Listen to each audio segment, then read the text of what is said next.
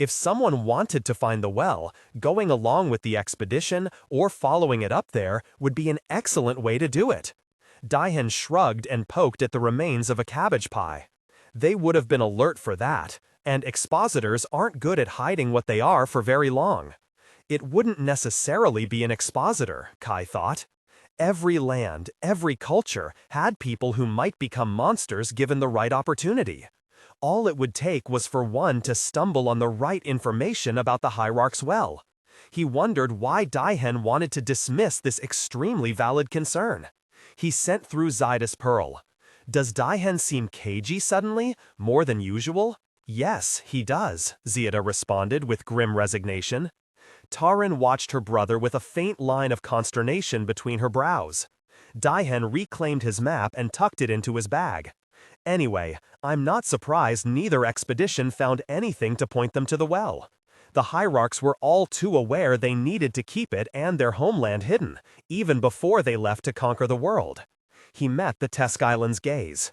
Light of 100 coronals, I need to speak to the scholars that are here, the ones working on the expedition's findings, before B'nai Zarik sends their official delegation. With your blessing, perhaps in written form, I could go there tonight, and no one else need be bothered. Kai was incredulous. So now Tahen suddenly wanted to continue alone after dragging them all the way here? The Island regarded him skeptically. And why would Tahen Stargard, the noted scholar of history, not be welcome in the official delegation? Tahen sighed. Bashasa wants to be an emperor, still, doesn't he? Even though the coalition has already said no once. Too many people know that, and it's already stirred up more trouble than the rising world has faced in years. The Neantaric faction allying with the Immortal Blessed renegades can't be the only conspiracy, just the one that got caught. To find the well and destroy it, it has to be someone trusted.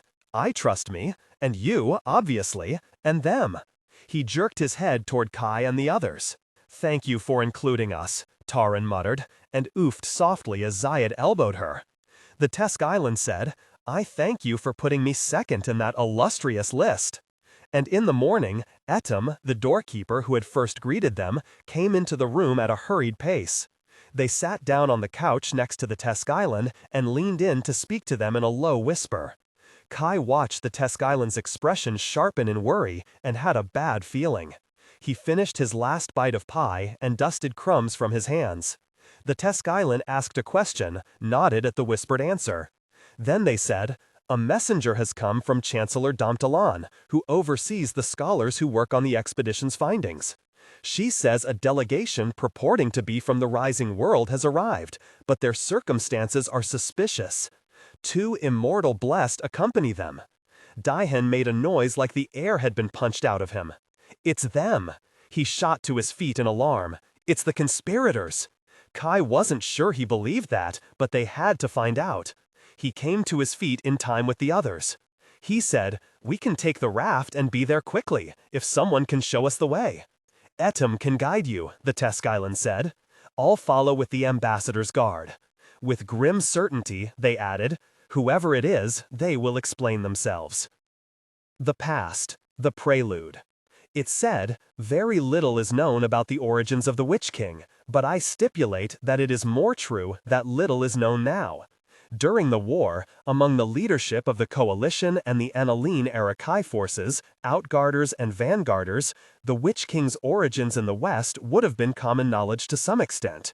Many of the witches who joined the early fighting were said to have fled the Witchlands, and they spoke Sareti. In the East, the Sareti were called the Grass Kings, and no one remembers why. It was certainly not what they called themselves. Commentary on the First Histories from the City Archives at Ziede. With an irony Kai certainly appreciated, it was the mortal vanguarders who figured out where the Dust Witch's camp must be. Kai met with them later that night on the second floor of the caravanserai, where they had staked out an area for their use. They had scrounged some tables for stretching maps, and the new map they had made of the area was spread out on boards in the center of the room. Mana, a young Arike woman, told Kai, they have to be near a spring, and there are at least 3 in the hills, here, here, and here. She tapped the locations on the map. She had a scar on her face, from the corner of her eye to her chin, and had joined the army after being released from a hierarch prison in Beni Zarik. Then we narrow it down by possible shelter, and how far away from our encampment each one is.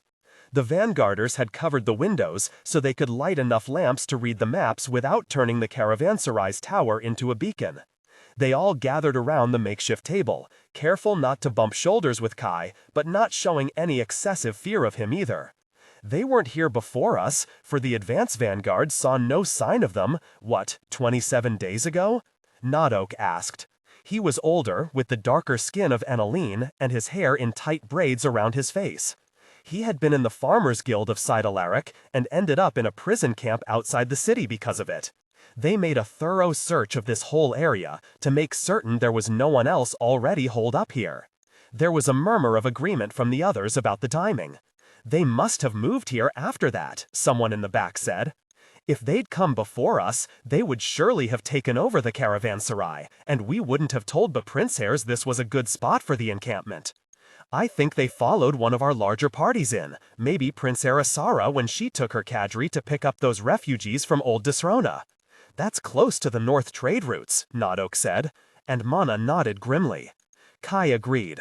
It fit with what Lashar's drovers had witnessed and heard from that area. Then they would have seen Asara's party meet up with the rest of the army. Would witches know other witches were nearby? Another vanguarder asked. Would they have known Amabel and all they's family was with us? There wasn't any witches with Asara then. Some can. Kai had seen some Borderlander witches able to know how close and in what direction their friends were, but it hadn't seemed to be a universal skill. But we know that dust witches can sense Ziede's wind devils, so they'd have known at least one powerful witch was with Bashasa's force. More murmurs of agreement, and someone in the back whispered that anybody who tried to take on the scourge of the temple halls had a death sign in their heart. Kai hid his smile. They weren't wrong. Mana traced a route on the map, as if committing it to memory. Before that, they may have been following Asara, hoping to steal supplies. After they spotted the army, most likely they would have cut this way when they saw where we were headed, and settled up along in here. Nodok sketched the path with a calloused finger. I would make it this spring here, where there's shelter, and enough grass for their beasts. Mana added grimly, biding their time. Well, that was a mistake on their part, Kai said, mentally sorting out how they could best approach the area. You agree they're most active at night? Their attack pattern, at least what he knew of it, seemed to point to that. There were general nods from the vanguarders, and Nodok said, if their usual prey is caravans, it makes sense. You think they wanted our witches, like Amabel? Mana asked, her sharp brows drawing together. That's why they came at us? I think so, Kai told her.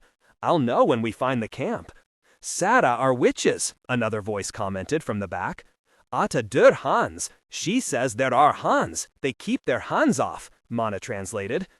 Kai and Ziede set out that morning with two vanguarders, with Tahren and Narana and Telere from Kai's cadre, following in reserve with extra horses.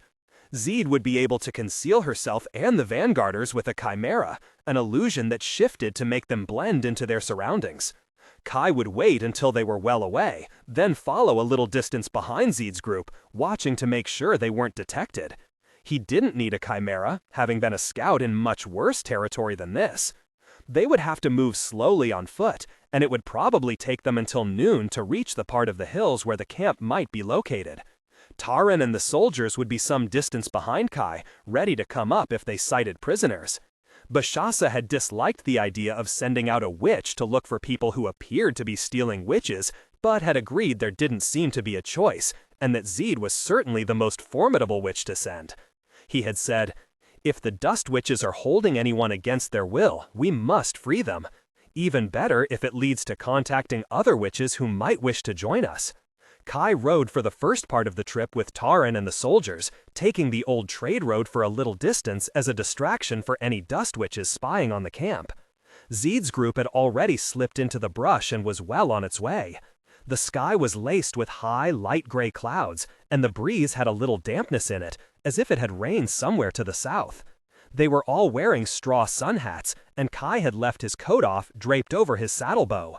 He didn't know if any spying dust witches would recognize him at a distance, but for the moment he would be as nondescript as possible. They rode at a walk, as if they had a long journey ahead and saw no reason to push their horses. The road curved away from the caravanserai's paddocks and between the scrub-covered hills. "Tahen said he spoke to you," Tahren said suddenly. "He did." Kai hesitated, reluctant to share anything Tahen had said in confidence. "We talked about families. Families and betrayal and the destruction of trust," Tahren added wryly. Kai snorted. So Tahren was not trying to find out what Tahen had said. She already knew. He's very good at pretending not to be upset. He is. It's a family trait. She let out her breath. "I think he's better than he was. In the hostage courts, Bashasa's people were wary of us. Here, he's just She seemed hesitant to choose a word. "Grubby kid who talks a lot," Kai supplied. Taren's lips twitched in a smile. "Yes, he's been helping in the supply train, fixing things. He's always been clever with his wits and his hands." She hesitated. "There are lesser blessed who work to make devices, you would call them. Objects or tools that use the power of the Well of Tahren to perform tasks. Like ascension rafts," Kai said, not letting his voice sound too dry. "The things that came near silently out of a dark sky to rain death on you from above for the Hierarchs. Like that, yes. Tahen always wanted to tinker with them, to make new things, change their function to be more helpful, useful. He was interested in mortal lands, what was happening there. In writing down stories and histories of the wider world." Taren's lips thinned at some memory. "But our family did not permit that. They thought it beneath us." Kai didn't have any idea what life for the Immortal Blessed was like, and he still wasn't sure he wanted to. He asked, "Is he the only reason you left the Blessed Lands?" Then he thought it was a stupid question. As if saving your sibling from a terrible enslavement to the Hierarch's well wasn't a good enough motivation for leaving. Tahren didn't seem to mind the crassness of the question. "Yes. If not for him, I might be fighting against you all," she admitted. "I'm not sure I would have forced myself to confront the hypocrisy of our way of life otherwise." That was a more honest answer than Kai had counted on. "If it hadn't hurt you personally." Correct. Even if you have always known in your heart that your way— Would witches know other witches were nearby? Another vanguarder asked. Would they have known Amabel and all they's family was with us? There wasn't any witches with Asara then. Some can. Kai had seen some Borderlander witches able to know how close and in what direction their friends were, but it hadn't seemed to be a universal skill. But we know the dust witches can sense Ziede's wind devils, so they'd have known at least one powerful witch was with Bashasa's force. More murmurs of agreement, and someone in the back whispered that anybody who tried to take on the scourge of the temple halls had a death sign in their heart. Kai hid his smile. They weren't wrong. Mana traced a route on the map, as if committing it to memory. Before that, they may have been following Asara, hoping to steal supplies. After they spotted the army, most likely they would have cut this way when they saw where we were headed, and settled up along in here. Nadok sketched the path with a calloused finger. "I would make it this spring here, where there's shelter and enough grass for their beasts." Mana added grimly, "Biding their time." "Well, that was a mistake on their part," Kai said, mentally sorting out how they could best approach the area.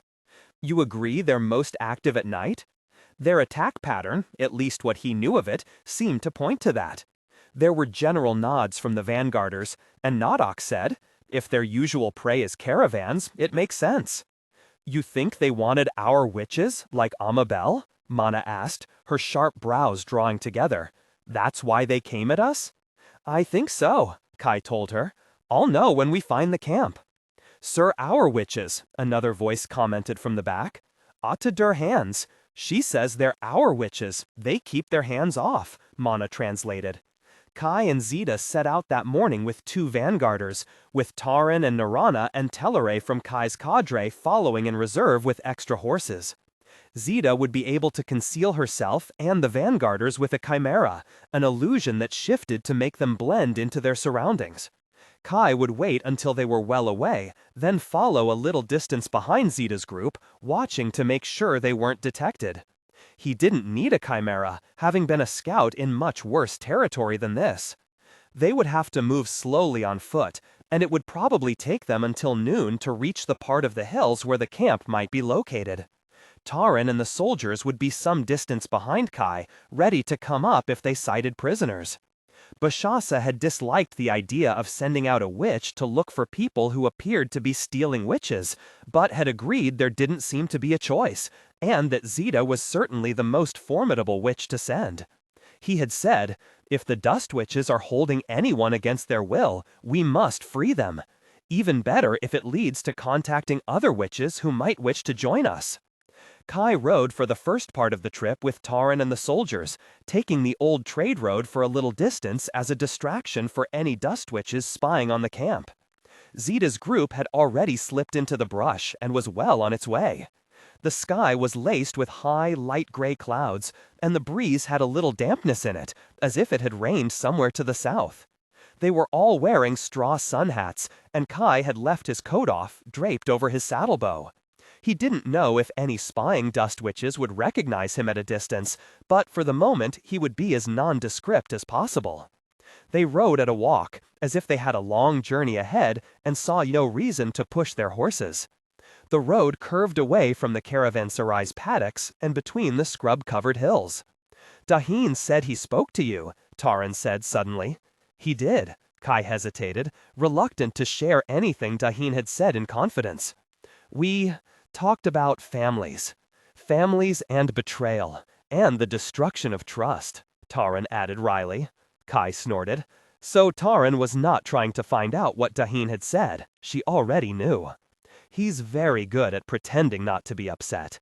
He is. It's a family trait. She let out her breath. "I think he's better than he was. In the hostage courts, Bashasa's people were wary of us. Here, he's just another—" She seemed hesitant to choose a word. "Grubby kid," Kai supplied. Taren's lips twitched in a smile. "Yes, he's been helping in the supply train, fixing things. He's always been clever with his wits and his hands." She hesitated. "There are lesser blessed who work to make devices, you would call them. Objects or tools that use the power of the Well of Thosarin to perform tasks. Like ascension rafts," Kai said, not letting. The sun was high overhead by the time Kai crawled up to where Ziede was braced in the shadow of a rock ledge above the Dust Witch's camp. One of her vanguarders had gone to get Tahren and the soldiers. The other was tucked into the rock just below her. It was Mana, watching to make sure nothing crept up on their position from behind, since Ziede couldn't use her Wind Devils and the Chimera cantrip had run its course. She had been so motionless against the dusty stone that Kai almost hadn't seen her. The other vanguarder, Kitar, was back in the thickets below the ridge, finding a good place to hide the horses once Tahren and the others arrived. The direct sunlight was hot, but in the shade the stone was cold and dank, even through Kai's clothing. He handed Ziede a bag with some dried fruit and flatbread and a flask of water, passing another down to Mana. "Thank you," Ziede whispered. "We ran out a while ago. Having to move so slowly is terribly inconvenient." "It is." Kai squinted down at the camp. It was a scatter of battered tents in a bowl-shaped depression, sheltered by the curving rocky ridge and shaded by a few bushy trees. The riding animals were stabled a little further down the side of the hill, where there was more grass and trees next to the small spring that had given their position away. Some dust witches sat in front of the shaded tents, but most must be inside. The ones who were moving around, keeping watch, seemed desultory, which fit in with what the vanguarders believed, that the group slept through the day and was most active at night. They probably had excellent night vision, something Kai had lost with Enna's body. The only others who looked awake were a small group of 5 who sat under the shade of a gnarled tree and an open lean-to. They wore the same dusty Arik-style travel clothing as the dust witches, but no veils. 2 looked small enough to be children. 1 lay on their side, sleeping or ill, the others huddled together. Kai asked Ziede, "Those are the prisoners?" She capped the water flask and said, "Yes, I think they're the mortal hostages. Possibly the witches they've taken prisoner are in that tent. She pointed to one in a less advantageous position, toward the middle of the camp with no tree to shade it. The dust witches keep a watch on it, and the mortals look toward it fairly often. And I saw that night jar go in and out once. I think, and this is an even more chancy guess, that the doyen is in that tent. She indicated one toward the edge of the camp, under the tree cover. It was larger than the others, and a few dust witches sat outside it. Of course, I could be wrong, and it's the other way around. If it is, at least I'll know right away. Kai was ready to get this over with. You and Tahren and the soldiers get the mortals out, and I'll get whoever's in the prison tent. Ziede huffed a critical breath. You're just going to walk right into them, aren't you? It's too hot to run.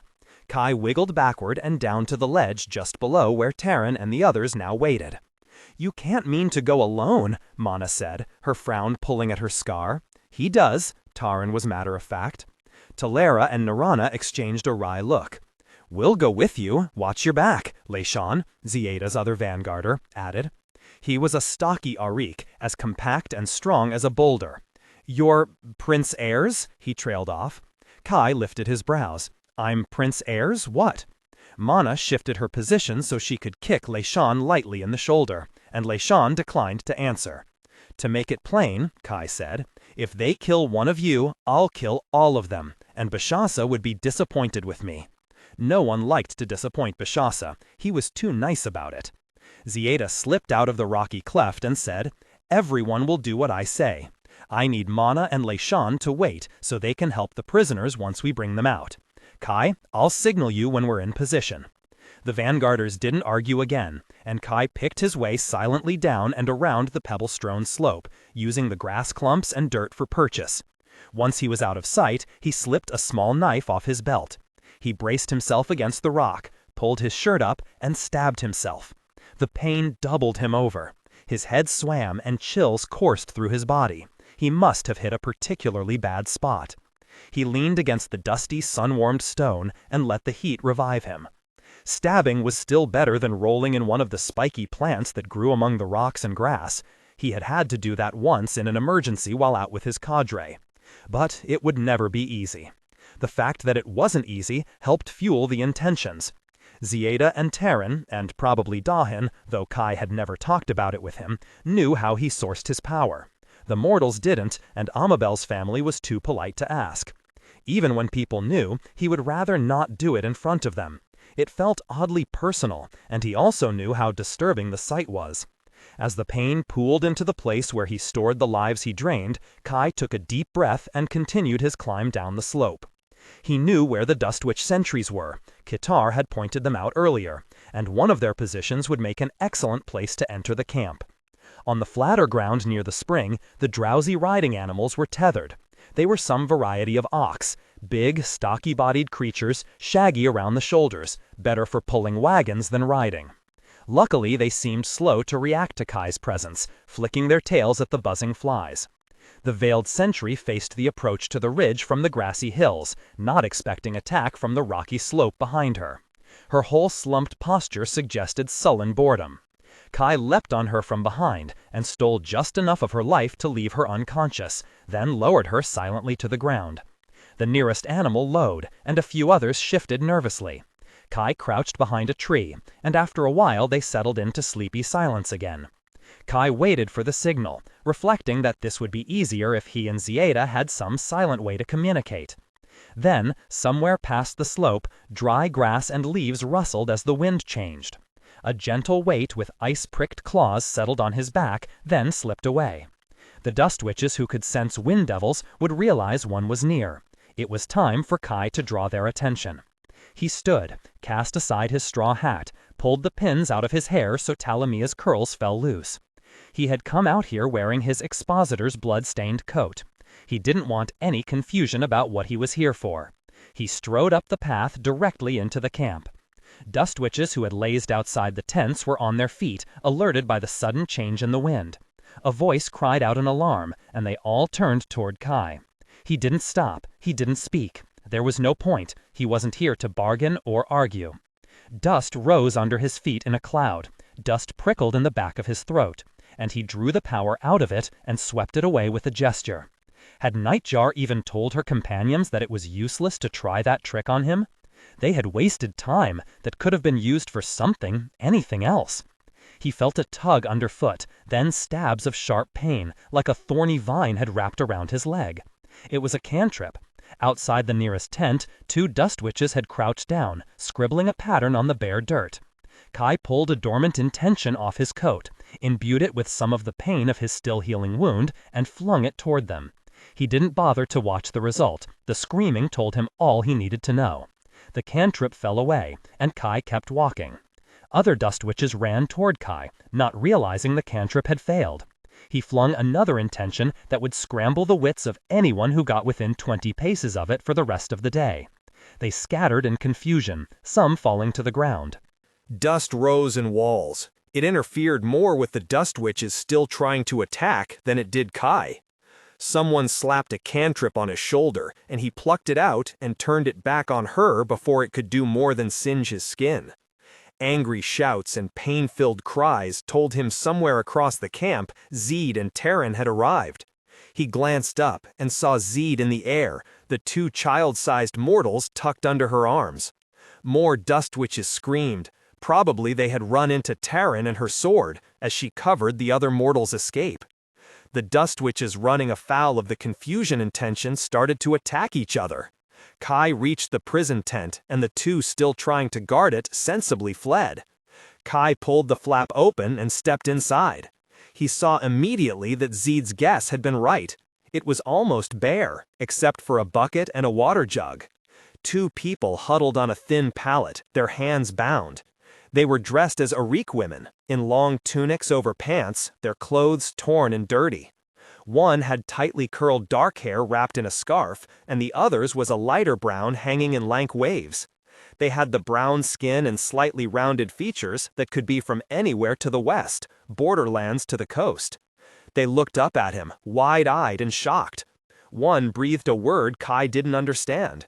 He knelt, put a hand on each set of ropes binding their hands to leach out the little life left in the fibers so the bonds rotted and fell away.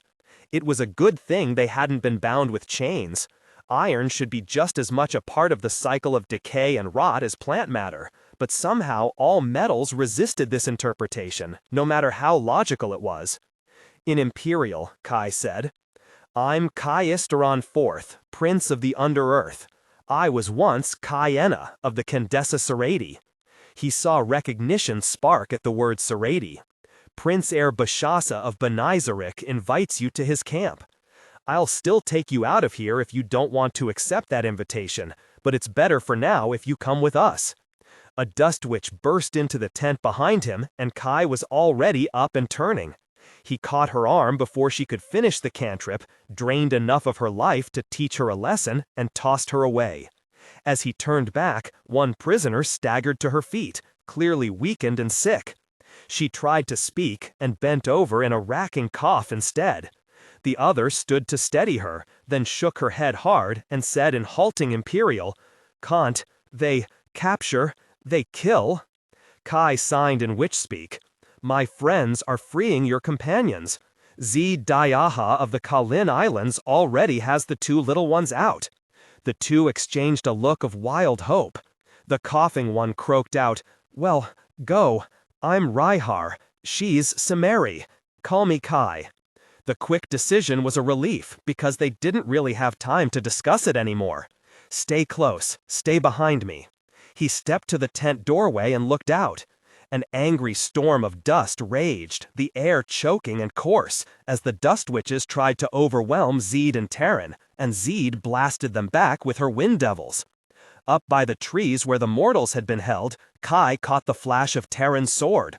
He spotted Ziede carrying another mortal away, hopefully the last one. He knew there was a chance that the dust witches down here had had time to regroup and plan, that the one who had burst in was the brave, stupid one, and the others lay out here and wait. But they had to go now. Kai stepped out. A dust cloud swirled, and 3 dust witches burst out at him. The pinprick pain of their cantrips crawled across his face, and he reached for his last intention. The one that in his heart of hearts he didn't want to have to use on these misguided fools, the one that would do the most damage. Then Samari reached past him, extended her hand, and the ground cracked open. The rock split under the dust witch's feet, folding down into a fissure more than waist deep. Two fell in, and the third caught her foot and fell flat on her face at Kai's feet. Should she close it? Rhyhar yelled. Should she crush them like bugs? Stop, someone called out in a reek. Kai had no intention of stopping. He circled around the fissure, Samari matching his pace, and Rhyhar behind him, holding on to a fold of his coat. The dust storm fell away in waves as they walked, dust witches scrambling out of their path. Kai had to swing out to avoid the spread of the confusion intention. It made their route longer, but at least kept anyone from coming at them from that direction. Nightjar appeared out of a drift of dust to the left. Samari flexed her hand and sent a spiderweb of cracks through the ground. Nightjar leapt back and spat, "You go with that, Rhyhar? You can see he's an expositor in a demon skin." "I ate an expositor." Kai kept walking. "So it's the other way around." "Go drown in shit," Rhyhar responded. They made it past the confusion intention and to the top of the path that led to the spring. A dust witch waited there, tall and straight, her veil pulled back to show a face with light brown skin gently lined at the corners of her eyes and mouth. Samari groaned under her breath. Rhyhar whispered, "That's the Doyen, their leader. Careful." Kai told the Doyen, "Don't make me go through you. I'll stand aside, demon, but first make that stop." She lifted a hand toward the scatter of dust witches trapped in the area of confusion. Most were sprawled on the ground, flailing as they tried to stand. "And we will talk, you and I." Her voice was soothing and convincing, her gray eyes kind, and something deep in Kai's chest pulled toward her. Not a cantrip, not a spirit, but however she did it, it sounded too much like an order to charm Kai's temper. He said, "We offered you a chance to talk, to make an alliance. You sent Nightjar to trap me instead. Now get out of my way." Alert at his side, Samari watched the tents and dust clouds to the left, wary for anyone trying to flank them. Rhyhar, one hand still gripping Kai's coat, had turned all the way around so they were back to back, watching for anyone creeping up behind. This was how Borderlanders and witches had fought the legionaries, in tight units that relied on each other, often with a Seradi demon along. These two had fallen into it like they'd done it before, and it swayed Kai's heart more readily than the Doyen's attempts at manipulation. "I sent her to free you from the mortals." The Doyen stepped sideways, slowly, gracefully. Something in her voice still lured him, the way her body moved soothed fear. It just made Kai itch to kill her, but it must affect the dust witches differently. In gentle reproof, she said, "Nightjar was supposed to ask you to join us." Kai wondered how Nightjar liked being painted as the one who caused all the trouble, but he was too cautious of the Doyen to even flick a glance in her direction. He paced forward as the Doyen moved away, the two witches moving with him. "I won't be a Hierarch slave. You think I'll be yours? Who would you hold hostage against my good behavior?" "A misunderstanding." The Doyen shook her head. "Not a slave, not a beast of burden for the mortals. You could fight for us." "Fight who? You're hiding from the legionaries when you should be killing them." Samari squeezed his arm in warning, and Kai realized he had stopped without meaning to, letting himself be drawn into an argument. The fight on the other side of the camp was over. More dust witches were coming this way. Whatever power the Doyen had, it was real. He took another step, and it was as if his feet were stuck in mud. He gritted his teeth and forced himself to take another step, and another. "Prove to Nightjar you are no expositor, then we can talk," the Doyen urged him. Kai was mildly horrified that it sounded like a good idea, even though he knew it wasn't. He pushed forward toward the path down slope and growled, "I can prove I'm a demon. You pick out which of your people you like least." Air whipped up, cold and sharp. Ziede landed a few paces away. She was as light as a drifting feather, as menacing as a roll of thunder. Dust blasted away from her, whipping their clothes and hair, laying the campsite bare. Kai took a sharp breath. He hadn't realized how much dust had collected on him until it was gone. It made it easier to think. The air went abruptly still. Ziede said, "Tell me I'm an expositor." The sharp words cut through the Doyen's haze of benign omniscience. The other dust witches had fallen silent. Kai hadn't realized they had been murmuring, like winds stirring leaves, until that moment. It sent a chill through his skin. He took the last few steps, drawing the two witches up behind Ziede. The Doyen said, "I will not apologize for caution." Her gaze went to Kai again. "He uses power like an expositor."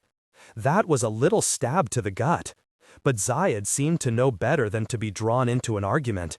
She said, "Think twice before you speak to imply I'm a liar." The Doyen didn't betray any annoyance or impatience. "We are not here to make enemies." "A little late for that," Kai said. Rhyhar whispered, "Kaisteron said you freed our family?" Ziede answered, "Yes, they're safe with our friends." "She lies." Nightjar laughed. "They have an immortal marshal with them. They are Hierarchs' slaves." "We offered you an alliance," Ziede said, ignoring Nightjar as if she didn't exist. "Before we knew, you treated your own people like prisoners, holding their families hostage. Our mortal allies will not treat with thieves who are little better than the Hierarchs." She added in Sereti, "I can only take 2 of you, and they'll be on us as soon as I move. Will you use the death intention?" Kai still didn't want to, despite everything. There were witches like Hawkmoth here, barely more than deluded children. He replied in the same language, "I won't. Take them, I'll fight my way out." Rhyhar said in Sereti, with possibly the worst accent Kai had ever heard, "Samari, get us out." "Kai, fly ahead." Samari nudged Kai's arm and nodded. Kai said, "Ziede, take Rhyhar. Samari, let's go." Ziede wrapped an arm around Rhyhar's waist and shot into the air. The dust witches surged forward, but the ground shifted with an alarming rumble, and spikes of bedrock broke upward in showers of dust. Samari grabbed Kai's vest and they ran. 2 dust witches came at them as they reached the trees just below the camp, and both found out why you don't try to grab a demon. Kai paused only to rot away the ropes holding the riding animals, while Samari ran at them waving her arms. As the creatures lowed and bolted in panic, they followed into the scrubland. 6. Kai leaned on the railing as the ascension raft flew low over Encartre. It was a cold twilight, and the raft paced a breeze laced with wood smoke and the occasional sense of peppery fish stew. They were flying far more slowly than anyone wanted, but the Belith authorities did not look fondly on Immortal Blessed anyway.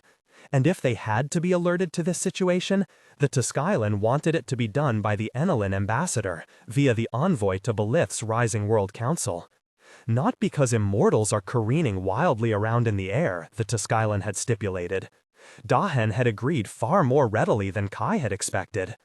Tennis leaned on the rail beside Kai, though they had managed to get Sanja to stay behind at the envoy house. Mostly because she had seen Tahen leave his manuscript with the Tuskylan and knew he would be back for it. Etan had come with them to point the way and introduce them to the scholars. They clutched the railing next to Tennis, watching the ground below with the fascination of someone who had never flown before.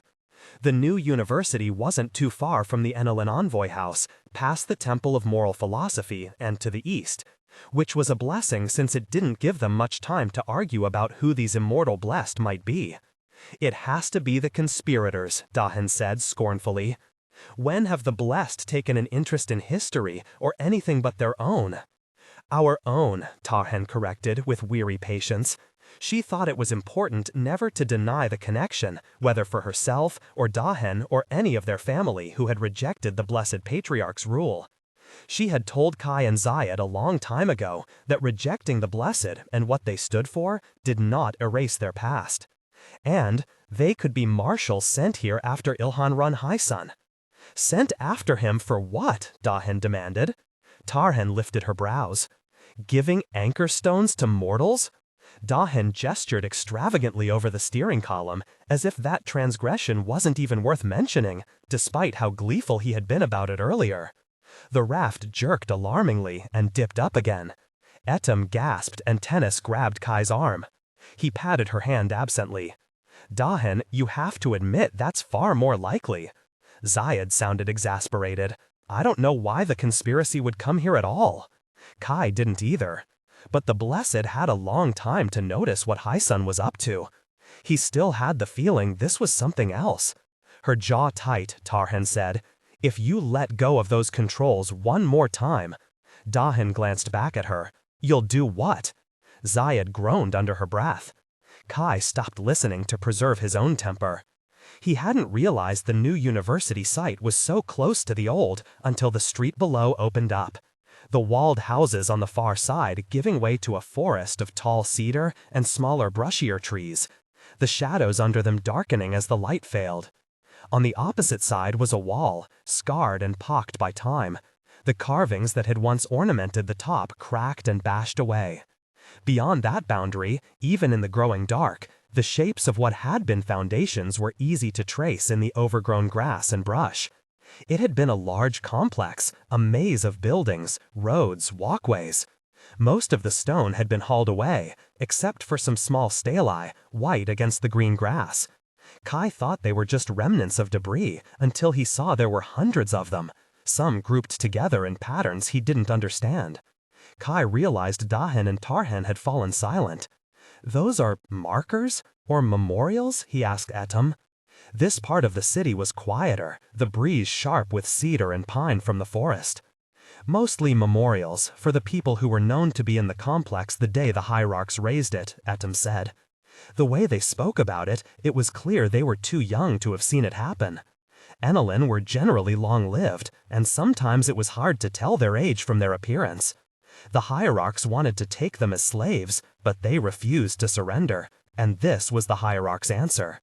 After the war, the Beleths searched it for remains and interred everything they found on the site, so some are graves. I imagine they weren't able to identify many of them, Ziede said. Tahren stood beside her, her expression closed and thoughtful. Tennis watched the apparently endless graveyard disappearing into the dark with a pensive expression. There are no earth spirits, like the ground was laid barren to the bedrock. There must be so much pain still, she signed to Kai. Can you feel it? Yes, Kai signed back. This part of the city must be more than a little haunted by it. The death well is fading, but slowly. Etum's glance over at Ziede was a little shy. Did you ever see it before the destruction, sister? Or you, fourth prince?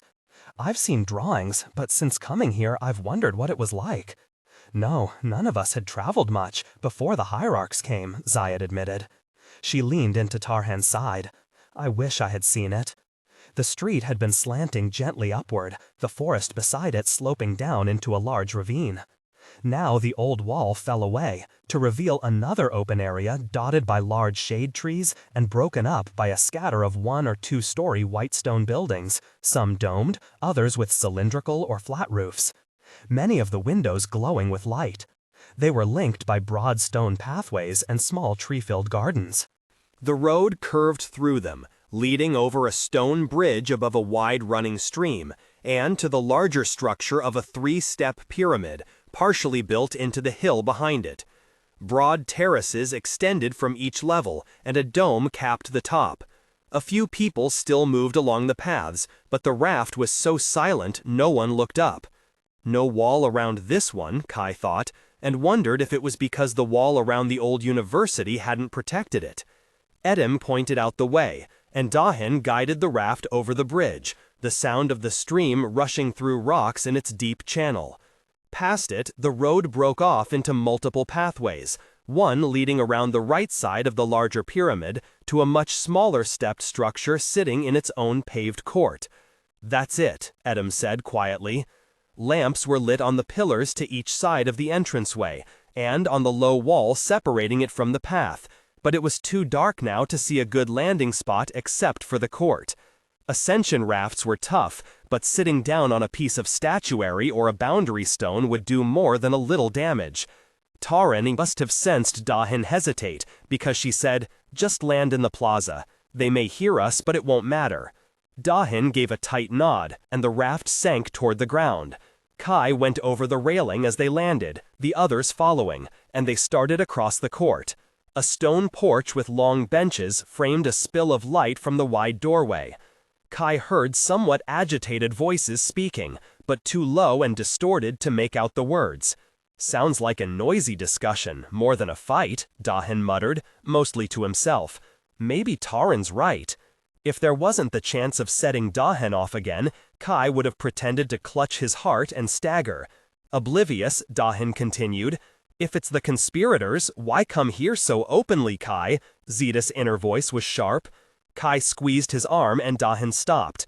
Ziede and Tahren had halted a few paces behind them, staring off to the right. Tennis pointed at something past the low wall, among the bushes and the garden. Lamplight had caught on the almost invisible shape, reflecting off metal. Kai realized it was the railing of another ascension raft. It should be no surprise, they knew there were blessed here. But something about it gave Kai a jolt. He had no idea why. He whispered, "Edom, could it belong to Ilhan Run High Sun?" Edom shook their head. "I haven't seen a raft here before, and I visited with the Teskatilan only 7 days ago. Immortal Blessed High Sun was still in Sun R, so we were told. A Rising World delegation might arrive in an ascension raft if the blessed envoys to the council were trying to be helpful and buy back a little grace after the embarrassing conspiracy incident. But Kai had a bad feeling that he had asked for this situation by not being more decisively violent when he'd had the chance." Ziede whispered, "Tennis, stay with Edom. If it is a fight, get them safely back to the Teskatilan." Tennis signed a quick assent as Tahren drew her sword. Kai strode toward the porch, up the 2 steps and into a large room, well lit with lamps high along painted and carved stone walls and more hanging overhead.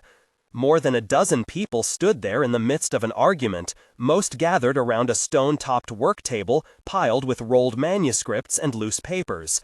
Some looked like natives of Belith, while a few were clearly from the south or the further archipelagos, light-skinned and light-haired, while the others could have come from anywhere, including the Auric. Most wore work clothes with formal stoles that looked like they had been hastily pinned on. One person, older, with graying hair and a short beard, wore the full formal kaftan and long stole. Kai had expected to meet scholars, so none of this was a surprise. Ramad stood in their midst. Kai had half expected that. Ramad was currently speaking in Old Imperial to the older person. "Chancellor, I cannot show you a written warrant of authority from the Rising World Council, because, as you very well know, the Well of Thosaren's message devices do not supply paper documents." Flanking Ramad were 2 Immortal Blessed. The surprise, the cold wash of shock, was that Arnstaraft stood with them. Through Ziede's pearl came a wave of emotion like an unvoiced snarl. Arnstaraft wore the same body, with light brown skin, straight nose, and thin lips, her dark hair held in a loose braid. Her clothes were light-colored linen meant for travel, in the same style as the 2 Immortal Blessed, a knee-length split tunic and close-fitting pants. The Arik coat she wore over it was too big for her, and plain except for the embroidery on the hems, probably borrowed from the cohort post. With the air of someone who had taken a position and had no intention of budging from it, the Chancellor said, "You arrive out of nowhere. You claim to have the authority of the Alliance, at a time when rumors of conspiracies and Benai's Auric's imperial ambitions." She broke off to stare at Kai. "Who is this?" Ramad glanced up and froze. Arnstaraft's dark gaze went to Kai, and she smiled, a small satisfied upturn of the lips. Kai said, "I am doing you the courtesy of allowing you one chance at an explanation." It had been a long time since he had actually trembled with rage, but he was doing it now. The room was very quiet suddenly, instinct warning even the mortals that they were in the presence of something dangerous. Ramad held up his hands, like someone trying to forestall an argument or a calamity. Arnstaraft has surrendered to the Rising World. Kai wasn't certain what expression his face was making, but it made his jaw hurt. One of the Immortal Blessed put a hand on their sword hilt. Undeterred, Ramad continued, "From the beginning, then. I went to the cohort post downriver from where you left me, and sent a messenger ahead to Benai's Auric. Then I took a detachment back toward the summer halls, to see if any of the conspirators had survived. On the way, we were joined by an ascension raft with these 2 Immortal Blessed. They had been sent by their Rising World envoy to help with the search for Tahren Starguard and apprehend any blessed who had been involved in her disappearance. We found Arnsteraft on the road, and she agreed to submit to our custody. In Kai's head, Ziede's furious voice said, "Of course she shitting did, just like she agreed to submit to all those dead conspirators." Kai grated out, "And what did you offer her in exchange for her cooperation? The next expositor you catch? She has sworn to take no familiar, even if it means she can no longer use intentions." Ramad glanced at her, his expression turning grim. She knew she had no choice. Kai didn't laugh. She's always had a choice. Arnsteraft's expression betrayed nothing. Some mortals said a demon's gaze was soulless, as if souls lived in the pupil of the eye. Facing Arnsteraft, Kai felt less uncharitable toward that superstition. "I too had a choice," Ramad countered. "I meant to resign my service, but when my Immortal Blessed companions contacted Benai's Arik through the Well of Thossaran on their raft, we were told about this situation." He gestured back toward the scholars gathered in the room, all watching the conversation with different degrees of confusion and alarm. And we, he added more self-consciously, I decided to wait, to help if possible. Both immortal marshals were young, which was more apparent in their lean builds than in their unlined faces. Using the blessed language, one said, "Apostate, former Marshal Tahren, I am Raphaem, and this is Eleni. We are acolytes major to Marshal Sodor Targild's son, speaker to—" "I don't care," Tahren replied evenly in Old Imperial. "That is Tahren Starguard," the Chancellor said, as if grasping at the one fact that seemed certain. Raphaem and Eleni had the audacity to look startled, as if they hadn't expected a mortal scholar to understand or even pick out Taren's name. The Chancellor turned back to Ramad accusingly. "You told me she was missing." "Obviously she has been found," Ramad said, his voice betraying just a hint of irritation. "This is Kaisteren, fourth prince of the underearth, called Witch King, and Sister Ziede Dayaha, scourge of the temple halls. This is Damtellen, she is Chancellor of Ankartris Scholars' Archive." Her voice cold and calm, Ziede said, "Chancellor, we came here from the house of the Teskilan in answer to your request for assistance. We had come to Beleth to meet with you after hearing about your expedition's findings. I think you understand our concerns." "I do, of course," the Teskilan Chancellor Damtellen began. Then Tahen strode in and plopped his bag on the nearest work table. "We've been told that you've uncovered artifacts, including one you identified as the badge of a Hierarchs expositor. Can you tell me where it was found?" It was done with such calm confidence, one of the Belith picked up a rolled map case and started toward the table. The Chancellor held up a hand. "I ask you wait." Her brow furrowed, but she was much calmer about all this than Kai. If Ramad had expected to bully his way into taking charge, he had picked the wrong bureaucrat. "Are you a scholar?" Etem stepped forward from the doorway and said, "Chancellor, this is Lesser Blessed Tahen Starguard, who is an accomplished historian." Tahen turned and said in polite, formal Belithan, "Yes, I am, as doorkeeper Etem says, and have been working on a theory relating to your expedition's endeavors. I felt it was past time we combined our efforts." The Chancellor was immediately mollified. "Then please continue." Her sideways glance at Ramad was arch. "All who seek knowledge are welcome here." Through a haze of rage, Kai noted Tahen's ability to behave with perfect courtesy if he thought it would get him what he wanted. He said, "Tahen." His tone of voice must have gotten the message across. Tahen left the table and came to stand close to Kai. He took Kai's arm and said, low-voiced, I know, but he couldn't have followed us, so he must have been sent here as he says, and he couldn't leave her roaming loose. We came here to help these people and find out what's lurking above Sunar. The two of them being here changes nothing." "Kai, he's right," Ziede said through her pearl. Kai managed to unclench his jaw. He said, "Don't let her get near you."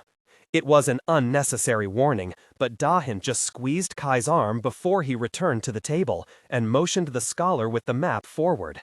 The Chancellor watched the interaction with a faint, thoughtful frown, but said to Ramad, Strange how one party comes with nothing but weapons and a prisoner, the other comes with well-known names and a noted scholar, and the support of the Teskailan.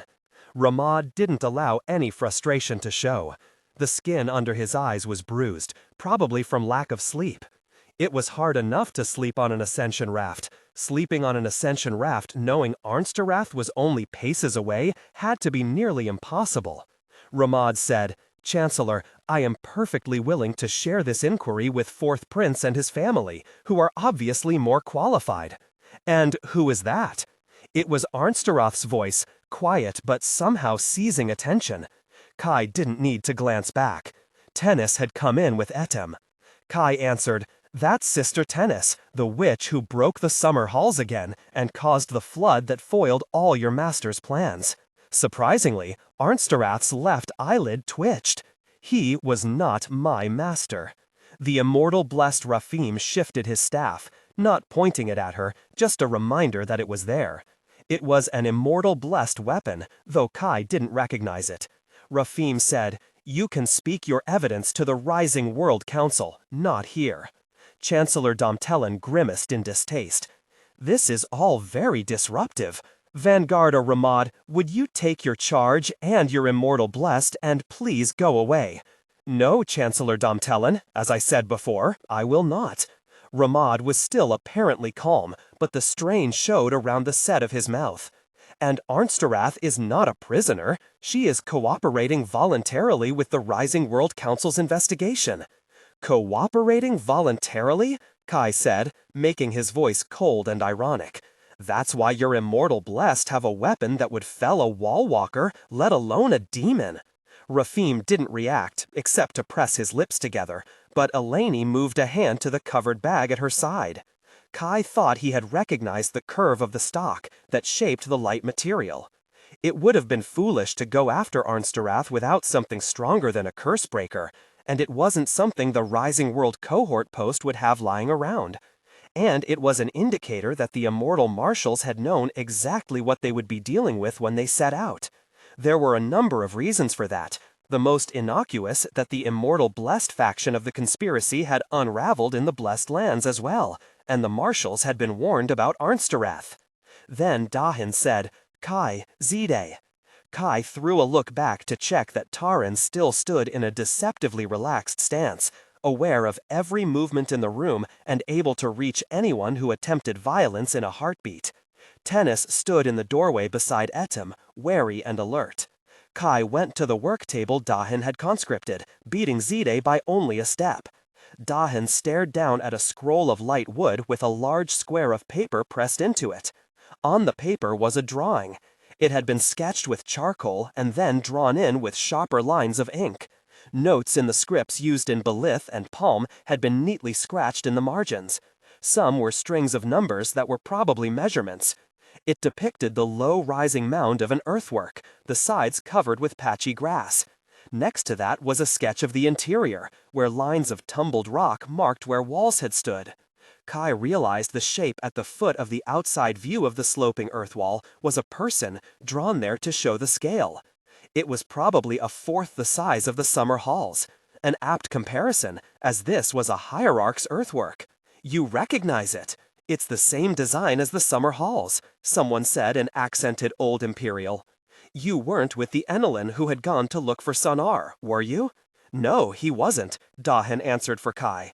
"You know this is more like the sort of earthwork the Hierarchs had their legionaries construct for their forts than the summer halls." There were murmurs of assent, and someone added, "We have many drawings of the old forts and the summer halls to compare, though none of us have seen it for ourselves." "Don't go there. It's too dangerous. Trust me on that," Tahen said. "How old is this?" "Sura brought this back from the expedition site 7 days ago. It was done there, not so long before she left. Sura can tell you more."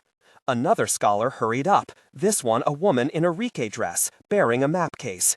"Here is the most recent map we have, Scholar Tahen. It was annotated when—" Yes, show me."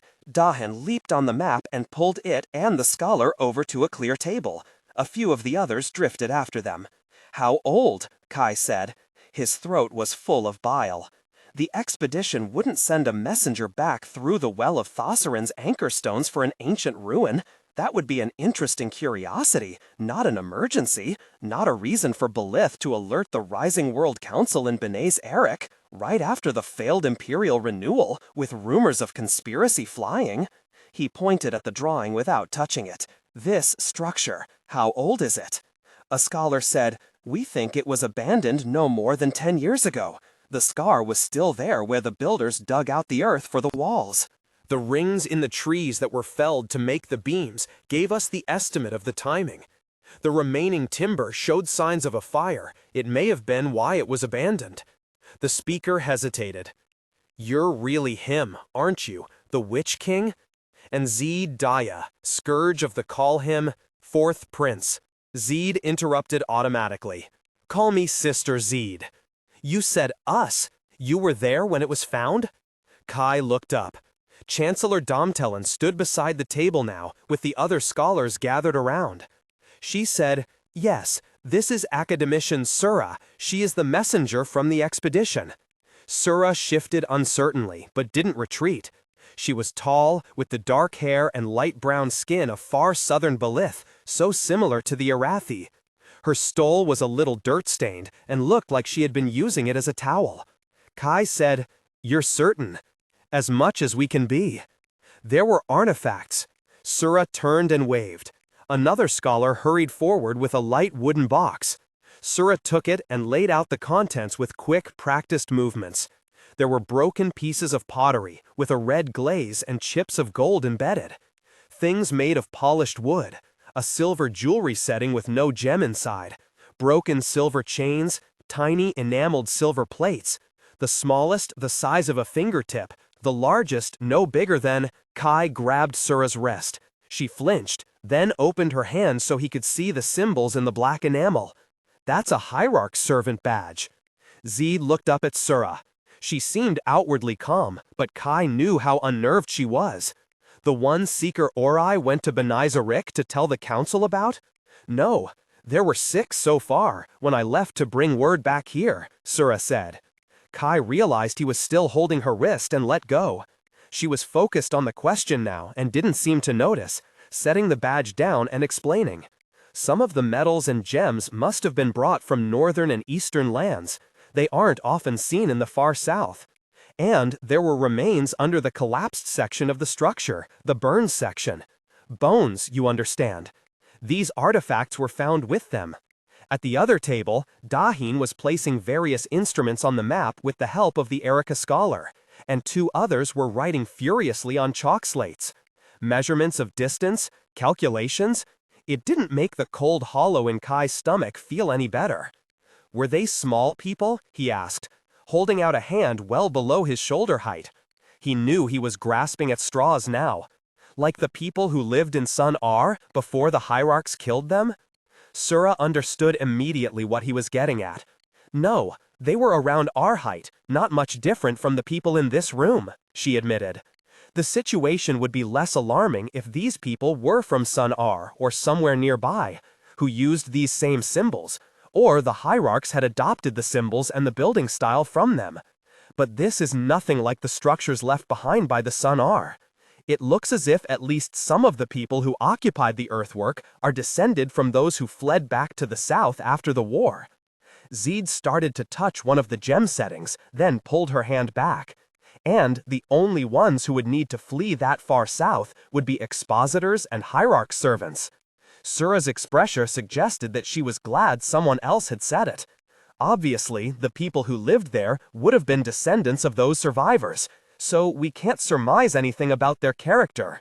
She stopped, recalling that she was speaking to a room currently occupied by 4 blessed, 2 demons, and 2 witches. "Some of them," she corrected hurriedly. "We can't ascertain that with the information we have here. The others were continuing the search, so they will have found more by now." Found more? Kai exchanged a grim look with Ziede. This was far worse than any find of a single expositor's badge, which, as so many had pointed out, might have arrived through trade or a refugee. "Tahren was right about the urgency," Ziede responded. "I wish we had been able to get here faster." Kai wished they had been able to beat Ramad here. They were just lucky that Chancellor Domtelen was so stubborn. He said to Sura, "But you haven't found any living people?" "Not yet," she assured him. "The destruction of Sun R, I don't know if you've heard much about it, but there were many changes the inhabitants made to the land to support their population. Crops grown underground, homes built in caves, herds of winter ox bred to survive on the local grasses. These are things that have to be maintained for anyone to survive there. When the Sun R were killed before the Hierarch War, all that would have gone away, some of it quite quickly. The people who are living up there now haven't been thriving. We found little sign of agriculture near the earthwork settlement. They must, or have been, living off herds and hunting and so on. With the destruction of their settlement, they may have had to break up their group to survive, or perhaps moved further back to the north, where the land is more hospitable. No one has shown the Teskai Lin this drawing, or explained this reasoning," Atem said, peering over Ziede's shoulder. "They sounded indignant. Why was this information withheld?" "We intended to," but Sura threw a look at the Chancellor, clearly asking for help. Domtelen said, "The university's head scholar thought it best to notify Seeker Ori, who is a Rising World envoy, before anyone else, so that he could take it directly to the Rising World Council, or the Emperor, or both. I think it was the Emperor at the time, but I believe that situation changed rapidly. We are still waiting for word from Seeker Ori as to the Council's advice on what to do next." She didn't look pleased by the length of the wait. "I believe the head scholar thought it would cause undue panic to spread the word too widely, and I believe she is right about that." "Undue panic?" Ziede repeated blankly. "What about perfectly justified panic and time to prepare?" Ramad cut in to say pointedly, "I would like to remind you all I was sent here by the Rising World Council." Domtelen turned to him sharply. "But you don't have any more idea of what to do than we do, and you're dragging along this person you've imprisoned and immortal marshals." Tahen strode back over, and two scholars shifted readily to make room for him. With renewed urgency, he said, "Kai, Ziede, that little problem I discussed with you earlier. This would be easier if Tahen had agreed to take a pearl." Kai signed in witch speak.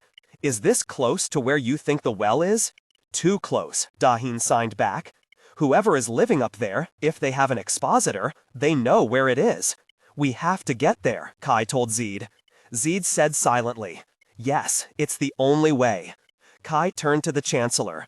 "We're going to join your expedition. Can you take us through the anchor stones?"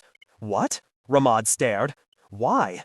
The obvious answer must have occurred, because his expression changed. He turned to Tahen. "What did you see in that map?" Sura cut to the heart of the matter. "You think there's an expositor up there?" She didn't sound afraid enough, was Kai's first thought. Her expression was grave and serious. None of the scholars gathered here were taking this lightly. But they weren't afraid in their bones. They had been born too late to really understand. Domtelen added, "We have, of course, discussed the possibility of survivors before the expedition discovered the earthwork and the artifacts. Ilhanrun assured them that he could deal with any problems." Kai did not grit his teeth. They would be lucky if one expositor was all they had to worry about. He glanced at Tahen but couldn't read his expression.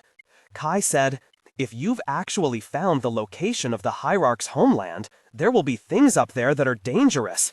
Domtelen opened her mouth to argue, but Ramad interrupted. "I must go as well." As the Rising World representative no, Kai said, and managed to sound calm and not grate the word out. "Why?" Ramad demanded. "It's only sensible." A little acid in her voice, Ziede pointed out. "And what will you do with your prisoner, Ramad? Leave her with your immortal marshals?" Ramad threw a look at Armstaroth as if he had forgotten she was there. It would have been funny in almost any other circumstance. Armstaroth watched him critically. "You promised me I would have a chance to prove my value to the Rising World. This is just that opportunity." Her glance at the two immortal marshals was brief enough to be contemptuous.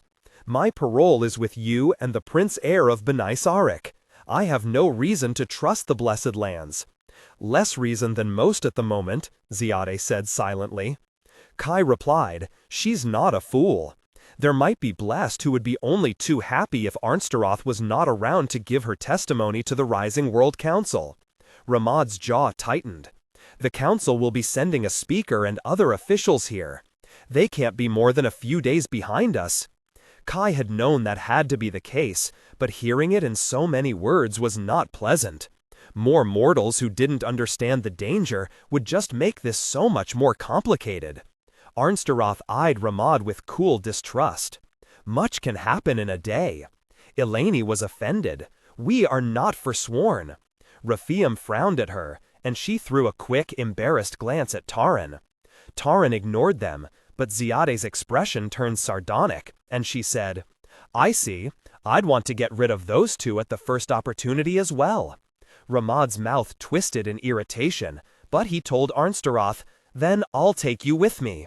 And the two immortal marshals. Sura's brow had furrowed in consternation. Domtellen said pointedly, "That is a very large party for such a journey, and it is not without risk. We also have supplies for the expedition that must be sent along. We cannot be swayed in this. Ilhan Run Haisan has given the key to the anchor stones to Sura on behalf of the university, and it is our decision who uses them."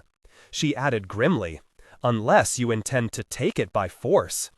That, fortunately or unfortunately, was when the Teskailan walked in with two senior doorkeepers and an escort of Enelin ambassadorial honor guard warriors. All conversation stopped immediately. Even Kai had a moment, because Sanja was with them, which he hadn't planned on, and she was only slightly shorter than the Teskailan, which just felt wrong. Kai was beginning to have some sympathy for his friends when he was forced to change bodies. It really was disconcerting at times. The Teskailan didn't take a seat on the council anymore, but their authority in the rising world had never diminished. Even Bashat, when he had wanted to style himself emperor, knew he could push the Teskailan only so far. No one would be able to fault the university for taking advice from one of the most revered figures in the rising world. The Teskailan took in the situation for a silent moment. Then they inclined their head to Domtellen. "Chancellor." Domtellen recovered swiftly. "It is an honor to be visited by the light of 100 coronals." She indicated Ramad, Arnsteroth, and the two uneasy immortal marshals with an eloquent gesture. "We hope your wisdom can help us understand how to proceed." The Teskailan said, "I will speak to Kaiastron first." Kai followed the Teskailan outside, to the stone benches in the open foyer. Insects sang in the dark, in the gardens past the lamps along the low stone wall. The Teskailan said, "Is that Arnsteroth?" They spoke in formal Enelin, though that wasn't a guarantee of not being understood while in the middle of a place dedicated to learning. Kai kept alert for any movement at the edge of the lamplight that might be someone trying to move into earshot. Yes, Ramad persuaded her to surrender, supposedly. He quickly explained what else had been said. "I don't suppose you'd be willing to tell Ramad he can't go?" The light shook their head, not regretfully. "I can't deny the Vanguarder." Despite the Chancellor's disbelief, he was obviously sent here by Bashat, with the authority of the Council to investigate. The Teskailan had no illusions about the extent of their influence, even in this much younger incarnation. But the fact that they wouldn't misuse that power was one of the reasons that they were so widely trusted to settle disputes. Tahen admits he all but witnessed the meeting where it must have been decided, when he overheard Seeker Orion Benais Arek. Kai huffed a laugh and rubbed his face. "That's the second most unfortunate thing about this. But I can persuade them to allow you to go as well. Who else will you need with you?" That was a good question. Ziede, obviously. And if Kai had to choose, he would rather take Tahren than Tahen, not only for her brains and fighting ability, but the sheer intimidation factor her presence always invoked. But Tahen would probably lose his mind, and they might actually need him to find the well once they got up there. It'll have to be Tahen and Tahren and Ziede if possible. We'll see if that is not too many for the journey. I will make sure Arnsteroth and the Immortal Blessed stay where they are put and cause no trouble here. The Teskailan glanced toward the doorway. "Do you believe she has truly surrendered and will keep her word?" "I have no idea." Kai had thought if he saw her again, it would be when she tracked him down to try to kill him, if he didn't find her first. I didn't expect her to be that politically aware. The Teskailan agreed. The Niant will do everything they can to regain the council's favor. They would have been just as likely to turn her over to the Rising World themselves. If there was any part of the Niantoric faction of the conspiracy that hadn't fled, they would not be so eager to see her again. If any of the conspirators had ever had any trust in each other, it must have been long broken. And she is right to fear the Immortal Blessed. Some will blame her for the death of the traitor Tahren. Some will wish to eliminate her for anything she might know about their involvement. The Teskailan frowned. Why did she never return to the underearth? Is she barred from it? Kai wished very much that Arnsteroth would just vanish, but returning to the underearth was just as impossible for her now as it was for him. She took a different host, while the passage to the underearth was sealed by the Hierarchs, so she lost her connection to it. Her original body there would have died, like mine did. The other surviving demons from the Cageling North did manage to return, because they hid and waited the war out until the passage reopened enough for them to get through. Arnsteroth didn't wait, at least not long enough. She had said she had been attacked by Hierarch legionaries and had to abandon Nefa's body. Maybe Nefa Arnsteroth had panicked. Kai realized that she hadn't said anything about the other demons who left the summer halls with her. He had always thought that they had all fled together. She had given no indication of why she had left them, or why they had left her. Her story was filled with gaps. But then she had spent something like 50 years imprisoned in a witch cell. Maybe her memory had been affected. Kai had never spoken to any of those other Cageling Court survivors because he had never wanted to see any of them again. Now he might have to, just to get his questions answered. He didn't know what Arnsteroth wanted, if she had hated him, or was just doing as the mortals who had rescued her wanted, for lack of any other purpose in life. If she hadn't before, she might hate him now that he had freed her expository familiar and put her mortal patrons in disarray. But whatever she felt, he didn't want her near the witches and mortals and lesser blessed at Avagantrum, or anywhere actually, but mostly at Avagantrum. Maybe it's safer now that I know where she is. The Teskailan was unhappy, something it was easier to see on this younger face, a face that had never spent years concealing feelings from hierarchs and their servants. You and the others must take care on this journey. The well itself will be dangerous enough. They watched Kai with concern in their dark eyes. Come, I will speak to Dom Tellin and persuade her that you must be allowed to make the trip. You go ahead, Kai told them. I need to take care of something first. The past. The testament. The immortal marshals of the Blessed were in an unusual position during the surrender to the Hierarchs. They were sworn to uphold the faith of Thossarin and advance the cause of justice in the well's name. In practice, they were subject to the Patriarch's whims, though perhaps not as much as the lesser Blessed, since martial prowess, strength, and power to access the well were required to be made a marshal. A few objected openly to the capitulation and were made examples of. The History of the Hierarch War, Volume 2, An Introduction to the Civilizations of the North and East by an interested yet unbiased party. Their late afternoon arrival in the encampment was quiet, and they slipped through the ruined paddock gate and into the shelter of the tumbled walls.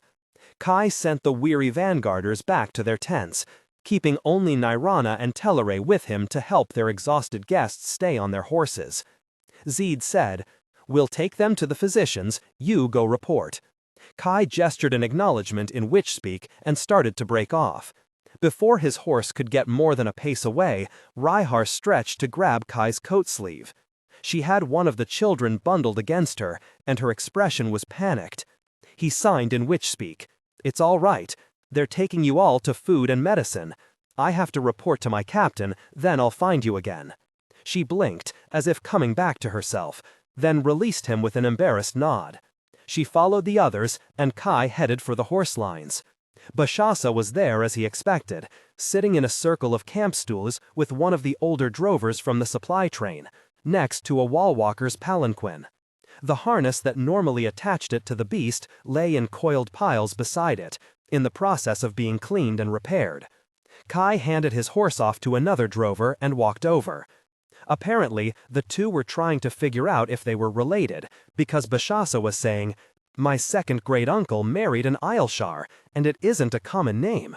"Was this in Benayarik proper?" the drover asked. "Because my grand-aunt Eilshar—" She looked up at Kai's approach. "Here's your grass king now." Bashasa jumped up. "We will continue this later." He turned to Kai. "Fourth prince, all was well?" "We got them out," Kai said as they started to walk. Bashasa led the way to the shortcut path through the outguard camp. 2 witches held prisoner, with 5 hostages, probably mortals. "Good, good," Bashasa nodded. "Your speculation was correct. Did you encounter the Doyen?" "Yes, and that was as odd as you thought it would be." Kai described the encounter, the strange controlling effect the Doyen had exerted, apparently through her voice alone. "Concerning," Bashasa commented, his brow furrowed in thought. That was putting it mildly. Kai's skin itched from the dust, and without the pins, his hair was a tangled mess, sweat plastered to his forehead. He shoved it back and shook it out. "We will have to see." Bashasa glanced at him, then stopped abruptly, and faced him. "You're bleeding." Kai stopped too, and realized Bashasa had seen the bloodstain on his shirt. The wound had closed before the ride back to the encampment, but the blood had soaked the light brown cotton from just above his hip halfway across his midsection. He pulled the fabric tight to see the extent, and he had to admit, it did look bad. "It's not bleeding anymore." Bashasa was not reassured. "You're injured. You should have gone to the physicians too." His eyes widened as he took in the size of the bloodstain. He reached for Kai, as if to support him. "Kai, this is a stab wound." No, it's fine." Kai tried to elbow Bashasa off without hurting him. "It is not fine. You've lost a great deal of blood." He was distressed, confused. "Doesn't it hurt?" He touched the back of his hand to Kai's forehead. "You aren't feverish." "Bashasa." Kai lowered his voice. They were still in the outguard camp, on a path wide enough to walk fractious horses between the lines and the supply train. Most of the soldiers were on watch or patrol or sleeping, but a few scattered groups sat outside cleaning weapons and gear. "It's how I use intentions." "What?" Bashasa's quick mind answered his own question before Kai could. Fortunately, he lowered his voice too. "The expositors, the intentions that you take from them, the ones you make." Alarm gave way to consternation. "They need blood?" "No." Kai hesitated, but having started this explanation, there was no stopping now. "They need pain." Bashasa stared at him for a taut moment that stretched almost long enough to make Kai fidget. Then Bashasa turned to the soldiers sitting outside the nearest tent, who were uncomfortably pretending not to watch the altercation. "Is anyone in your tent? May I borrow it for a moment?" The soldiers assented readily, jumping up to move packs out of the way and shifting some drying laundry and scrambling to find something to do to make them look busy and totally uninvolved in whatever was happening. Bashasa put an arm around Kai's shoulders and walked him into the tent. It was the same size as Kai and Ziede's, bedrolls and belongings neatly stacked, smelling of the soap and oil the Ari used to clean and condition leather. Bashasa sat down on the battered mat that covered the dirt and flattened grass, drawing Kai down with him. "It's not still bleeding?" he asked. "No." Bashasa hadn't asked him to prove it, but Kai pulled his shirt up to show the wound, covered with dried blood, but obviously already scabbed over, healing far more rapidly than a wound on a mortal. Kai tried to not sound exasperated by all the fuss. "You know it doesn't affect me like a mortal. You've seen it." "I've seen it, but the other wounds you've taken have never bled like this," Bashasa pointed out. Kai wasn't going to mention that it wasn't usually this bad, but that he had been in a hurry, and worried. That seeing the dust witches hold mortals as hostages like that, using them against other witches, had rattled him, and he hadn't realized it until later. Lying didn't feel right, and the only defense against Bashasa's perspicacity and persistence was to not talk, something that the other prince heirs hadn't figured out yet. So he said nothing. Bashasa asked more gently, "Do all witches do this?" Now that was just annoying. "Only me. They get their power from other places. I thought you knew that." "I thought I knew several things I apparently do not," Bashasa retorted. He shook his head, clearly re-evaluating some assumptions. You did this to destroy the bridge? You did this to flood the summer halls? Yes, the bridge, Kai admitted. A legionary stabbed me for the summer halls. I didn't ask him to. It was in the back. He rubbed his face, tired and not sure how he had gotten into this conversation, if they should have had it earlier or if he should have tried harder to avoid it. How did you think I was doing these things? Bashasa sat back, gesturing as if it was self-evident. Because you were a demon. Power has to have a source. Kai dropped his hands. Witches use the spirits that live in the earth, the wind, the water. The dust witches use decay. The Immortal Blessed use the well of Tahren. Expositors and hierarchs use their well, created by who knows how many years of death and pain. Bashasa's tone hardened into anger. Your source? Is stabbing yourself? It's pain. Kai stiffened, tried and failed not to sound defensive. Hierarchs kill mortals for power. I'm using my own pain. I am not questioning the morality of it, Kai. I am questioning, Bashasa said wearily, why someone who means to do good should have to hurt themselves in this way. Its Kai felt the tension drain out of him. It was a relief that Bashasa didn't see it as something worth condemning. There was no other choice. Using the Hierarch's well would mean being enslaved to it, or worse, becoming like a Hierarch himself. Torturing and killing legionaries and Hierarch servant nobles was certainly an option, but Kai felt too much of it led to the same place in the end. Besides, there weren't always going to be legionaries available whenever he needed them. Using his own pain was the only real choice, and it was his, to do with as he wanted. He healed so much faster than a mortal, it was an ideal solution. He said, a little wryly, "Are you going to say it's unfair? Do not make light of this. It is a terrible thing to go through." Bashasa stood and went to the door flap. He leaned out, and Kai heard him quietly ask the soldiers for water and a clean cloth. "No," Kai corrected, unwilling to let it go. "Because it's my choice. Terrible things are when other people stab you." Bashasa turned back with a flask of water and a bowl full of folded pieces of toweling. "I am not going to debate the philosophy of self-stabbing with you, much as I might want to." "Good," Kai muttered. Bashasa sat down and arranged his supplies, and gestured for Kai to lift his shirt again. Reluctantly, Kai did, and Bashasa gently sponged away the dried blood, with movements as careful as if he was trying to clean an open wound. It didn't hurt anymore, except for a mild ache in the flesh behind the scab. Kai could have taken the cloth away from Bashasa and briskly cleaned it up himself, but he didn't. It had been a bad day, in many ways, and this was nice. Is it because this person, this body, was an expositor? Bashasa asked, most of his attention on his task. Does it help with using the intentions? Talismans. Because the way he wasn't dead when I took his body. His memories were all still there. It wasn't like that with Enna. Even though all the Sereti might be dead, he wanted to make that clear, to make sure it wasn't forgotten, that it wasn't the Hierarch's slanderous account of the Sereti that survived. To be sure, Bashasa assured him calmly, for the Sereti it was a ritual of mourning, correct? A way to save what was left of the person. Bashasa had said before that he understood, but it was still a comfort to hear it again. Talaman's memories were there, but they were fading. I had to make them my memories before it was too late. He shook his head. If I could do it over again, I'd have a better idea what I needed to look for. Bashasa sat back, wringing out the cloth in the basin. Which is why you and Ziede must study the intentions you capture from expositors. You could not retain all his education on these matters. His cheeks were a little flushed. Kai wondered if he had found this nice too. Right. Kai tugged his shirt down and found himself hesitating again, not sure he wanted to ask this question. Are you going to tell the other prince heirs? Bashasa eyed him, absently folding the unused cloths.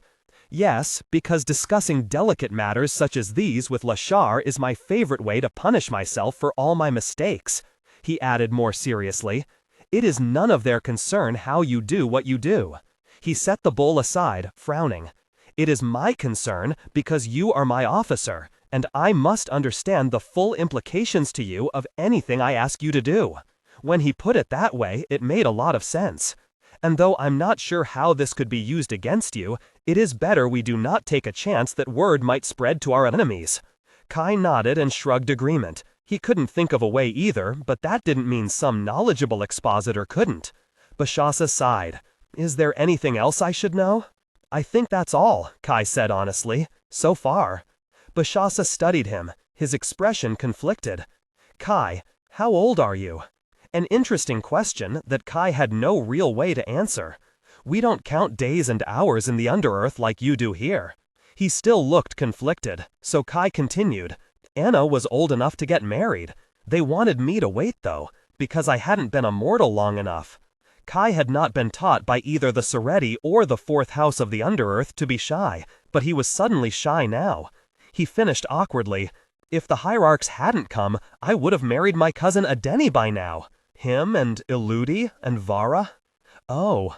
Bashasa's face went through a journey that Kai couldn't follow, but it ended in sympathy. "I am sorry. You have lost so much. So have you. So have all of us." Everyone had lost so much. Everyone was sorry. Kai needed to turn the conversation. Thinking about Enna's family was the kind of pain he couldn't take. "Are you done being angry with me now?" Bashasa was not in the least distracted. "I am concerned, not angry. Will you tell me if there is something I need to know?" Yes, Kai managed to make it not grudgingly and not over-earnest, despite every inclination. "Very well." Bashasa collected the basin. "We should go, and let these good soldiers have their tent again." Bashasa had not needed any advice on how to deal with traumatized witches. Before Kai and the others had returned to the caravanserai, he had already gotten Mother Haraga's permission to put the new arrivals next to their camp and had a tent set up for them. It was already stocked with blankets and cushions, spare clothes from the supply train, water to wash with if they didn't want to go to the caravanserai's bathing house yet, soap, brushes, shaving tools, and other things the Arake thought necessary. Ziede stepped out of the tent as Kai and Bashasa arrived and said, "They're ready to talk to you. It's just the witches and the children. We had to leave the mortals with the physicians. Are they very unwell?"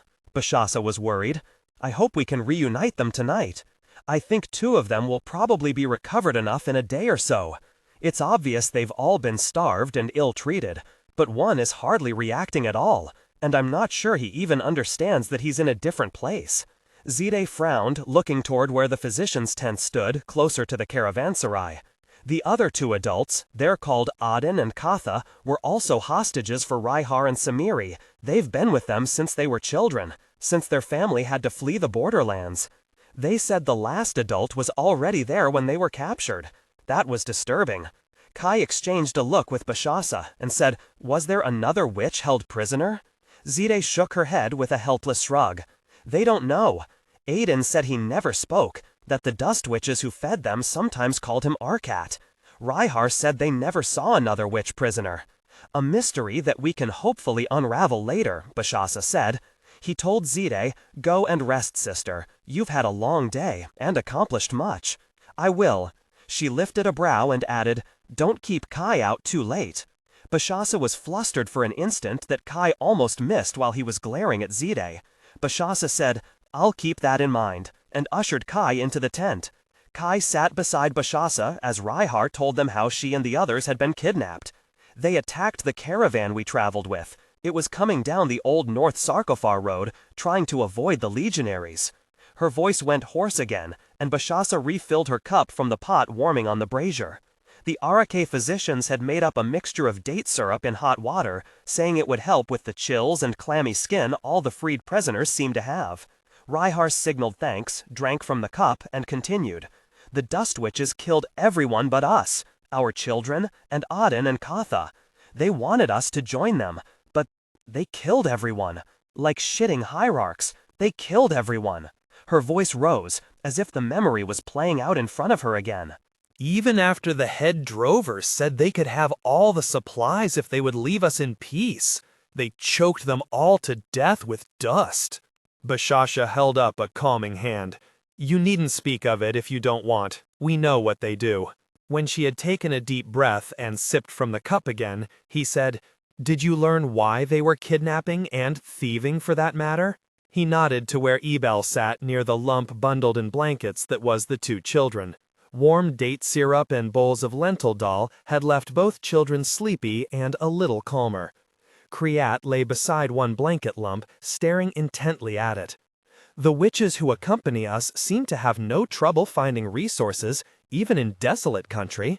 After escaping from the Dust Witch camp, when Kai and Samiri had reached Ziede and the others, Kai had thought the children would be crying, from fear of strange people and the shock of the fight to rescue them. But the two had talked in whispers, even to Rhyhar and the others, and seemed afraid to make any sound. He understood the implications of that all too well, and shoved the anger down inside himself as more fuel for the seething furnace already there. Both hands wrapped around the cup, Rhyhar tried to find words to explain.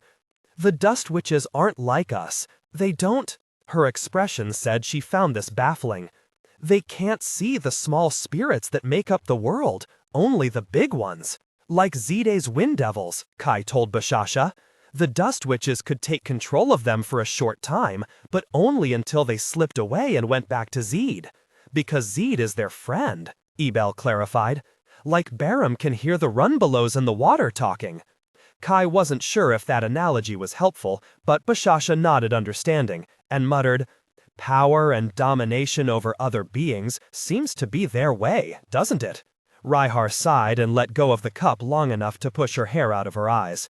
"We decided to try to pretend we would go along with them, would do what they wanted, so we could slip away later and free the others.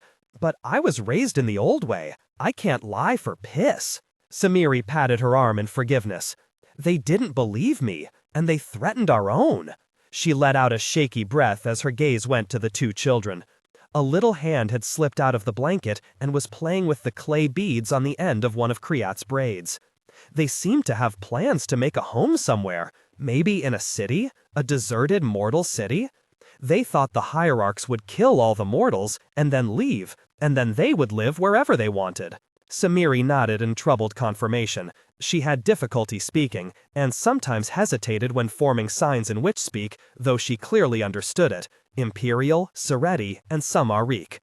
Rhyhar had explained that it was nothing the Dust Witches had done to her, it was something that had been with her since she was a child.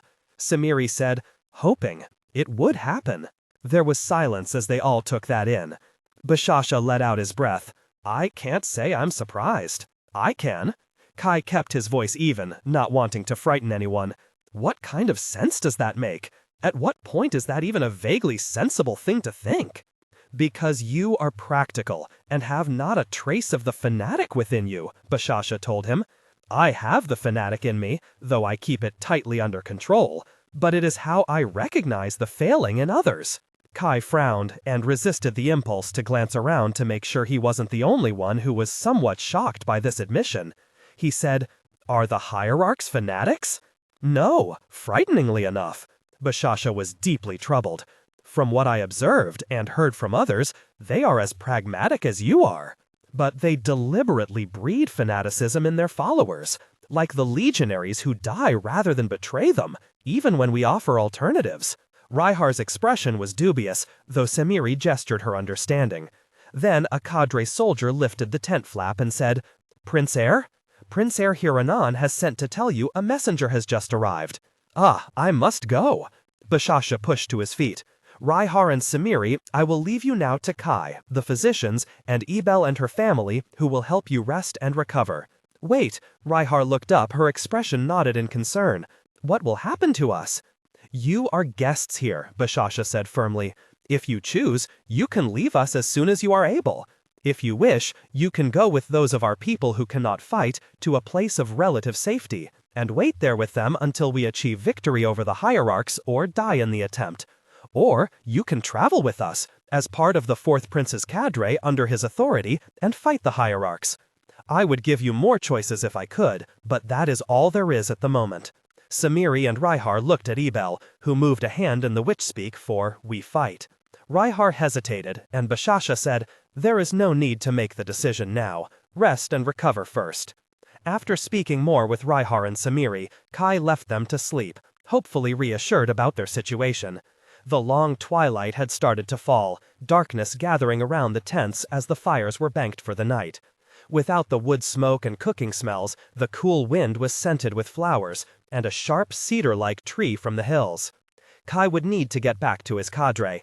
It was possible the dust witches might try a counterattack, and they had to be alert. The two witches had given him a lot to think about, though little of it seemed helpful. The key to the group had to be the Doyen, but Kai had no idea yet how to deal with her.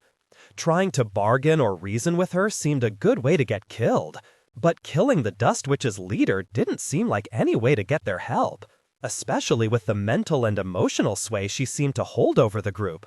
Kai patrolled with his cadre for Even after the head drover said they could have all the supplies if they would leave us in peace, they choked them all to death with dust. Bashasa held up a calming hand. You needn't speak of it if you don't want. We know what they do. When she had taken a deep breath and sipped from the cup again, he said, Did you learn why they were kidnapping and thieving for that matter? He nodded to where Ibel sat near the lump bundled in blankets that was the two children. Warm date syrup and bowls of lentil dal had left both children sleepy and a little calmer. Kriat lay beside one blanket lump, staring intently at it. The witches who accompany us seem to have no trouble finding resources, even in desolate country. After escaping from the Dust Witch camp, when Kai and Simeri had reached Ziede and the others, Kai that thought the children would be crying from fear of strange people and the shock of the fight to rescue them. But the two had talked in whispers, even to Rhyhar and the others, and seemed afraid to make any sound. He understood the implications of that all too well, and shoved the anger down inside himself as more fuel for the seething furnace already there. Both hands wrapped around the cup, Rhyhar tried to find words to explain. The Dust Witches aren't like us. They don't. Her expression said she found this baffling. They can't see the small spirits that make up the world, only the big ones. Like Ziede's wind devils, Kai told Bashasa. The Dust Witches could take control of them for a short time, but only until they slipped away and went back to Ziede. Because Ziede is their friend, Ibel clarified, like Baram can hear the run-belows in the water talking. Kai wasn't sure if that analogy was helpful, but Bashasa nodded understanding, and muttered, Power and domination over other beings seems to be their way, doesn't it? Rhyhar sighed and let go of the cup long enough to push her hair out of her eyes. We decided to try to pretend we would go along with them, would do what they wanted, so we could slip away later and free the others. But I was raised in the old way. I can't lie for piss. Simeri patted her arm in forgiveness. They didn't believe me, and they threatened our own. She let out a shaky breath as her gaze went to the two children. A little hand had slipped out of the blanket and was playing with the clay beads on the end of one of Kriat's braids. They seemed to have plans to make a home somewhere, maybe in a city, a deserted mortal city. They thought the Hierarchs would kill all the mortals and then leave, and then they would live wherever they wanted. Simeri nodded in troubled confirmation. She had difficulty speaking, and sometimes hesitated when forming signs in witch speak, though she clearly understood it, Imperial, Sereti, and some Arike. Rhyhar had explained that it was nothing the Dust Witches had done to her, it was something that had been with her since she was a child. Simeri said, hoping it would happen. There was silence as they all took that in. Bashasa let out his breath. I can't say I'm surprised. I can. Kai kept his voice even, not wanting to frighten anyone. What kind of sense does that make? At what point is that even a vaguely sensible thing to think? Because you are practical and have not a trace of the fanatic within you, Bashasa told him. I have the fanatic in me, though I keep it tightly under control, but it is how I recognize the failing in others. Kai frowned and resisted the impulse to glance around to make sure he wasn't the only one who was somewhat shocked by this admission. He said, Are the Hierarchs fanatics? No, frighteningly enough. Bashasa was deeply troubled. From what I observed and heard from others, they are as pragmatic as you are. But they deliberately breed fanaticism in their followers, like the legionaries who die rather than betray them, even when we offer alternatives. Raihar's expression was dubious, though Samari gestured her understanding. Then a cadre soldier lifted the tent flap and said, Prince Heir Hiranan has sent to tell you a messenger has just arrived. Ah, I must go. Bashasa pushed to his feet. Raihar and Samari, I will leave you now to Kai, the physicians, and Ibel and her family, who will help you rest and recover. Wait, Raihar looked up, her expression knotted in concern. What will happen to us? You are guests here, Bashasa said firmly. If you choose, you can leave us as soon as you are able. If you wish, you can go with those of our people who cannot. We have much to do today. Find something useful to occupy you. Light spilled across the road as the door to the caravanserai swung open. Footsteps crunched on gravel, heading this way. Then, Lahar swept out from under the arch. She stopped abruptly as she saw Kai, barely a step away. The two cadre soldiers behind her flinched, and one actually dropped a hand to her punch dagger. Kai tilted his head. He said, "Anything you'd like to say to me?" Lahar had been caught by surprise, unprepared to see him, and she obviously hated that. She lifted her chin. "You should remember your purpose here." "My purpose," Kai said, holding her gaze, "is what Bashasa says it is." He added, "If your soldier wants to stab me, tell her to go ahead. I won't even kill her afterward." Lahar flicked an irritated look to the side and snapped, "Come on." She strode away, the two soldiers following. Kai stood there, breathing in the dawn air, touched with smoke and dung and the sweet scents of the grasses, until the anger faded a little. He rolled his shoulders to release the tension and went into the caravanserai. The central hall had clearly been the site of a lengthy meeting. A makeshift Mac table had paper and writing materials still scattered on it. A soldier walked around collecting forgotten cups and water jugs. From the voices coming down the stairwell, parts of the meeting had shifted upstairs, though Hiranan sat on a bench against the wall, leaning back and dozing. Some of her cadre sat beside her or on the floor nearby, glum and tired. Bashasa stood at the table, looking down at it, arms folded and shoulders tense. Kai stepped up beside him, his attention caught by the map stretched on the boards. It was the fort at Dashar, the obstacle they had to remove once the Enelin arrived. It sat on the outer tip of a half-circle harbor, the city of Daskar Arik occupying the curved opposite shore. From what Kai had heard, the fort was on a built-up mound surrounded on three sides by shallow water, and reached by a short wooden causeway over dunes and seagrass. But when the Hierarchs had taken it, they had dredged out the shore and made it a true island, with a more substantial bridge guarded with gates and a tower. Bashasa's plans to get past the bridge included Ziede's ability to fly, and Taren's to kill a lot of legionaries quickly and quietly. Bashasa realized someone stood next to him, and turned, a distracted smile wiping out a grim expression. "There you are." "Ah, then." Fortunately, he seemed too self-conscious to notice Kai's self-consciousness. He took a sharp breath, seriousness settling over him like a pall. "There is news. It is not good."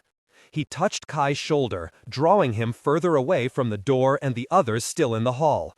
Kai didn't want any more news right now. He had had about all he could take, but he followed anyway. Keeping his voice low, Bashasa said, "Vanguarders have returned from both Renitalarik and our speakers to the Enelin. That fool Prince Erstamash has finally, belatedly started the evacuation, but it won't be in time." He shook his head, looking away. Bashasa struggled to overcome a wave of emotion, and it made cold prickles travel down Kai's spine. "We're going to lose Renitalarik," he thought. Or, more importantly, lose everyone not fast enough or lucky enough to get out of the city in time. With this, the weary resignation of Hiranan's soldiers, Bashasa's pointless argument with Lahar, all slotted into place. Kai swallowed and said, "I'm sorry." Bashasa squeezed Kai's shoulder and visibly wrenched himself under control. "We don't know what will happen yet. At least they are forewarned this time." He looked like he was steeling himself to reveal even worse news. That's not all. Kai's stomach dropped. The Enelin? He asked. If the Enelin didn't come, he had no idea what they would do. Try to hold out in the Auric and die bit by bit, probably? Yes. They have word from the philosopher Tefar of Palm, who was a hostage with us in the summer halls. She has managed to place spies among the people conscripted to serve the legionary camps near the southern coast, and has word from them. He hesitated and plunged on. You know there was some indication, like the expositor you killed who thought you had been set on him by a rival, that some demons who were being used in the fighting against the Ilveri and in Palm and Belith might have been brought here. Bashasa, just tell me. While Kai had been imprisoned in the cageling court, he had assumed the demons who had been taken from it had died, their Sereti bodies discarded, and their consciousness drifting untethered, unable to return to the underearth with the passage closed. He had thought that would happen to him. But from what the other hostages had seen, the missing demons had been tortured into submission and forced to serve the Hierarchs. That it was the whole point of the cageling court's existence, not just cruelty and amusement for the servant nobles. Bashasa said plainly. The indications were true. A number of demons were put onto ships and sent to Dashar. They arrived there some 10 days ago. Kai swallowed in a tight throat. He had known since the summer halls that he could end up facing enslaved demons in battle.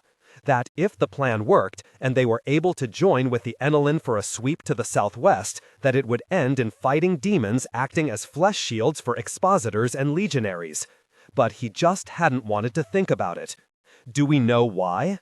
They will be used to defend the fort and maintain its control over Daskar Arik's harbor, while the bulk of the legionaries stationed there will board the ships and be sent along the coast to Nebet.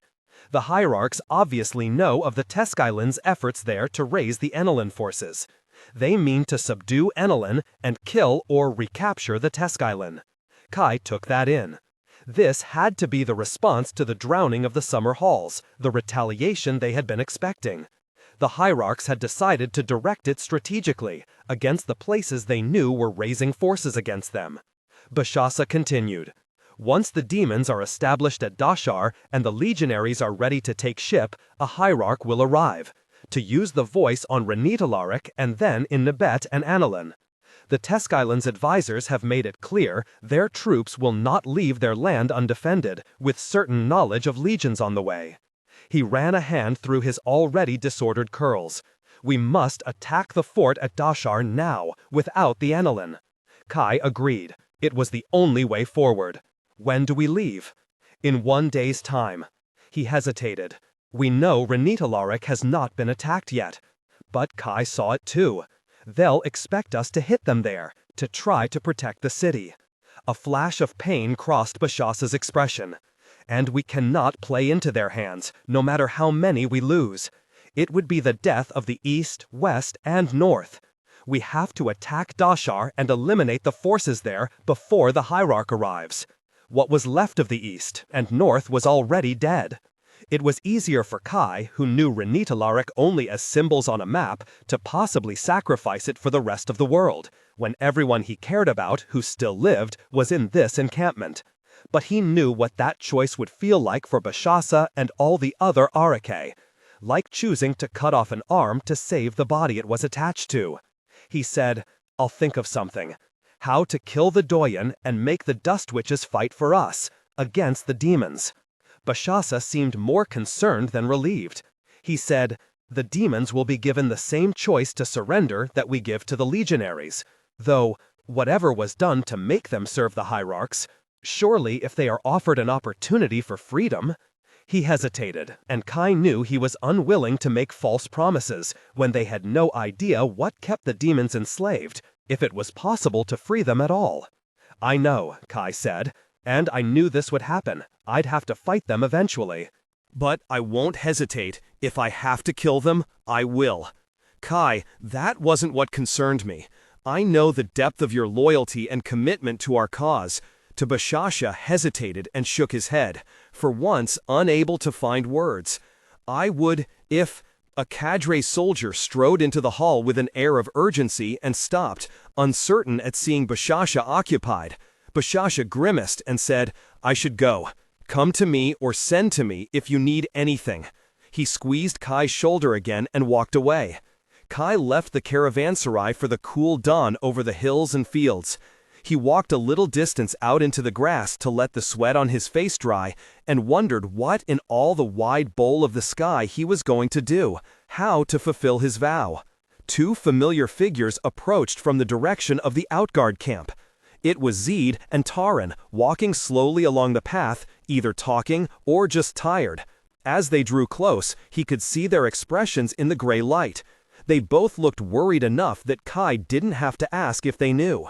Tahren said, "Did Bashasa tell you about the demons from Palm?" "Yes." Kai put both hands in his dusty hair, ensnaring his fingers in the curly tangles.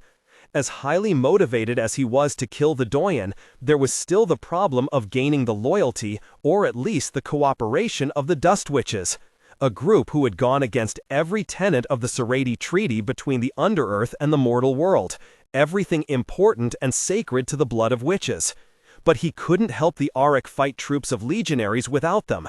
He was right from the beginning. We're going to need the Dust Witches.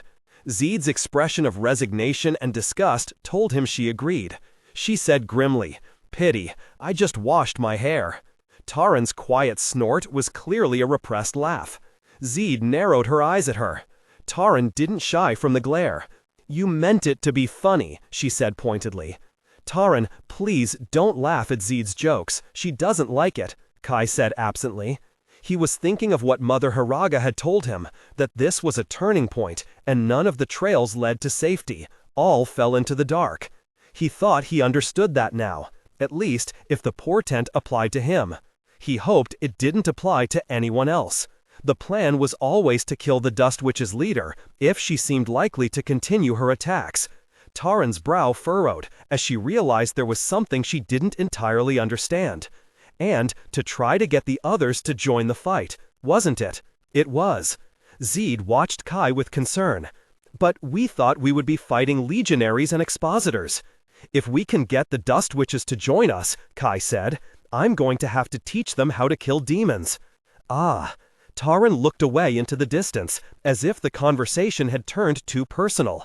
As if she wanted to give him some privacy for this moment, as if watching his expression was too intimate. "Are you willing to do that?"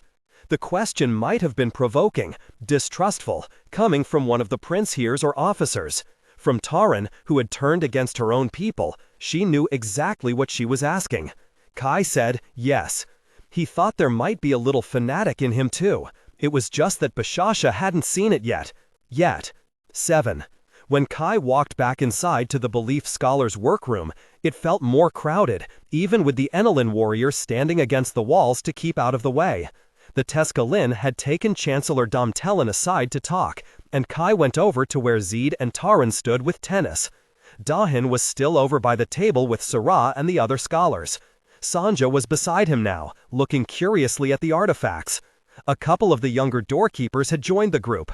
Kai said softly, "The Tescalin won't stop Ramad from going, but they'll make sure I go too, and Dahin and you two if there's room." "Good," Ziede said. She glanced at Tahren, concern furrowing her brow. Tahren watched Dahin with an air of consternation. Tennis touched Kai's arm and signed, "I would go too if possible." Kai told her, "I would have you go too, but I want you to stay here, with Sanja if you're willing." He was reluctant to leave Sanja even with the Tescalin, who would be certain to make sure she was cared for and taken to a Vagantrum. What Bashat had said had left a pain in his heart, like a little shard of glass. He didn't want her to think she was being abandoned, even temporarily. "I don't want to leave her with someone she doesn't know." Tennis looked toward Sanja, troubled understanding in her expression. "I see. I will protect her with my life." "I'll leave you a note for my daughter Tanis at a Vagantrum," Ziede told Tennis. "If we don't come back, the Tescalin will help you go there, and you'll be welcomed." "You fear you will not return?" Tennis asked, glancing at each of them with concern. Ziede's voice was wry. If things go badly, walking back from the capstone of the world might take some time. Tahren turned her attention to the two Immortal Blessed and Arnstera, but she said, "I'm worried about Dahin." The scholars still clustered around the artifact table, though a few had broken off to talk separately or sit down on one of the benches to take notes. Now all Kai could see of Dahin was a glimpse of his light-colored hair as he moved around in the crowd, talking animatedly. "He's doing his important scholar act, isn't he?" Ziede frowned. "I don't know why it has to be an act, since he actually is an important scholar. But you're right, he's more antic than he should be." "He's getting what he wants," Kai said, but he knew in his bones that something had been wrong with Dahin since this trip started.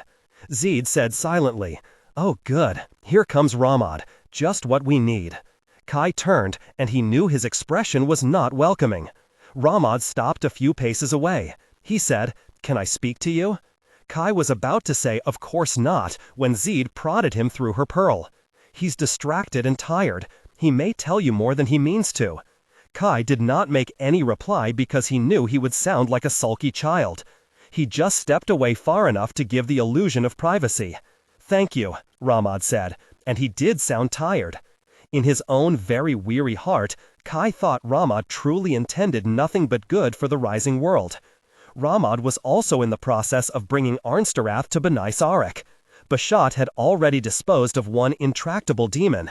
That he might want another who could be more amenable to persuasion was very possible. She had acted as an expositor, and participated in a plot against the Rising World Coalition. The council would not be inclined to treat her as anything but a criminal, especially the members whose lands were more plagued by wandering expositors than the Arak. Becoming Bashat's pet demon might not be her only option, but it was the best one. Kai said, "Talk."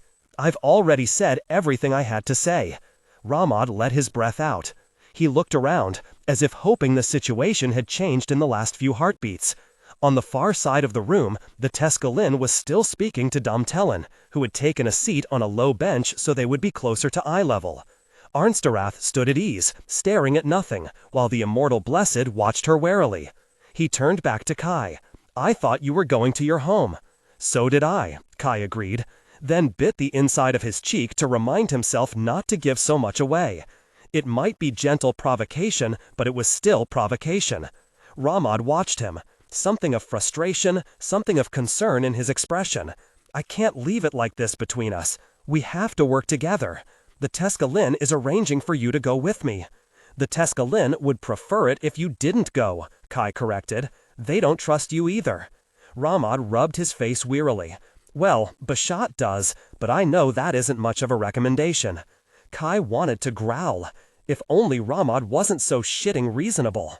"You have a reason to want to get there first," Ramad said, his voice low enough that it was almost hard to hear under the noise of the other conversations. "I could help you if you'd let me." Kai let all his skepticism bleed into his face. "I've broken with Bashat. You haven't. We don't want the same things." Through her pearl, Ziede commented, "This would be easier if he was stupid." "This would be easier if Bashat was stupid," Kai corrected her. It wasn't Ramad they needed to worry about. Sanya appeared at Kai's side and made the witch-speak sign for important. Kai signed back, "Tell me." Sanya signed. Dahin took something out of that teacher person's pocket and went away. Kai's gaze went to the artifact table, where the other scholars were still talking, then the rest of the room. Dahin was gone. 100 shitting asses, Kai thought. He had known something wasn't right. "What?" Ramad said, frowning at Sanya. "Where?" Of course Ramad could understand witch-speak. As Sanya glared at him in affront and didn't answer, Kai raised his voice to a battlefield carry and said, "Surah, the key to the anchor stones, where is it?" Everyone fell silent.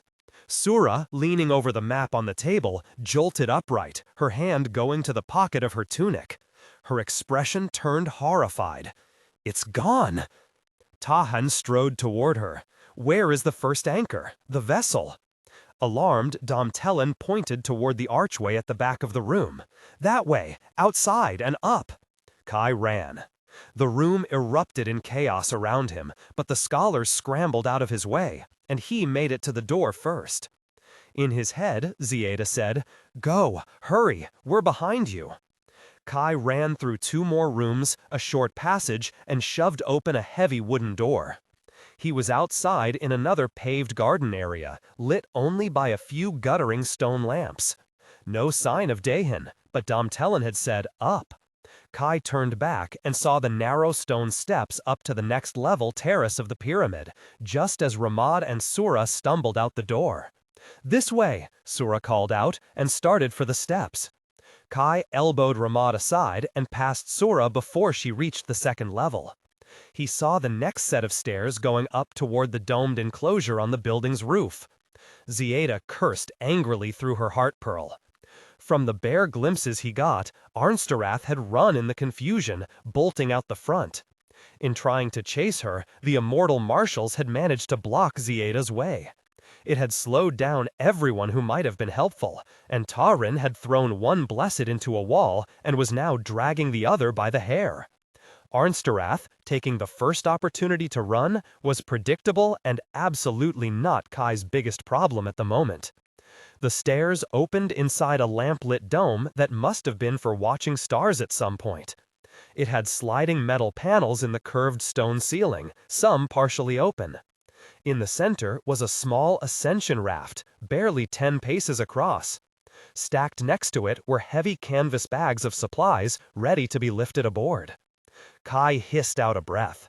Of course, Ilhan Run High Sun would have come here in an ascension raft, and of course would have used it to help transport the expedition on the first long journey to the capstone. Then he had employed it to allow the mortals to pass unharmed through the anchor stones. There was no way the raft could have gotten into this chamber otherwise. The openings in the dome weren't large enough. Some bags had already been put on board, blocking Kai's view of the interior. Then Tahen stood up from behind the pile, something cradled in his hands. He stepped toward the steering column. Kai said, "Tahen, what are you doing?" "We're all going." Tahen whipped around, a full-body flinch, and grimaced in annoyance and guilt. He started to speak. Running steps sounded behind Kai as Ramad and then Sura slammed through the doorway.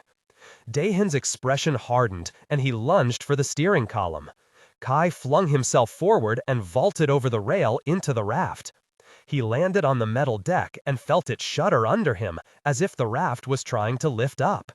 Tahen yelled, "Damn it, Kai!" Ramad leapt over the side and landed beside Kai. Sura tumbled over the bags of supplies and slid to the deck. The raft lifted off the floor, shuddering. Something started to howl, like a wind through a deep, narrow canyon. "This is not," Tahen snarled at Ramad. "How dare you?" "Then stop this and let's speak about it," Ramad shouted back. Sura said, "He can't, it's too late." She grabbed onto a strap bolted to the raft's floor. "Hold on." Kai crouched and caught hold of a cargo net. He exchanged an irritated glare with Ramad, who did the same. The raft rose toward the dome, rotating in a way that Kai was sure ascension rafts weren't supposed to. A force pulled all the air from the room, as if a pit had opened up and their little part of the world poured into it. A thump overhead jerked Kai's attention upward to the open roof panels. The raft around him dissolved, just as Arnsterath landed beside Sura. Kai expected a jolt. He didn't expect the sudden sensation of plunging off a cliff. His vision went black for a heartbeat that lasted far too long. It wasn't like falling, it was faster, like being pulled, dragged, careening helplessly down a mountainside, ripping the breath out of his lungs. It ceased so abruptly, the sudden absence of sensation was almost more disorienting. Kai found himself crouched on the deck of the raft in near pitch dark, his heart pounding. He called an imp by reflex. It appeared almost immediately, reassuring him that they were still in the mortal world, with its channels to the underearth. The imp's wan light fell on the raft.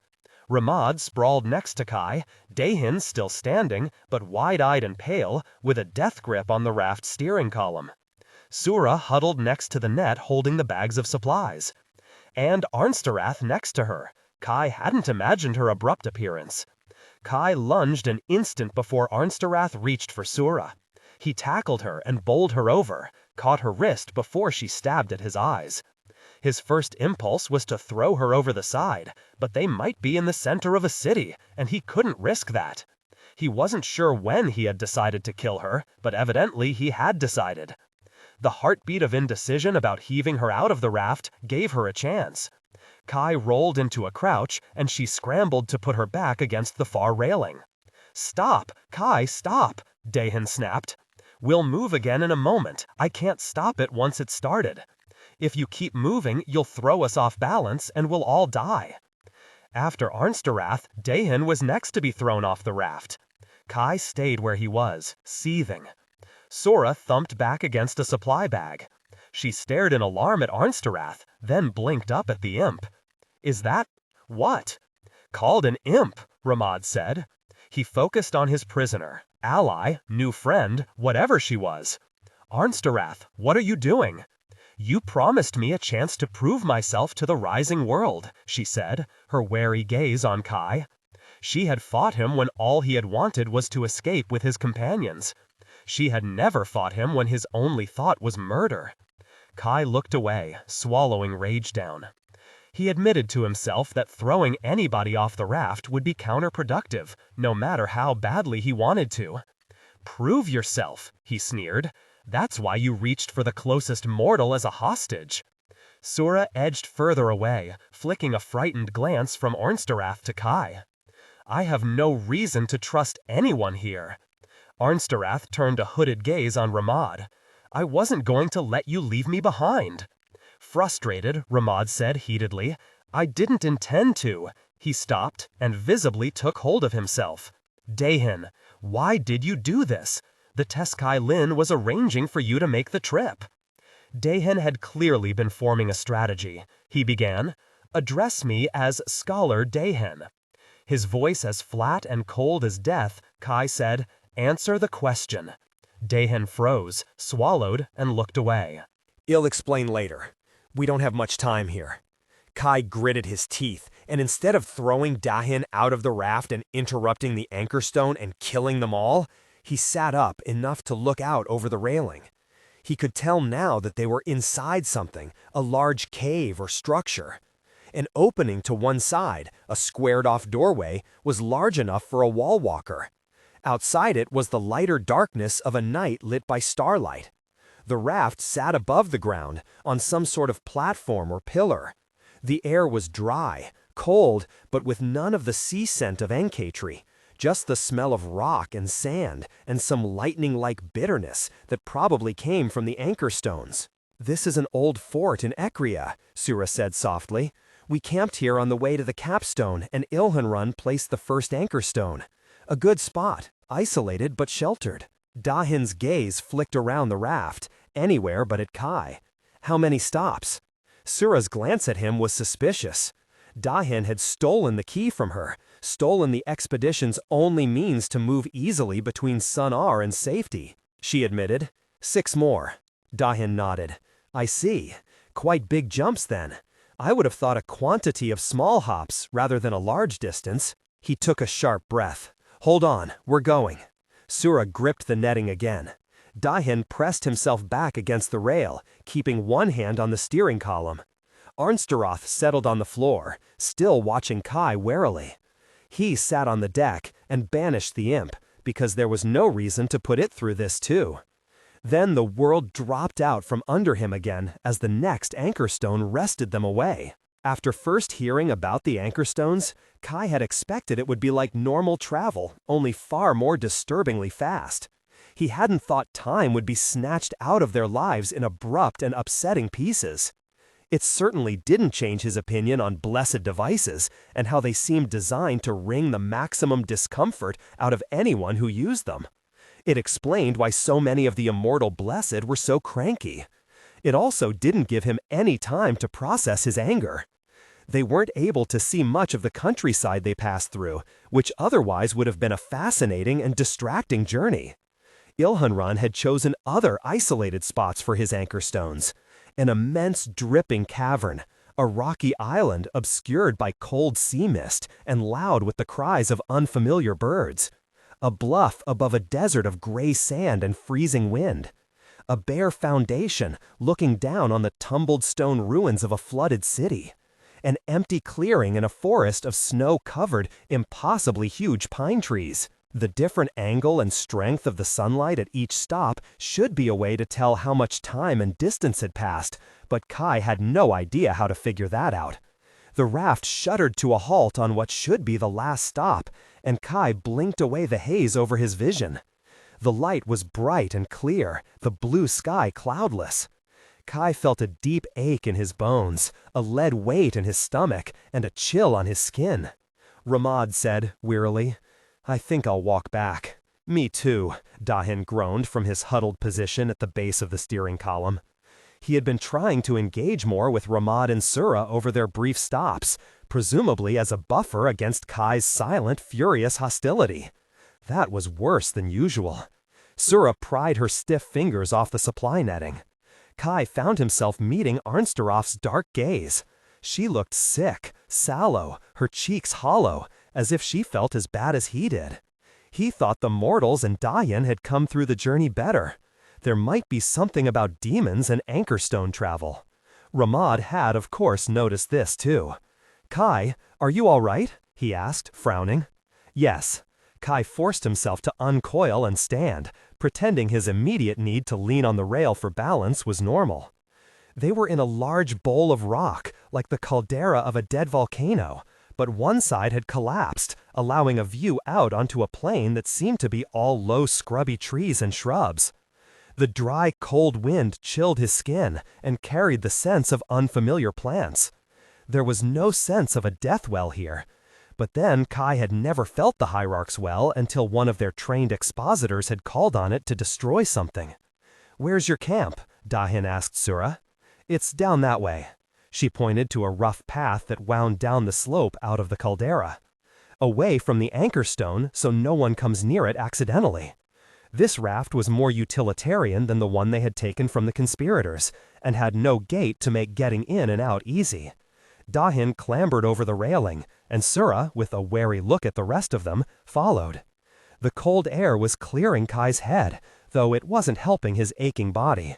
He swung over the railing, and, as Tahen turned to say, "I need to talk to Highsun first," so Kai caught him by the collar of his coat and dragged him away across the rocks.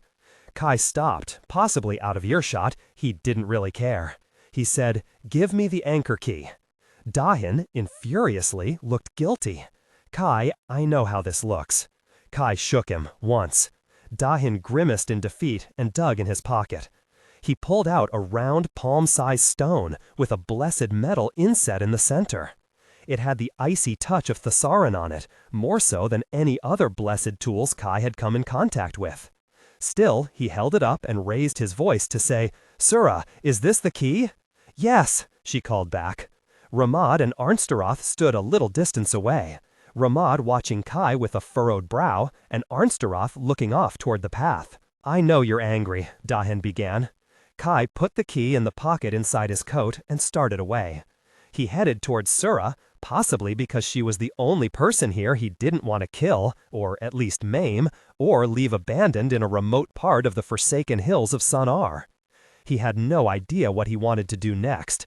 The anger and the misery of the trip, and the fact that he couldn't trust Tahen, had made a hash out of any tentative plans. Sura had moved to the top of the path, one hand lifted to shield her eyes from the glare. Kai reached her side and looked out over the plain that was mostly scrubby yellow grass and flowering sedge and light-colored sandy dirt, dotted with the occasional low, spiky, wind-twisted tree. Not far in the distance was a line of rocky hills and bluffs, sand-colored again with darker brown and gray streaks. The path curved a short distance down the shattered caldera slope, toward a small camp, tucked close to a ridge of debris to shield it from the wind. It was a group of sturdy tents, reinforced with wooden poles, their oiled canvases painted with Belithan florals. 5 riding animals grazed nearby in a sprawling makeshift corral made of the spiky tree branches. It didn't look sturdy enough to keep an Aurika horse in control, but these animals were stocky and placid, with long shaggy coats and short curving horns, similar to the winter ox of the Enelin Highlands.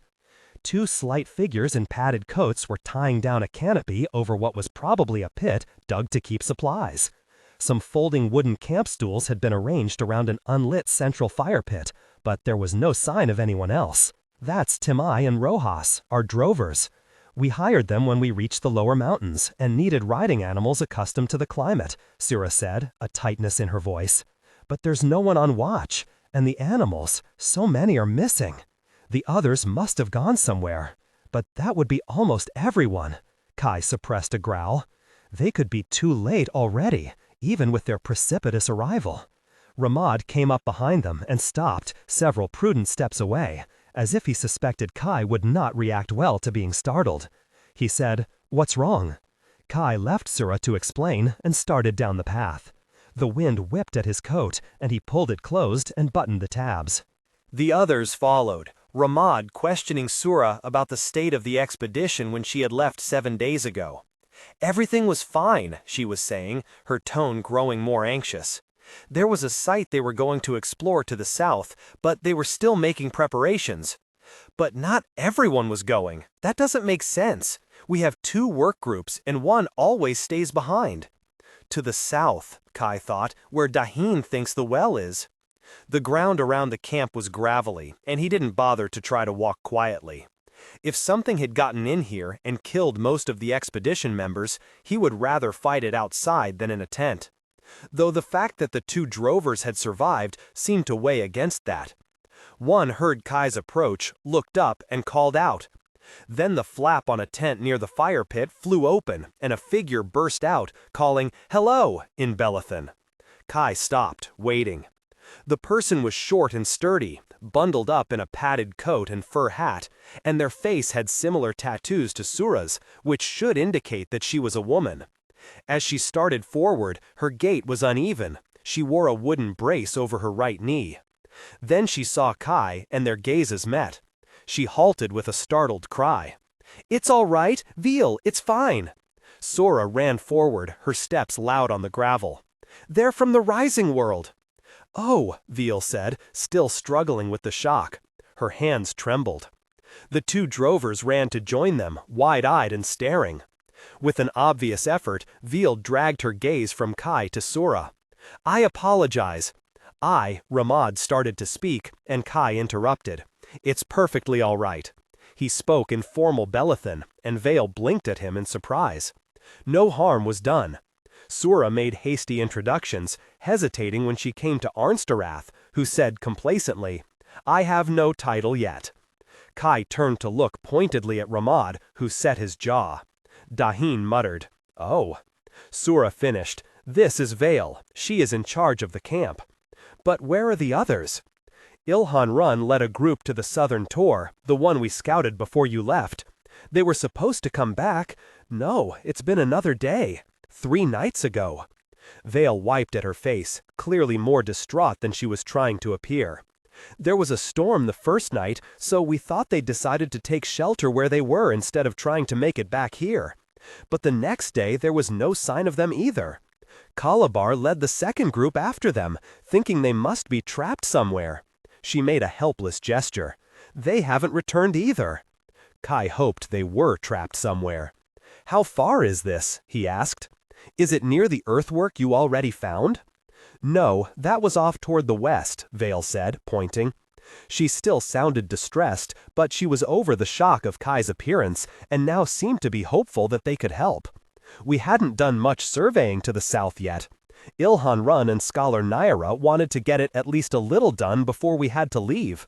In a month or so, the season will start to change, and the winds rise, and well, we'll need to be gone by then." "Can you show us?" Tahren stepped up, shifting his bag around to pull out his map. While the 2 drovers got riding animals saddled for them, Tahren planned their route, and Ramad took Arnstarath off to talk about whatever it was they talked about.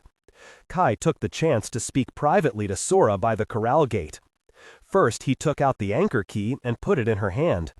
"Take the raft and go back for Ziede Daya and Tahren Starguard." Sora's pinched expression shifted to relief as she tucked the key away, probably because the return of it was a sign the expedition had not been completely taken over by demons and Rising World vanguarders and lesser blessed with obscure and devious motives. I'll have to unload the supplies, but the drovers will help, and it won't take long. I'll be gone at least 2 days to get there and back. She looked up at him, her brow creased with worry. Do you think the others were attacked by expositors? Possibly, Kai said. He wanted her and Veal and the young drovers to be warned to be careful. He didn't add, or worse, because from her expression she understood the danger very well. She nodded sharply, then hesitated.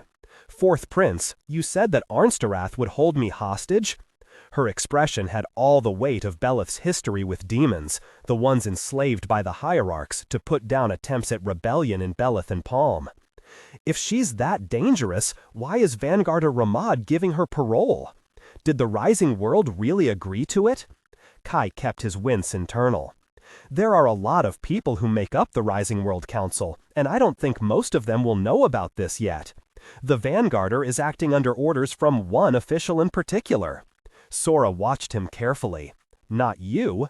No, not me, no. Kai looked toward where Ramad and Arnsterath stood. Ramad was doing a good job of pretending not to be harried as he spoke, and Arnsterath listened patiently, a faint smile on her face. Kai missed his fangs again. Sora sighed a little. It had the feel of at least one of these strange people is rational sigh, or at least Kai would like to think so. She added, Do you know why Scholar Tahen did this? I have no idea, Kai said. Near the fire pit, Tahen rolled up his map, nodding as he listened to something Vale was telling him. But I'm going to find out. According to Vale, the ride to the site would take more than half the day, but Sura had said the daylight lasted longer here. The riding beasts were big but placid, and fortunately for Kai, not much disturbed by demons. Their strong legs moved steadily, eating up the ground. The plain wasn't nearly as empty as it had looked at first. Birds wheeled in the sky, and in the distance, long-legged tan and white herd animals trotted away. Kai and the others were headed toward the higher ground to the south, the hills that lined the horizon above the plain. The ground would rise to become rocky, then smooth out into low rolling hills and slopes. Feeling the strong wind and hearing that it would rise higher when the season changed was the first time the earthworks the Hierarchs had constructed started to make sense. They didn't make sense for the middle of the Sana Sarcopha, but the Hierarchs had meant to remake the rest of the world into the shape they wanted. According to the expedition's map, the Tor stood by itself in one of the open shallow valleys, and the first work group had gone to examine it to see if it was natural or a construction. They had first spotted it with their distance glasses and had noted the resemblance to some of the Hierarch earthworks, though it appeared to be made of stone. Kai was betting it was not a natural rock formation. Arnsterath and Ramad were riding together, Kai a short distance ahead. Tahen dodged his beast up next to Kai's and said, I'm sorry. Now this apology Kai didn't believe. He said, No, you're not. Tahen sighed, more weary than theatrical. You've got me there. What are you trying to do, Tahen? Kai asked, his frustration bubbling over like a burning pot. If Tahen have been lying to them all along, is it even true that the well is here? Of course it's true. I showed you all my evidence. Tahen weathered Kai's skeptical glare. Then his mouth twisted in resignation. It's here. Kai admitted that Tahen would never have the patience to document the evidence in that treatise if he didn't think it was true. But there had to be something he had intentionally left out. Why did you drag us all the way to Ankartre if you wanted to come here alone? I didn't know about the anchor stones. I thought I'd have to fly all the way up here in an ascension raft, and he stopped speaking as if he hit a wall, or thought of a very good reason he couldn't finish that sentence the way he had meant to. I didn't want to go alone, he finished, and winced, as if well aware how inadequate it was. You went to the summer halls, a stinking flooded death well, alone, and stayed there for months, diving in putrid water. I know, I remember. Tahen snapped. He took a deep breath and clearly decided to take a different approach. I don't want to lie to you. But you did, Kai interposed. I thanked you for trusting us. We've been friends forever. You helped raise me during the war, when Tahren was busy. Yes, I did, Kai thought bitterly. I helped raise you, and I helped Bashasa, and look how that turned out. At least Ziede's daughter Tanis had never tried to kill him. Though she was only 5 decades old now, there was plenty of time for that later, he supposed. He said, "If you don't want to answer my questions, then I don't want to talk." Tahen made a sulky humph noise, which did not help the situation one bit. Kai nudged his beast into a faster walk, and Tahen didn't try to follow him. They reached the higher ground and stopped briefly to rest the beasts and themselves. A small spring poured down in multiple rivulets over a wide stretch of rocky ground. It was surrounded by short grasses with tiny white and yellow flowers, and small bushes that looked related to the woody silver sage from the Sereti grasslands, but probably weren't. While Tahen watered the animals, or stood by while the animals watered themselves, Kai looked for tracks. Rain was apparently infrequent here, but the ground near the springs was damp. Kai found plenty of signs of hoofprints from riding animals and human boot prints. So the 2 work groups had stopped here the same way they apparently did whenever they went up toward this area, before they discovered the Tor. Kai wasn't sure what the tracks told him, except that Vale and the drovers were telling the truth, and nothing odd had happened to the scholars until after this point in their journey. He looked up to see Ramad pacing thoughtfully around on the far side of the stream, examining the tracks over there. Kai should check that area himself, but Ramad had no reason to lie about what he found. All his reasons for lying were about other things, not the lost scholars. Kai sat down on a rock, facing into the chill wind, and reminded himself it would be 2 more days at least before Sura could return with Ziede and Tahren. Tahen was chewing something from one of the supply bags the drovers had packed onto their beasts and pretending he needed to study the map. Arnsterath eyed Kai from across the stream, then started to pick her way over toward him. Kai considered waiting until she was a few paces away and then getting up and moving, but he was too tired for petty games. She stopped and said, "Are the anchor stones supposed to do this to demons?" Kai didn't have to ask what she meant. He said, "Probably." He had felt sick since the raft reached the first anchor stone, but the others hadn't shown any sign of lingering discomfort. He had seen Tahen hide illnesses before, and he wasn't showing any of the signs of it.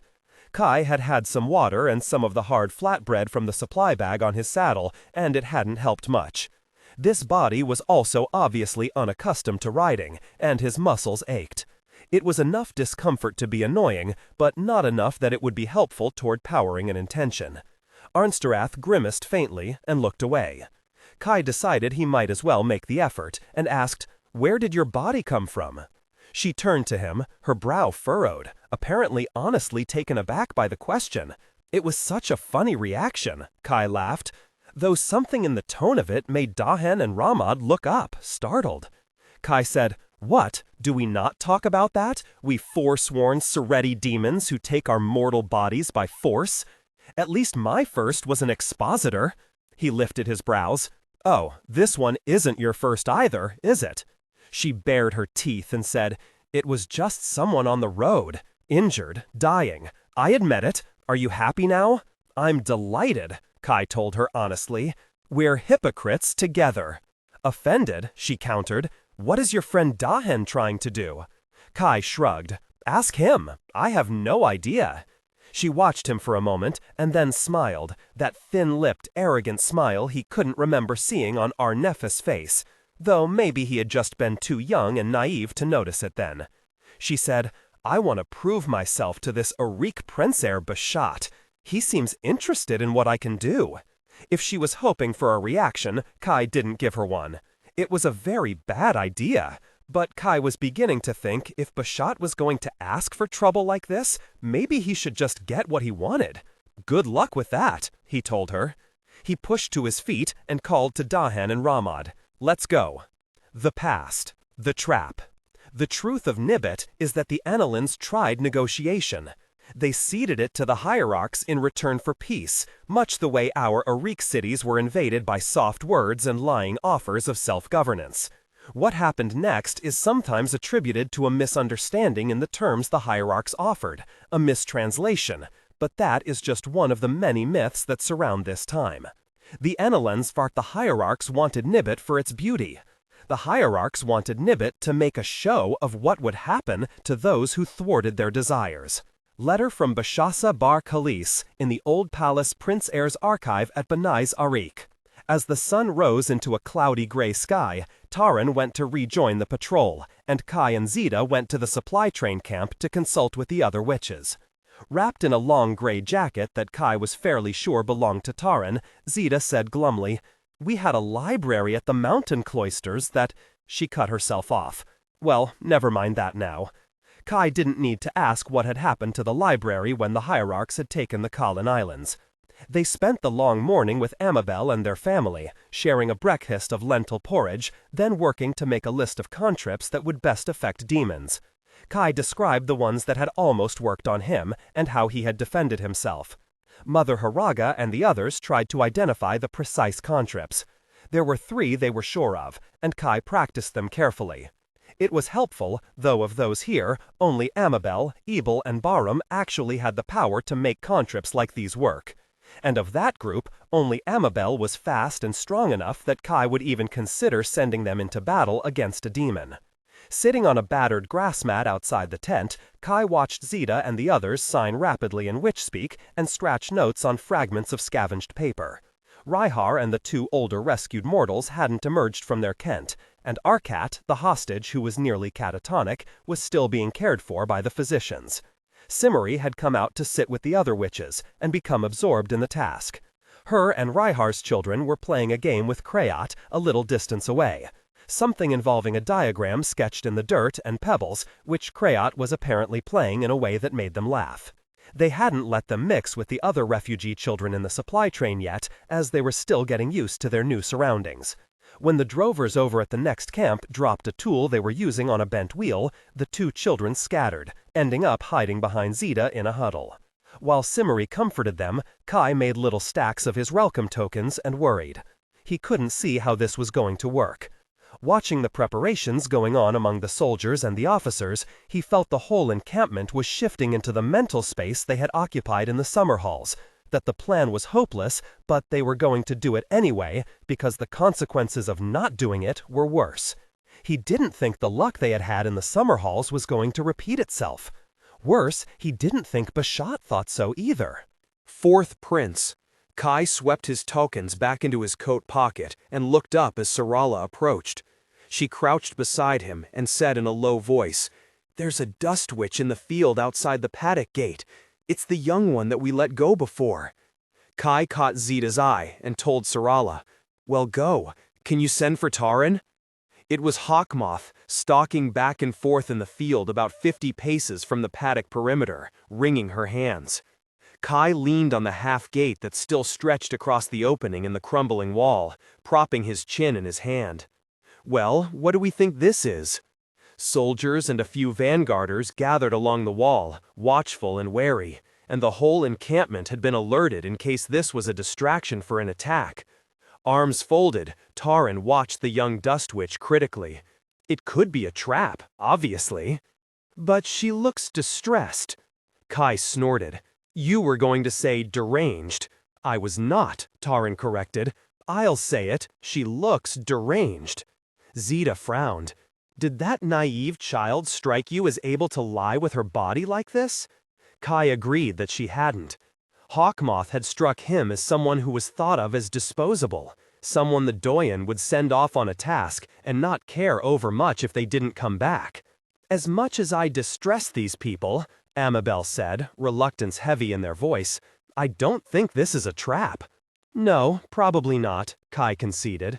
"I'll go see." "Alone," he added, as Amabel reached for the gate latch. Tahren lifted a doubtful brow. "That's unnecessary. They've attacked you once already when they came to supposedly talk." "No, it's fine." Ziede's mouth was set in an ironic line. "Well, just stand here and watch." "You do that," Kai said, knowing that if he needed her she would be there in a heartbeat. Kai swung over the gate and walked out into the tall grass. Hawkmoth's erratic presence had driven off the birds that fed on the flower seeds and insects. The only other thing that moved in the field were the gray-green grasshoppers flitting away from Kai's feet. At his approach, Hawkmoth looked up. Her face flushed with emotion, and she started forward. Kai reached for the first intention on the shoulder of his coat. Working fast, he had put together two designs, one fairly mild if Hawkmoth attacked him alone, and one considerably more violent if she had help. But she stopped abruptly, recognizing the gesture. Then she dropped to her knees in the grass. Kai set his jaw. Sardonic and witches didn't do that, and it just annoyed him all the more. He strode the last of the distance to reach her and snapped, "Get up!" Hawkmoth shot to her feet, wide-eyed. "Demon! Call me Fourth Prince." Kai had realized at some point this morning that if he really was going to lead witches, as bizarre as that seemed to Sardonic sensibilities, he had to commit to it. Fourth Prince.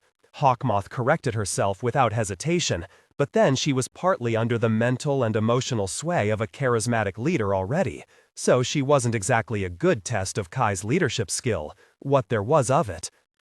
We need help. I was sent to ask you, to beg you, help us." That was not what Kai had expected to hear.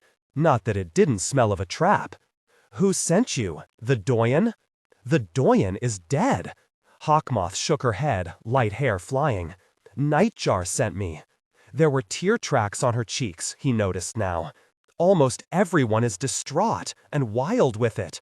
Worse than your cantrip that made everyone confused about which way was up or down." Kai huffed in disbelief. "That was an intention, not a cantrip. What are they teaching you, that you don't know the difference?" If this was a lie, it was a better one than he would expect from the Dust Witches. It was exactly the stroke of luck that he and the others had hoped for and not expected to get. He had told Nightjar the Dust Witches could join them, and it must have been obvious that the possibility would make tempting bait in a trap. He kept his voice dry and disbelieving and said, "Nightjar is so confused she thought I would care?" "Miserably," Hawkmoth said. "Nightjar killed the Doyen." Ziede flew toward the Dustwitch camp, Kai's arm tight in her grip. Tahren, Amabel, and Kai's cadre followed on horseback, but Ziede's wind devils easily outpaced them. Kai couldn't stop turning over all the possibilities. If it was true, the insurmountable odds against attacking the fort would become a lot less insurmountable. But that felt like too much optimism to be real. "If Hawkmoth," he began, and Ziede cut him off with, "Unless you have a different way to finish that sentence than the last 3 times, please stop. We'll know when we get there." Kai forced himself to keep quiet. She was right, they would know soon enough. They reached the curving ridge that sheltered the camp, and Ziede slowed cautiously. The day was still cloudy, but there was really nothing to hide them up here. Kai had suggested a chimera, but Ziede thought it would be a waste of time when the Dust Witches were already expecting them. As Ziede skirted the ridge to allow them a glimpse down into the camp, Kai saw it was in disarray. No wood smoke, a couple of tents knocked down, and he could hear wailing, he whispered to Ziede. Pain-filled, heartbreaking wailing and sobbing. Mourning, Ziede wondered, and took them around and down to the lower entrance by the spring. The connection the Doyen had with them, broken abruptly, even if they didn't care for her in their true hearts, it would hurt. There was no sentry this time under the twisted shade trees, just some of the riding beasts grazing peacefully on the other side of the spring. Not quite as many as there had been before. Either the Dust Witches hadn't been able to recapture all of them after Kai and Simmery had driven off the herd during the raid, or some members of the group had taken some and left. Ziede's wind devils set them down gently and swept once around her. For Kai, it was like being brushed by clouds of wind-driven ice, and strangely reassuring.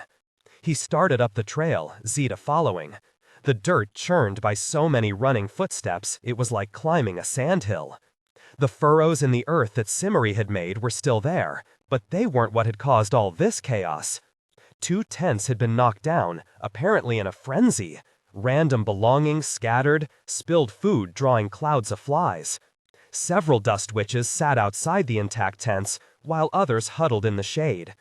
Some were wailing or weakly sobbing, and some just sat in silence, reacting to nothing.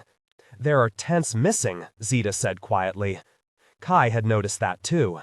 There were at least 3 places where the disturbed ground indicated tents had once stood, but there was no sign of discarded belongings or torn canvas.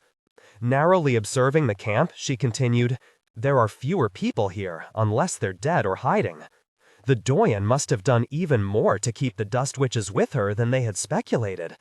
This was disturbing, far more disturbing in some ways than Bashasa's example of the young hierarch servant nobles, trained from birth to believe utterly in everything they were told.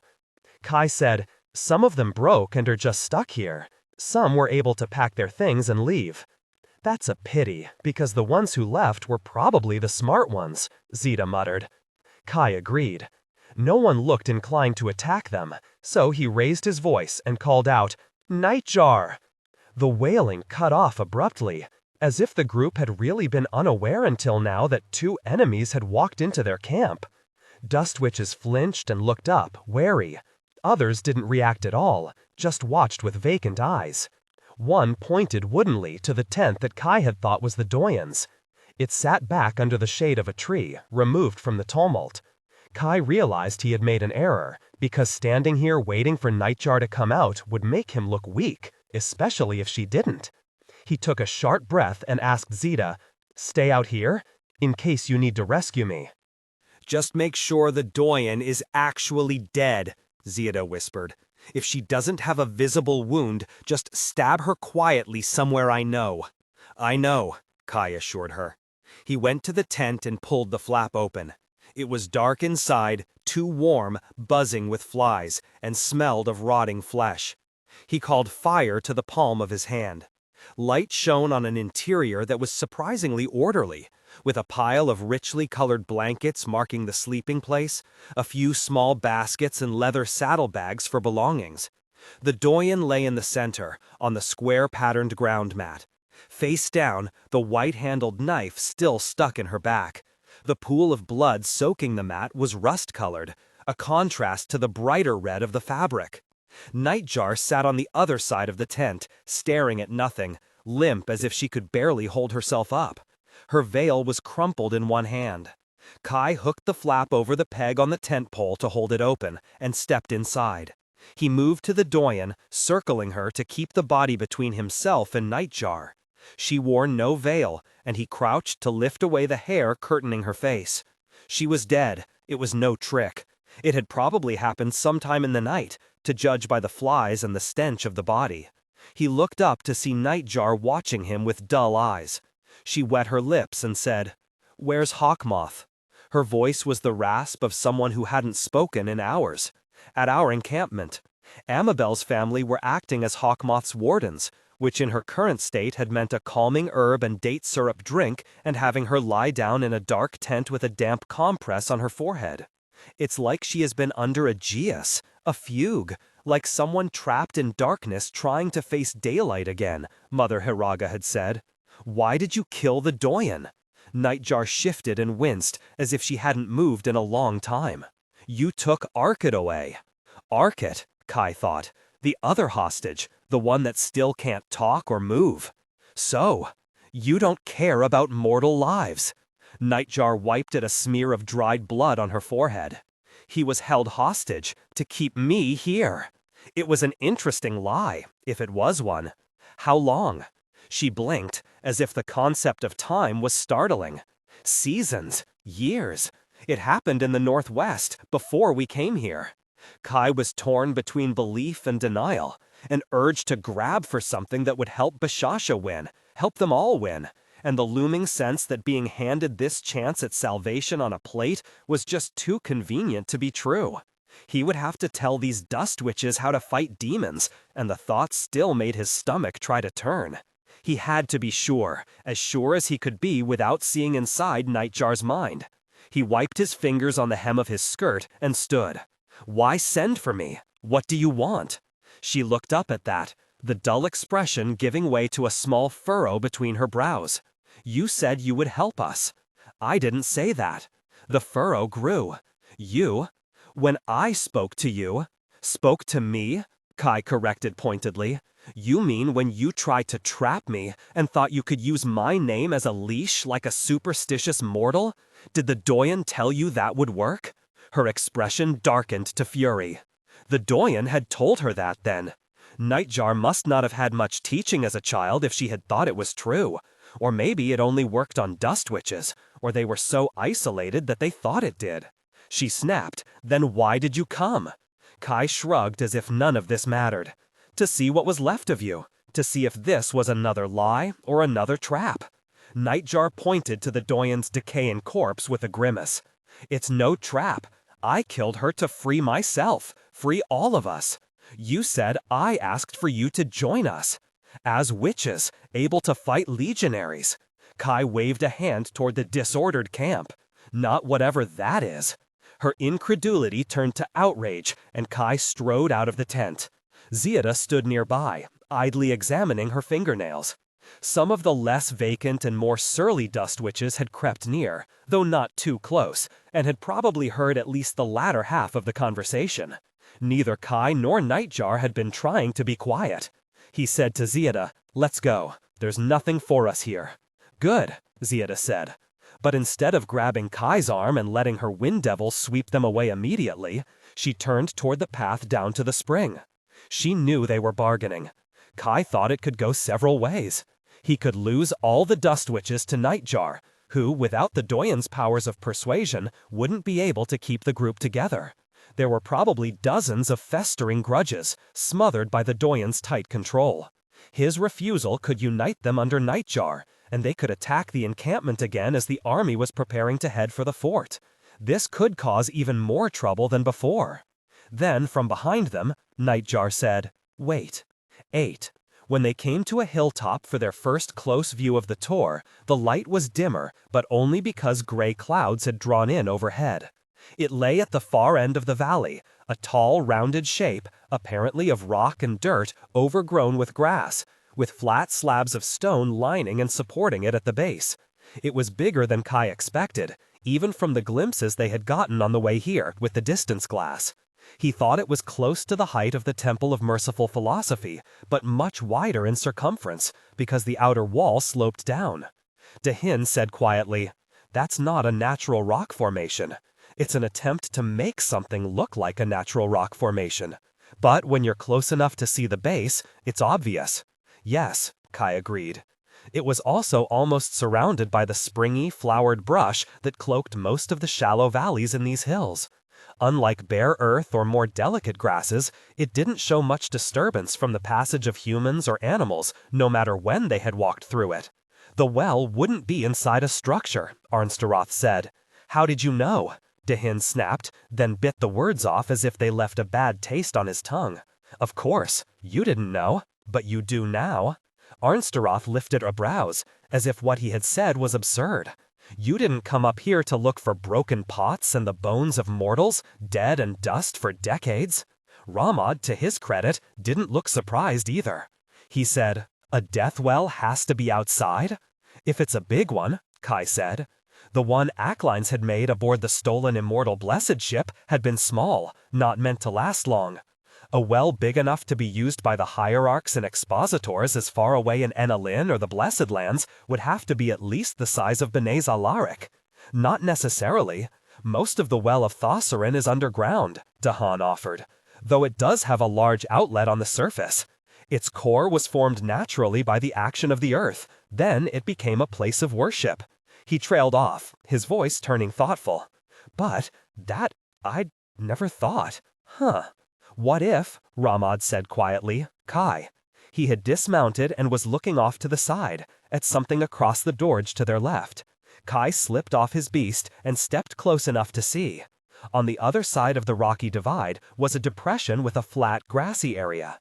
Peacefully grazing in it was a small herd of long-haired riding oxen, some still wearing their saddles and packs, some just in their bridles.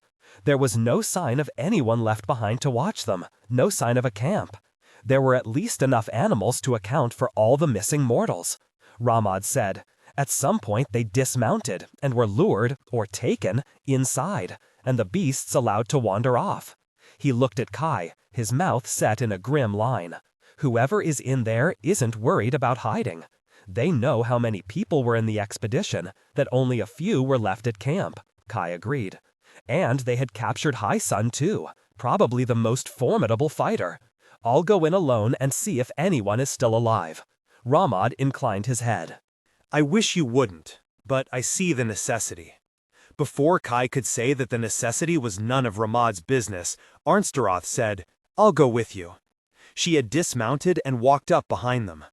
Kai felt her presence like an itch on his skin.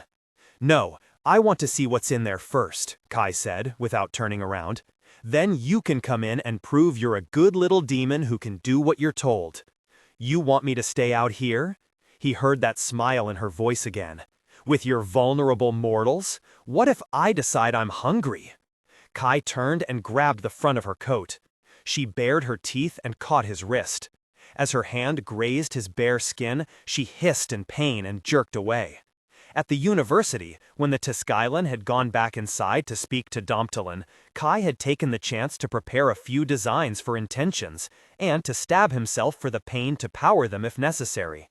Intentions were easier to keep in reserve than cantrips, and these were designs that had been used against him in the past, so he knew how well they worked on demons. He said, if you try to take hostages against me again, I'll peel your skin off and wear it. He added in Sereti, you need to stop thinking of me as the boy you abandon, and remember I'm the monster the Hierarchs feared. Her expression went sullen for a flash, then condescending again. She replied in the same language, you always considered yourself a special little creature, didn't you? Grandmother's pet? What would she think of you now? I can show you how to send your shade to the underearth, and you can ask her yourself, Kai retorted. Arnsteroth looked away and folded her arms. Kai wasn't surprised. The underearth tolerated a lot of transgressions, but demons who took familiars was not one of them.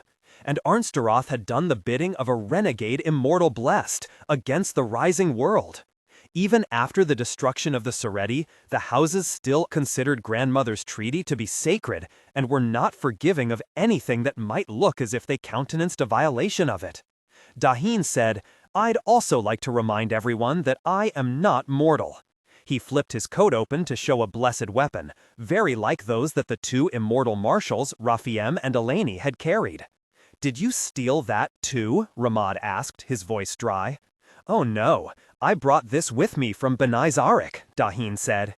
It also works a treat against expositors. Don't pretend you're not carrying a cursebreaker or two, Vanguarder. Now that everyone's ability to kill each other was sorted, Kai needed to get moving. You should all get under cover. We don't know if they have patrols or sentries posted somewhere. He started away. He would have to backtrack a little to get down out of these hills and into the cover of the valley floor. This would be easier with a witch to help, any witch, but especially Ziede. He was aware of Tahen watching him go, his expression conflicted. But whatever Tahen wanted to say, he obviously didn't want to say it where Arnsteroth and Ramad could hear. Ramad caught up when Kai had only gone a short distance down the winding slope. Ramad said, I'm not here to argue, I just thought you should take this. He held out a small pack with a water flask tied to it. Kai couldn't think of a reason not to, and sadly Ramad was still his most trustworthy ally at this point. He slung the bag over his shoulder. He didn't know how long this would take, and they still didn't know how long the daylight lasted here. He said, if I'm not back by tomorrow, then someone else will be making the decisions. Ramad, being Ramad, managed to make it sound reassuring. He added, take care. Kai walked away. Crawling under brush without leaving any sign that you were there was something Kai had done many times as a Sereti scout. His body had also been smaller and more limber then. Fortunately, the bushes were high enough that he could crawl without having to lie flat, the ground underneath mossy and carpeted with decaying leaves and not anything too sharp. Stinging insects did not much care for demon flesh, and the small rodents fled at his approach. It was still not an enjoyable trip. Kai had worked his way to the opposite end of the valley first, and found what he was certain had been a road at one point, coming in from the hills to the west and curving across the valley to the base of the tor. A higher vantage point would have told him more, but he could still see how the vegetation that had grown over it was subtly different even after all this time. If the scholars weren't already certain that they had been looking at a ruin from the regularity of the stone around the base, this would have been a definitive clue. Kai had chosen to go in near the road as the easiest way to find an entrance. And the scholars had taken this route too, though the only sign of their passage now was a few broken branches and some boot prints in the disturbed bracken. Boot prints that went toward the Tor, none going away. It made an odd contrast to the drawings of the abandoned earthwork the expedition had found earlier. That had looked like a place people lived, hierarch people, but still. This didn't. And even this close, there was still no sense that this was a death well at all, let alone the hierarch's well. Kai felt broken paving stones under the layer of decayed leaves as the ground sloped up to the Tor. He slipped out from under the brush to crouch in the shadow of a broken slab. It was surrounded by tumbled rock, concealing a hollow opening into the base. Kai couldn't see inside the shadowed hollow without calling an imp, and he was reluctant to risk it. There was no sense of inimical spirits, no heavy pall of death, but that didn't mean whatever was in there couldn't sense even a brief touch of the underearth. Kai picked his way carefully into the hollow and started to feel along the dirt-encrusted stone. He searched methodically until his hands found a smooth section. Someone had knocked the dirt and grime away not very long ago. Feeling for the edge, his hand slid into a square depression, and he pulled at it. Kai stepped back as, with a faint creak, the slab pivoted outward. He looked down a large square hallway, lit by firelight, shadows dancing as the wind rushed in through the now open passage. He stepped in hastily and let the slab close behind him until it thumped him in the back. He didn't want the change in the air to alert anyone further inside. He moved forward, fast, in case it already had. As soon as he stepped onto the tiled floor of the hall, he felt it. Like walking into a stone wall made of sulfur, the aftermath of a lightning strike, bone dust, the lingering scent of rot. A death well. A powerful, quiescent death well. Tahren was right, Kai thought, and shivered as cold settled over him like a shroud of damp silk. It's underground. It's always been underground. The survivors of the Hierarchs' retreat had covered its opening to hide it. He forced himself to keep moving. The mortals might already be dead, but he had to see who was here, to see if there was a hierarch and expositor still capable of using the well. Dirt and dust on the floor showed signs of different footmarks, though it was hard to tell in the flickering light. Carved niches, probably meant for more elaborate lamps, held little clay pots, burning something that smelled like dried dung, but with a tang of rot to it. It made the air hard to breathe, though if the inhabitants had died from a stupid lack of ventilation, it didn't explain who had taken the lost scholars. The likeness to the summer halls made Kai's hackles rise. The height and width of the corridor, the turn to the right at a certain distance from the entrance, had a cold familiarity. He came to a large room where a carved stone balustrade separated a square space of dirt floor, most of it in darkness, the earth churned up with rubble and wood debris. Sometime in the distant past, it had been a garden court, like those in the summer halls, he was sure of it. The resemblance made prickles of ice run up his arms. He looked up, but the little pots didn't give off enough light to see the ceiling. There could be a sun and air shaft up there, now filled in when the rest of the structure had been covered over with dirt. Kai shook off the oppressive sense of the past repeating itself and kept moving. He had never known the summer halls as well as Ziede or Bashasa, but he remembered going through the courts to the hall where the hierarchs had kept their lavish quarters. He found the walkway along the back wall of the destroyed garden and took it to the next corridor, and found another court and a set of empty, mold-covered, interlinked rooms. This was the same layout as the hierarchs' quarters, just on a smaller scale.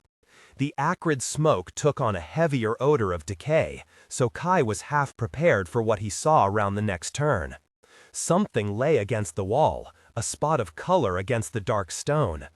Kai went still, but it was a huddled human shape.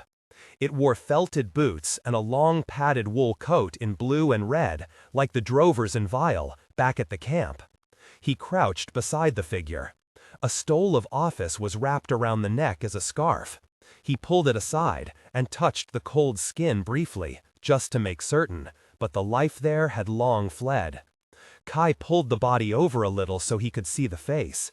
It was pale-skinned, with blonde hair peeking out from under a knitted cap, but the forehead and cheeks bore Belithan tattoos. Not the ones for male or female, so this person must have been the Belithan third or fourth gender. One side of their face was bashed in, the fine bones broken under the sunken, discolored skin. Blood dried on the stone tile beneath. From the decay, they had been dead as long as 3 days, so maybe this person was from the second work group who had come to look for the first. Someone had just bashed them into the wall, a blow hard enough to kill almost instantly, and then left them in the corridor, like discarded trash. The body seemed unmarked by insects, and there were no signs that rodents or lizards had tried to get through the clothing. But since stepping inside here, Kai hadn't seen any sign of the omnipresent gnats that clustered everywhere that was sheltered from the wind. Even the most desperate scavengers knew better than to enter this place. Kai eased to his feet, hissing between his teeth. He had a bad feeling that he knew what else he was going to find in here. Something that didn't need to eat, something strong enough to kill with one blow. He followed the corridor. Kai found 3 more bodies, all Belithan by their dress and tattoos. The first was a woman, her hands scraped and bloody and her fingers broken.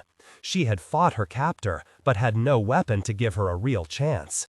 He didn't examine the other 2, except to check that they were dead. Then ahead, down a corridor that should lead to another open court, he heard low, unintelligible voices. Kai slipped up to the next corner and took a cautious look. The short corridor ahead led to an archway that opened into a huge shadowy hall, with a few fire pots making isolated pools of light, just enough to see curved walls stretching up. This felt like the heart of the building. And that meant the entrance to the well. Moving silently, Kai went ahead to the archway for a better view. There was something in the chamber's center, stone steps leading up to a raised platform, almost Kai's height. It seemed to take up most of the middle of the circular space, and he couldn't see well enough to tell if there was anything on top of it. He could just make out some long shapes, much higher up, looming over it. A crisscross of stone arches, maybe? That has to be. The entrance would be in the center of the platform. And it had to be open, because Kai could feel the concentrated weight of it as a dank chill on his exposed skin. He had felt the well of the Hierarchs every time he had been nearby when they used the voice. After that first time when the Saradi and Borderlander forces had been destroyed, he had never forgotten it. But he had felt it too when he had taken Talamina's body, the body of an expositor, a living weapon, enslaved to the well through a hierarch. That connection had still been there, and all he had had to do was accept it, to wield limitless power and lose every part of himself. Water dripped somewhere, echoing in the almost silence. It felt like a much larger chamber than his eyes were telling him. Movement in the shadows snatched his attention back, and he heard the voices again. Even with the echoes, he could tell it was someone speaking Belithan. Kai shivered. He had been young and innocent when he had taken Talaminas, but not stupid, fortunately. But he was still glad this body didn't have any trace of that old connection to the well. Kai slipped around the side of the arch and along the wall until he caught a scent of excrement and unwashed bodies. The shapes in the darkness resolved into a series of pens or cages, each barely tall enough to stand up in. Inside were figures, some upright, some huddled on the floor. He could hear slight movements, a groan, whispers. Kai edged up to the nearest cage and sank silently to a crouch. The bars were set close together. Running a hand along one, they felt smooth, like a polished hardwood. The nearest figure stirred, probably subconsciously sensing a living body close by. In formal Belithan, Kai whispered, "Don't shout."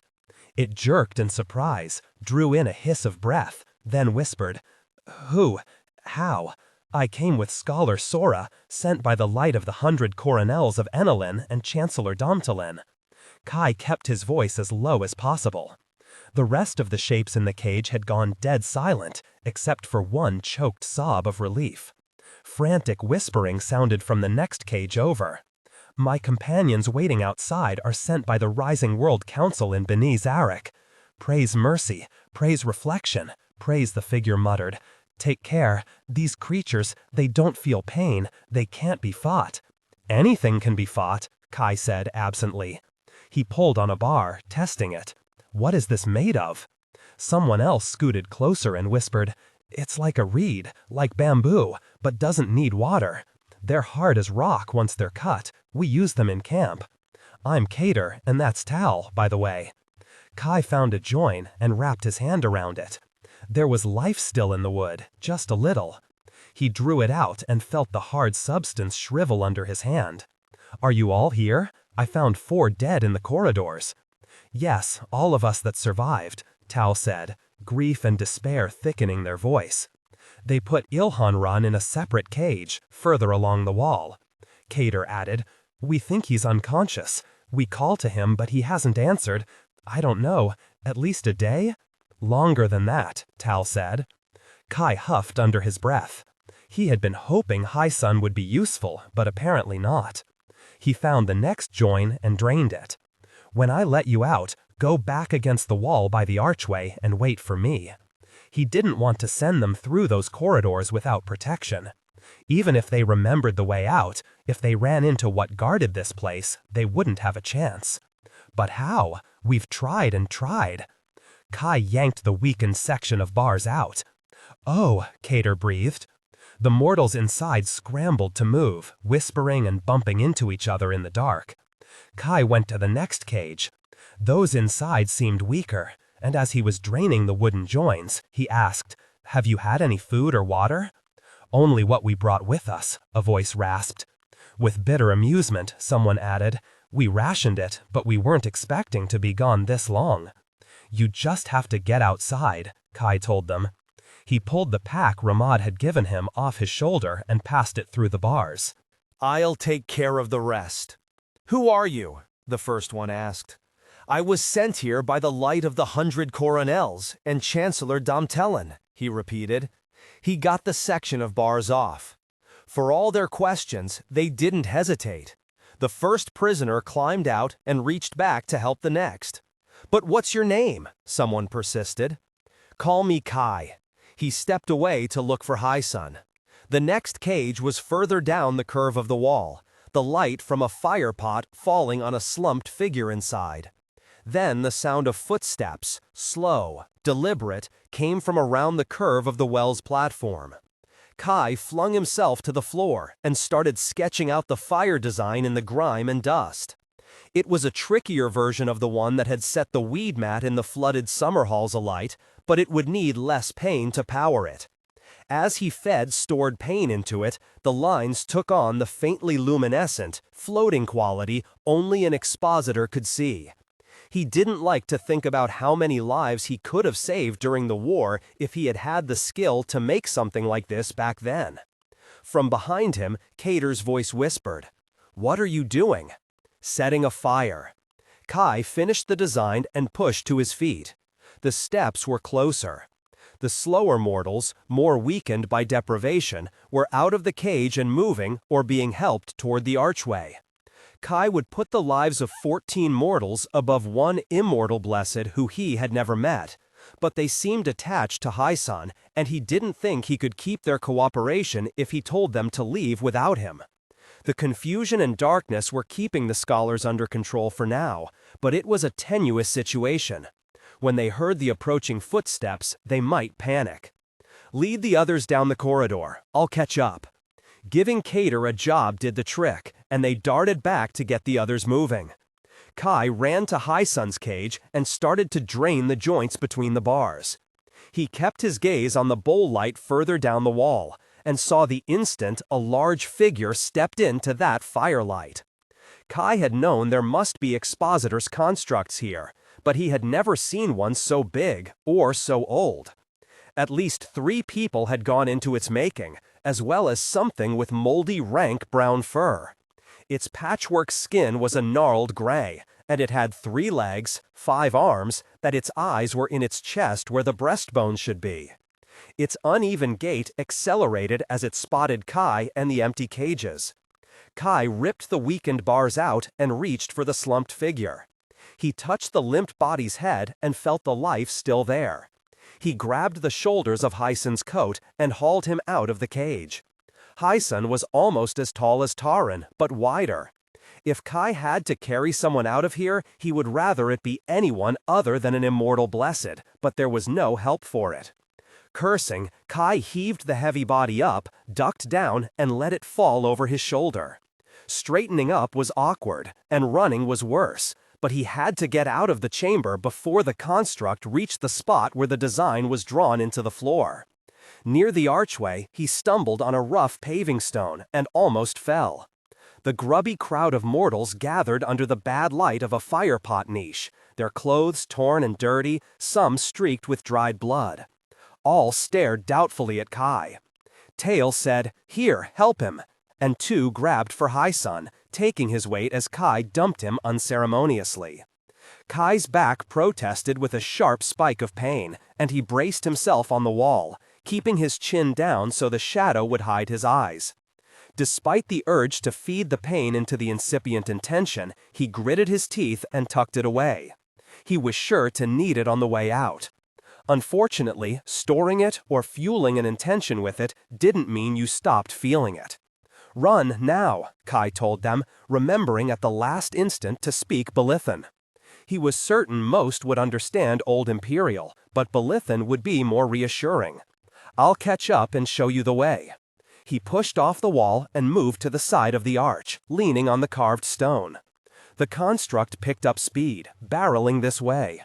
Another came into view behind it, smaller but no less hideous. Shadows moved in the dark behind them. Cater called softly, "Come on." The two carrying Hyson moved, the others following, helping each other. Tail, who was a tall woman, the firelight catching her harsh features and the marks of her tattoos, stepped up beside Kai. She said, "There's 10 of those creatures, at least." "The fire will slow them down," Kai assured her, watching the construct get closer and closer. It had to get near the intention, so the design would know what to attach itself to. Otherwise, all the mortals would be dead, Kai would lose his body, and someone else, as Ramad had said, would be making the decisions. "You can't," Tail sounded more honestly puzzled than argumentative. After being stuck in the dark for days, menaced by constructs, with little food or water, she might not believe this escape was actually happening. "You can't set a stone structure like this on fire." "It's not the stone I'm going to burn," Kai said. "Not long now." The construct's foot landed barely a pace away from the design, and Kai released the intention. There was that moment of pent energy, like the heartbeat between a too-close lightning strike and the crack of thunder. Then a terrible red wave of flame shot up the construct's legs, flowed over its gray skin. It staggered sideways, all its arms waving. "Oh, you're a witch," Tail said blankly. Past the first, another figure burst into flame with a whoosh, like a pile of the driest rushes catching light. Then further back, another and another. Kai counted 6 whooshes by the sound and burst of light. Some of the constructs were still on the far side of the Wells platform. There was no screaming. Expositors never gave their creations mouths, probably afraid of what they might say, Kai thought. He took Tail's arm and pulled her away from the door. "You said there were 10?" She followed him, looking back toward the archway. "I counted 10, I think." She didn't sound certain at all. Kai knew that being terrorized and held captive didn't do much for anyone's memory or accurate grasp of events. There could be anywhere from none to 20 constructs still lurking somewhere. The others will burn too, but it'll take a while for the fire to find them. It would spread through the corridors, searching for creatures like the first one it had touched. As long as Hyson and the mortals were not secretly Expositor's constructs, it would ignore them. Towing Tail behind him, Kai caught up to the others in the first court. He let her go and hurried to the front of the group, hoping no one would look too hard at his face. Then he made the mistake of glancing back to make sure Tail was keeping up. Someone gasped and stopped abruptly. Another bumped into them. Cater looked at Kai and drew back hastily. "You're a demon." Kai set his jaw and said, "I'm a demon sent by the Teskai Lin. If you want to get out of here, keep moving." He turned and kept walking. He didn't make the mistake of looking back again, but he could hear that they were following, though some needed to be urged along by others. Tail was telling them that they were mistaken. Kai is a witch, someone objected. There are no demons anymore, not since the war. Sounding uncertain, Cater said, "He said he was here with someone from the Rising World Council." The rasping voice from the second cage said, "He said his name was Kai." "Kyrostron?" someone else said tentatively. Kai stopped and turned to face them. He knew Belith remembered him as the implacable creature who had led the witches across the straits, the battering ram for the Rising World forces to drive the Hierarchs out of their cities, leaving ruin in their wake. Just because the Belithan leaders had agreed to it didn't mean they had understood what it would look like afterward. He said, "Yes, if it distresses you, you can stay here, and I'll send a mortal vanguarder in after you. Ramad would do it too, and probably die with the rest of them. But Kai had no intention of leaving them behind. He wasn't going to walk out there empty-handed in front of Arnsteroth and look like a fool. He would get them out of here if he had to frighten them half to death to do it." Cater hesitated, clearly torn. Someone said, "If Ilhanrun was awake?" "No, no," Tail said from the middle of the group, decisive and certain. She took hold of the two younger scholars on either side of her and pulled them forward, plowing through the others. "We're going. No one is staying. Go, go, all of you, now."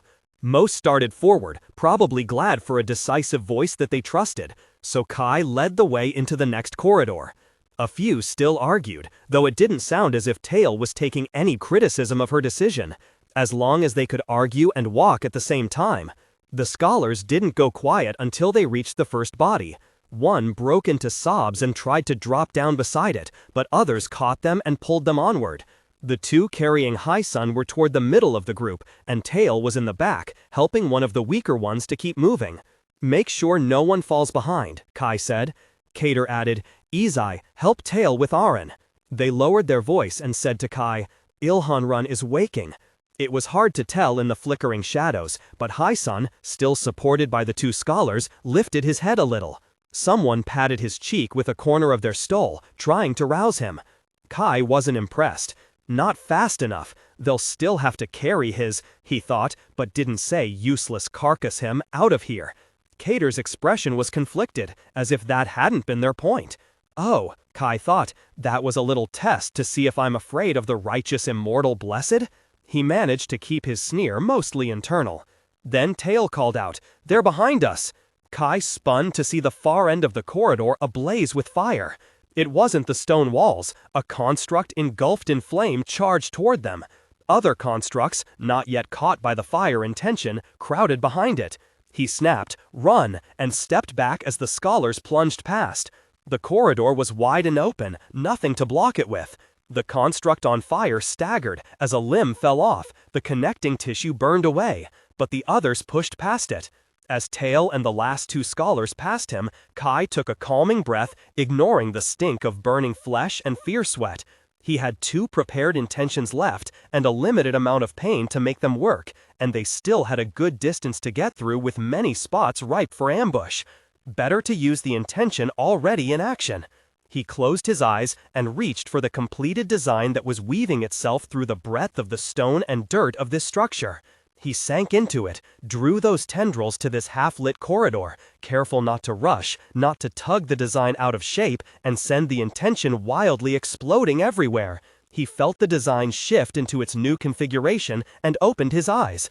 Just as a construct lunged within arm's reach and swung a heavy gray limb toward his head. Kai ducked, and flames rushed up over the construct's patchwork of stolen flesh. He fell back and scrambled away until he could roll to his feet. His face felt hot and singed. He pounded out the smoldering bits of flesh that had landed on his coat. More constructs crowded into the hall, all on fire now, ramming into each other and the walls. The one that had already been alight fell to bits, charred black chunks dropping away. Kai ran. He caught up with the mortals and got them past 2 more turns before more constructs appeared. Then it was a wild scramble to get through the next corridor and a dead garden court. At the next turn, a construct lunged out of a dark corner, too far ahead for Kai to block it. It grabbed a young scholar just as its legs burst into flames. Kai reached it and slammed a hand into its midsection, releasing an intention that would have turned a mortal's guts to liquid. The construct's legs and lower torso collapsed, but it didn't let go of it, and Kai didn't let go of it.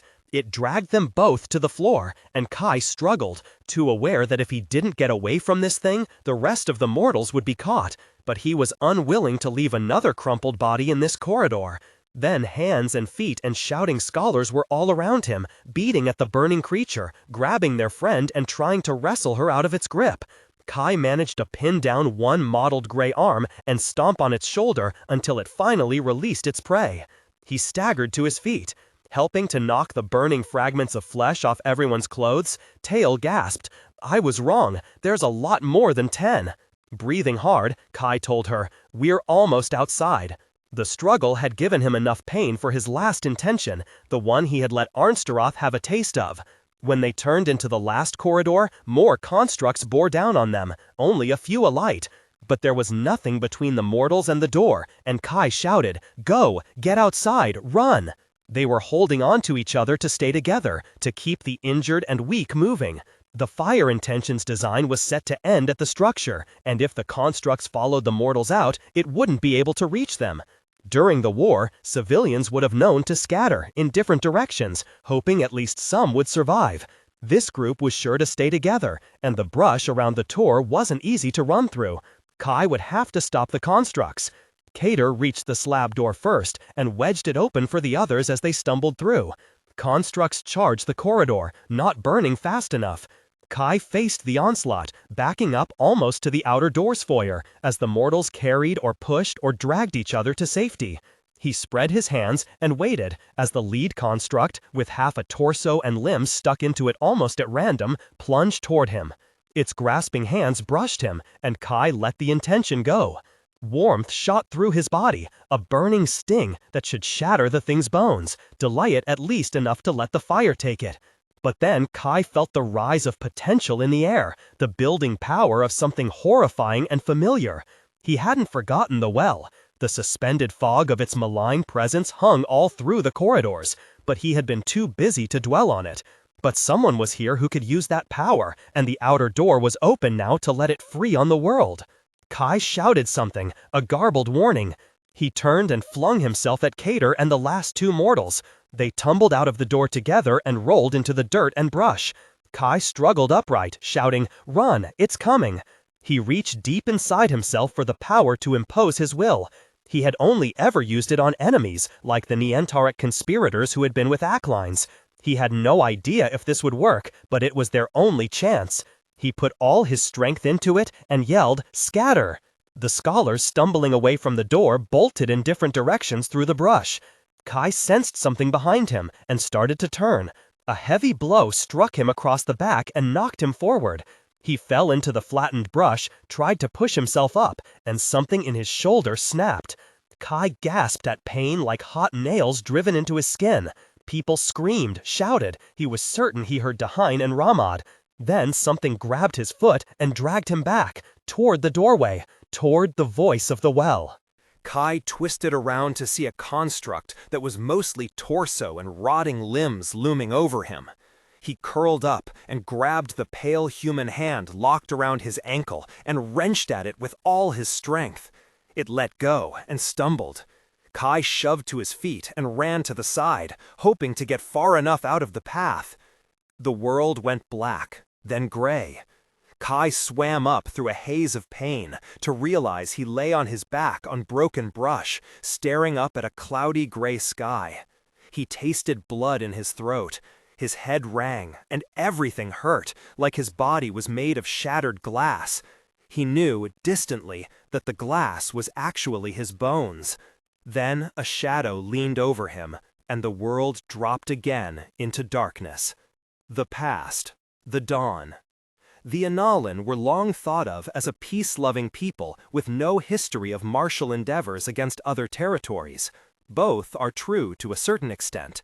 What they do have is a long history of not being harried or dominated by the Blessed Lands, and a large factor in assuring that was making combat and tactics a part of the education of all their people, along with literature and sums and so on.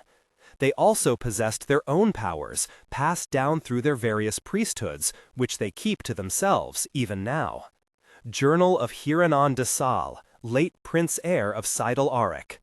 It took over a day to get the dust witches organized and moving. Nightjar was actually helpful, which was a continual surprise to Kai, who had thought the chances of her turning on him violently were still pretty good. But maybe she needed him as much as he needed the dust witches, at least for the moment. All those who hadn't taken the Doyen's death as a sign to leave didn't seem much interested in Nightjar as a leader, possibly because the community was already fraying apart without the Doyen's influence, and Nightjar had nothing better to offer them. The lack of trust was obvious from the sidelong looks and grim expressions. Nightjar clearly hadn't bothered to take their opinion before she had killed their leader. After sending Ziede back and forth with messages, Bashasa had incorporated the dust witches into his plans.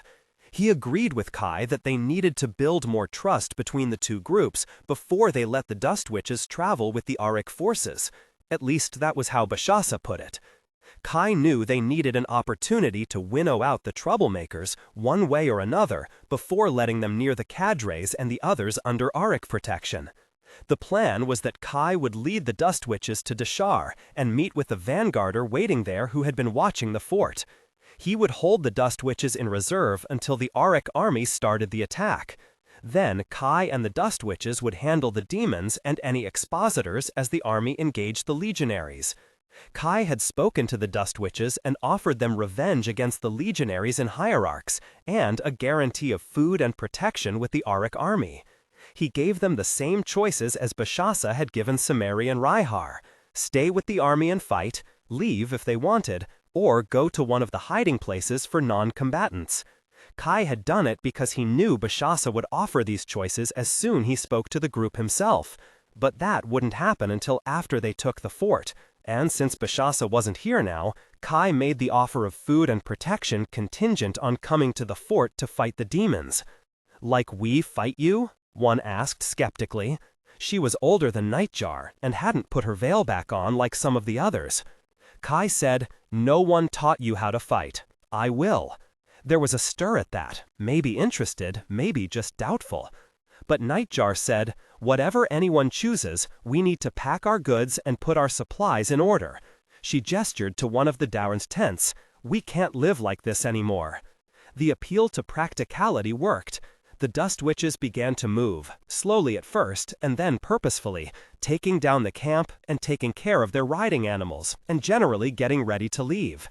Kai tried not to show what a relief this was. Tahren and Kai's cadre had followed Ziede back with supplies for the dust witches to sweeten the offer, but now they had to return to the army encampment to take up their places in the outguard. "Be careful, and don't trust any of these lying shits," Ziede told him quietly, as she and Tahren prepared to leave. "You be careful," Kai retorted. "You're not invincible, and remember they have archers." "I don't need you to tell me how to fight," Ziede said, and pulled her into a tight hug. Kai hugged back, burying his face in her shoulder, trying to memorize the sweet scent of her hair. She was the closest thing to home he had left. When Ziede stepped away, Tahren gripped his shoulder. "If any turn on you, I'll come back and kill them all." "You don't have to do that," Kai said, meaning to make it a joke and add "just kill a few" as an example to the others. But Tahren interrupted. "I do. You took Tahan from the grasp of a hierarch and sent him back to me. If you agree, I will send him to you when we draw closer to the coast, to be under your protection until we take the fort." Kai lifted his brows. "Is that a good idea?" Tahren didn't quite wince. "He isn't listening to me.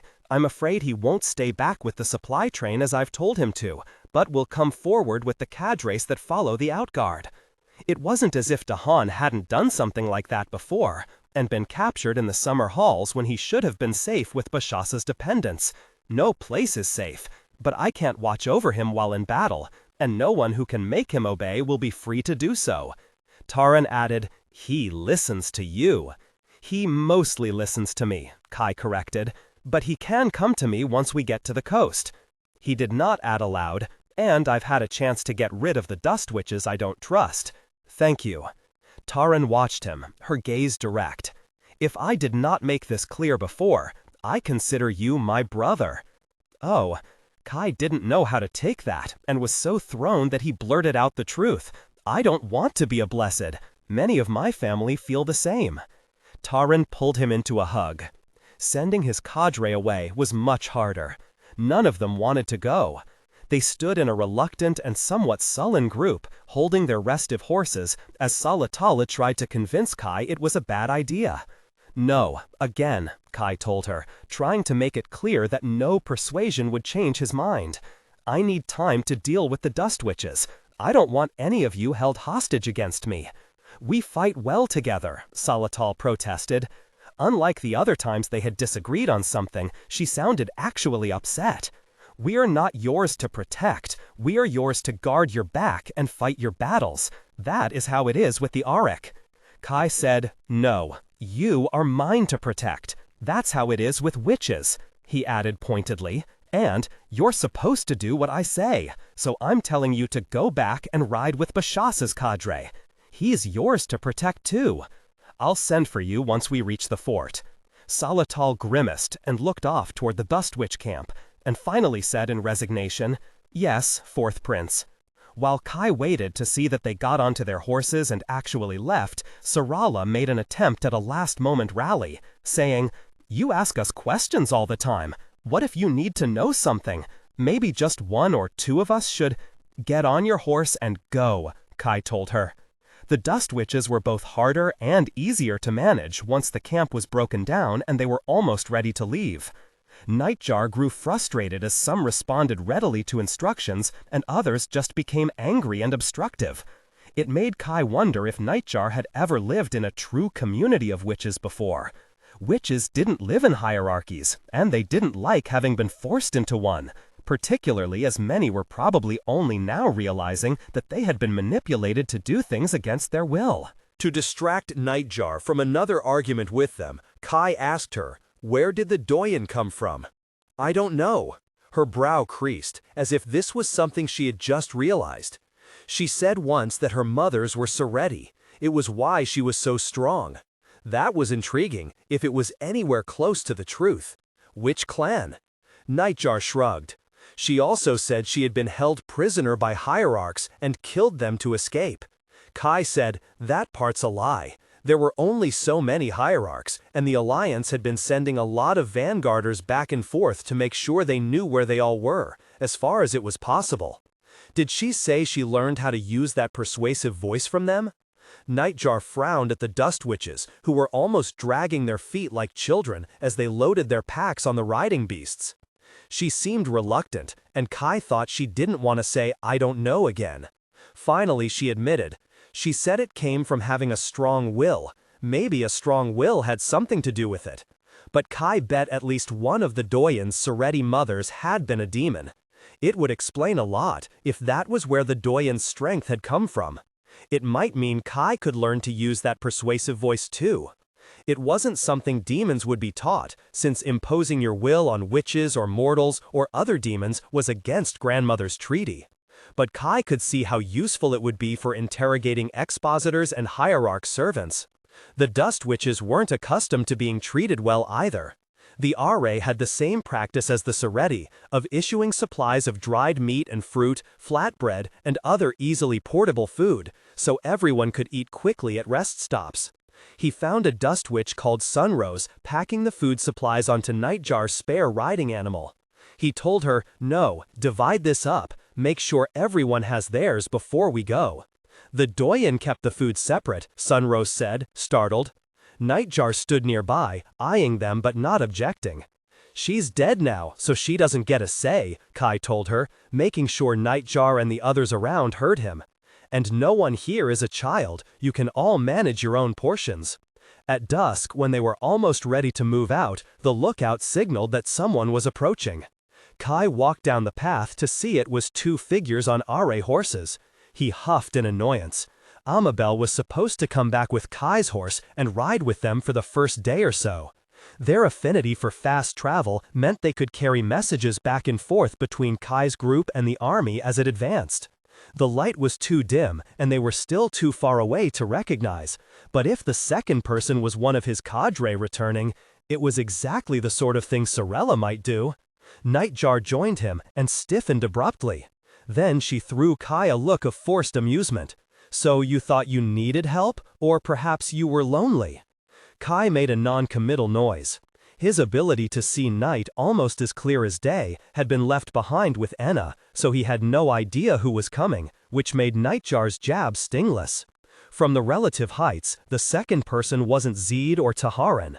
The figures approached cautiously, and he moved down the path and waved. As they urged their horses into a trot, he realized that it was Samari with Amabel. As they drew near, Amabel said, "Prince Bashasa sent Samari, fourth prince." They smiled and added, "Salatal said to tell you immediately before you got angry." "Good," Kai said, as Amabel dismounted. At least one witch here would be on his side. He didn't want to admit that it made something in his chest less tight to have that support. As Samari swung off her horse, Nightjar said, "So you returned to us after all?" Samari regarded her with a faintly challenging smile, and said, "Not you." Nightjar's expression was enigmatic, and Kai didn't have to glance around to know most of the dust witches, no matter what they were occupied with, were watching. This was why witches didn't like hierarchies, even the way the Soreti did it, with all the members having a say as to who led them and when. Among mortals, shifting power balances could mean turmoil and violence. Among witches, with all the varied ways they could draw power from the world, it would be far worse. Kai signed to Samari, "You volunteered?" Samari signed an assent. She said aloud, "Rihar stays behind, with children." Still trying to prod her, Nightjar said, "You fear for your precious children among the RA mortals?"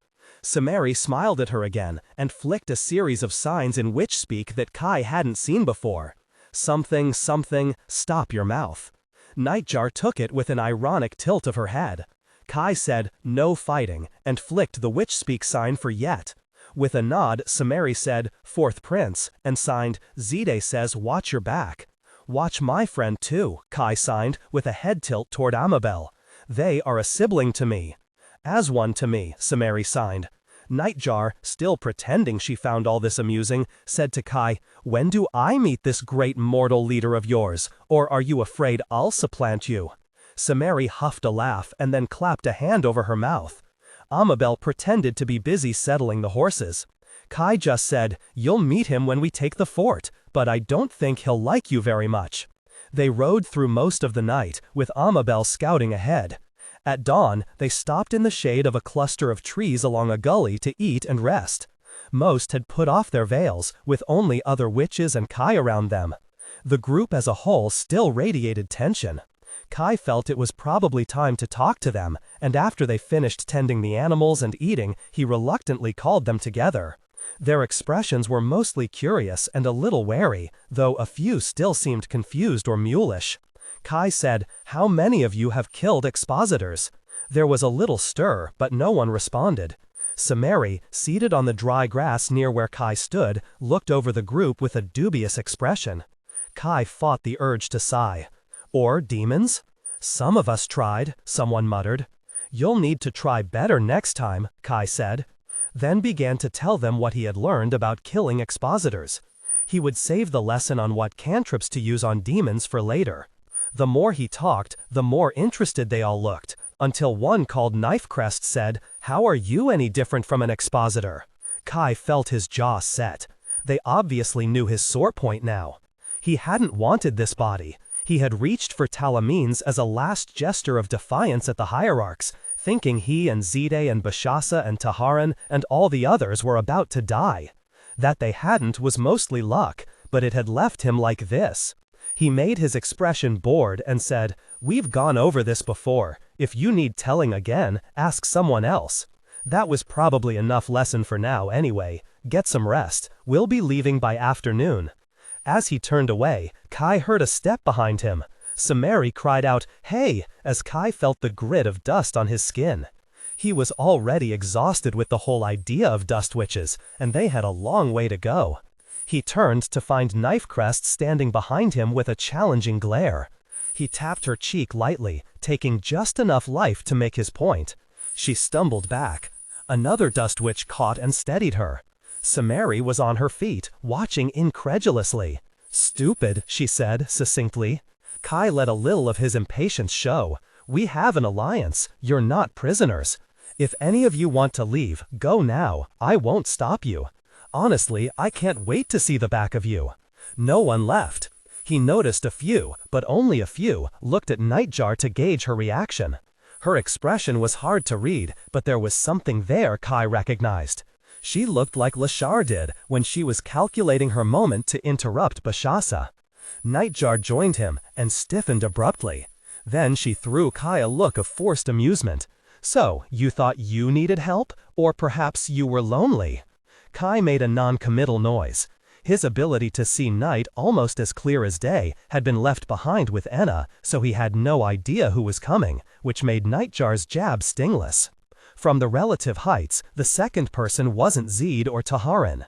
The figures approached cautiously, and he moved down the path and waved. As they urged their horses into a trot, he realized that it was Samari with Amabel.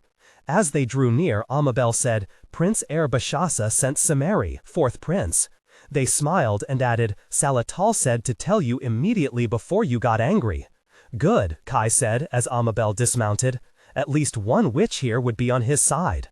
He didn't want to admit that it made something in his chest less tight to have that support. As Samari swung off her horse, Nightjar said, "So you returned to us after all?" Samari regarded her with a faintly challenging smile and said, "Not you." Nightjar's expression was enigmatic, and Kai didn't have to glance around to know most of the Dust Witches, no matter what they were occupied with, were watching. This was why witches didn't like hierarchies, even the way the Sereti did it, with all the members having a say as to who led them and when. Among mortals, shifting power balances could mean turmoil and violence. Among witches, with all the varied ways they could draw power from the world, it would be far worse. Kai signed to Samari, "You volunteered?" Samari signed an assent. She said aloud, "Rhyhar stays behind, with children." Still trying to prod her, Nightjar said, "You fear for your precious children among the Ra mortals?" Samari smiled at her again and flicked a series of signs in witch speak that Kai hadn't seen before. Something, stop your mouth. Nightjar took it with an ironic tilt of her head. Kai said, "No fighting," and flicked the witch speak sign for yet. With a nod, Samari said, "Fourth prince," and signed, "Ziede says watch your back." "Watch my friend too," Kai signed, with a head tilt toward Amabel. "They are a sibling to me," Samari signed. Nightjar, still pretending she found all this amusing, said to Kai, "When do I meet this great mortal leader of yours? Or are you afraid I'll supplant you?" Samari huffed a laugh and then clapped a hand over her mouth. Amabel pretended to be busy settling. She started to speak, but Kai talked over her, saying, "Anyone else want to test me?" No one apparently did, and Kai went to find a place to rest. Later in the day, when most of the others were asleep, Knifecrest took her riding animal and left with 2 companions. Kai was awake to watch them go, sitting back against a tree. Samari curled up asleep on a bedroll beside him, their horses tethered nearby. Another Dust Witch came over to Kai, her footsteps crunching in the gravelly dirt, loud in the quiet. The day had grown warmer, and even the flies seemed to be asleep. She hesitated as the 2 Hierarch horses growled at her, and Kai motioned her to come closer. She sat on her heels and, keeping her voice low, said, "We talked to Knifecrest and told her to leave." "That was a little unexpected," Kai said. "You didn't trust her?" The corner of her mouth twitched in what might possibly be a smile. "We just didn't like her." She started to get up, and Kai asked, "What's your name?" "Tangled." She shrugged, rueful. "I gave up my dust name." Then she said, "The Youngers ask if they can bathe in the stream before we leave." Kai stared at her. Next they would be asking him if they could piss and shit.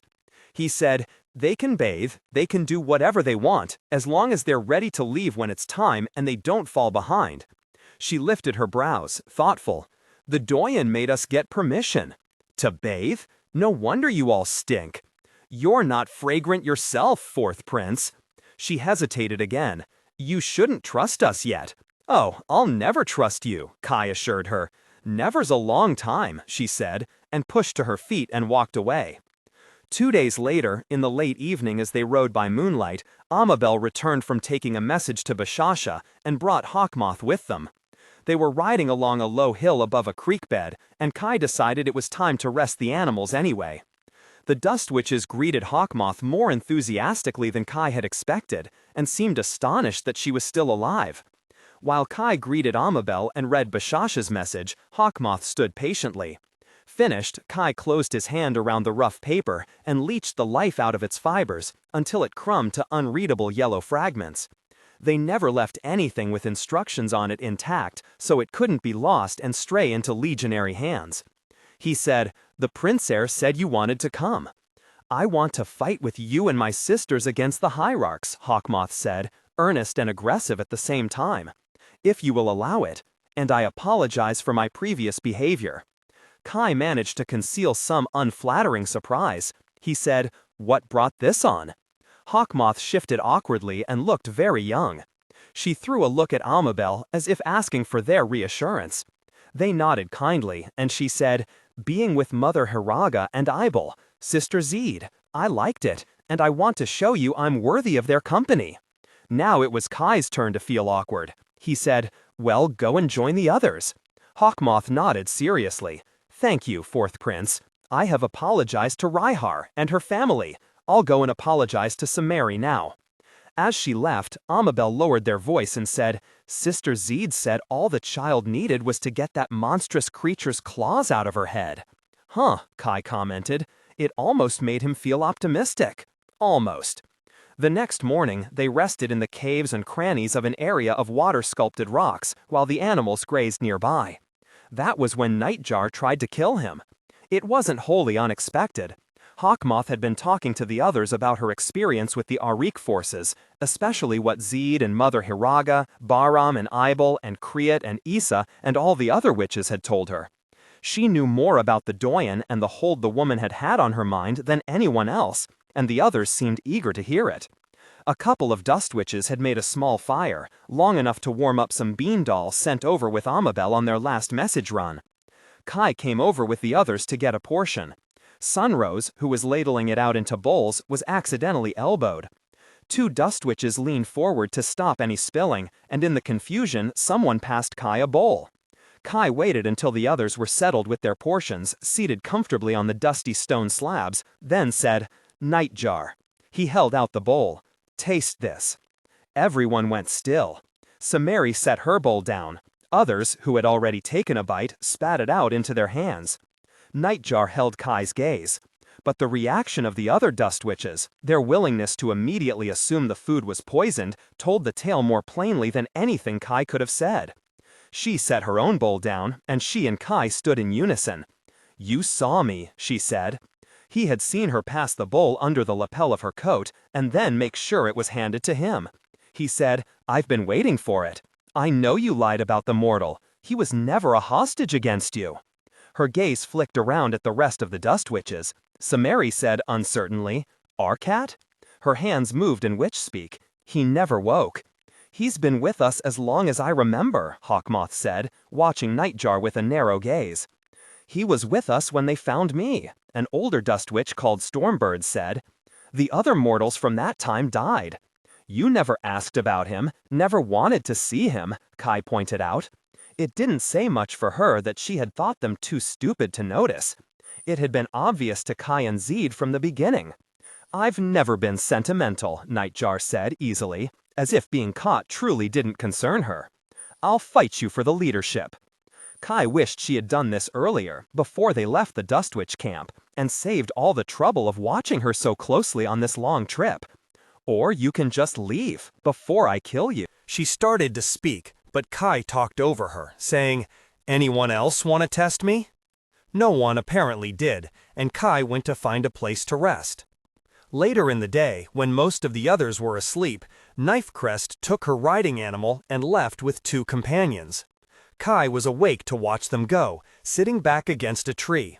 Samari curled up asleep on a bedroll beside him, their horses tethered nearby. Another dust witch came over to Kai, her footsteps crunching in the gravelly dirt, loud in the quiet. The day had grown warmer, and even the flies seemed to be asleep. She hesitated as the two Arieke horses growled at her, and Kai motioned her to come closer. She sat on her heels and, keeping her voice low, said, "We talked to Knifecrest and told her to leave." "That was a little unexpected," Kai said. "You didn't trust her?" The corner of her mouth twitched in what might possibly be a smile. "We just didn't like her." She started to get up, and Kai asked, "What's your name?" "Tangled." She shrugged, rueful. "I gave up my dust name." Then she said, "The youngers ask if they can bathe in the stream before we leave." Kai stared at her. Next, they would be asking him if they could piss and shit. He said, "They can bathe, they can do whatever they want, as long as they're ready to leave when it's time, and they don't fall behind." She lifted her brows, thoughtful. "The doyen made us get permission." "To bathe? No wonder you all stink. You're not fragrant yourself, fourth prince." She hesitated again. "You shouldn't trust us yet." "Oh, I'll never trust you," Kai assured her.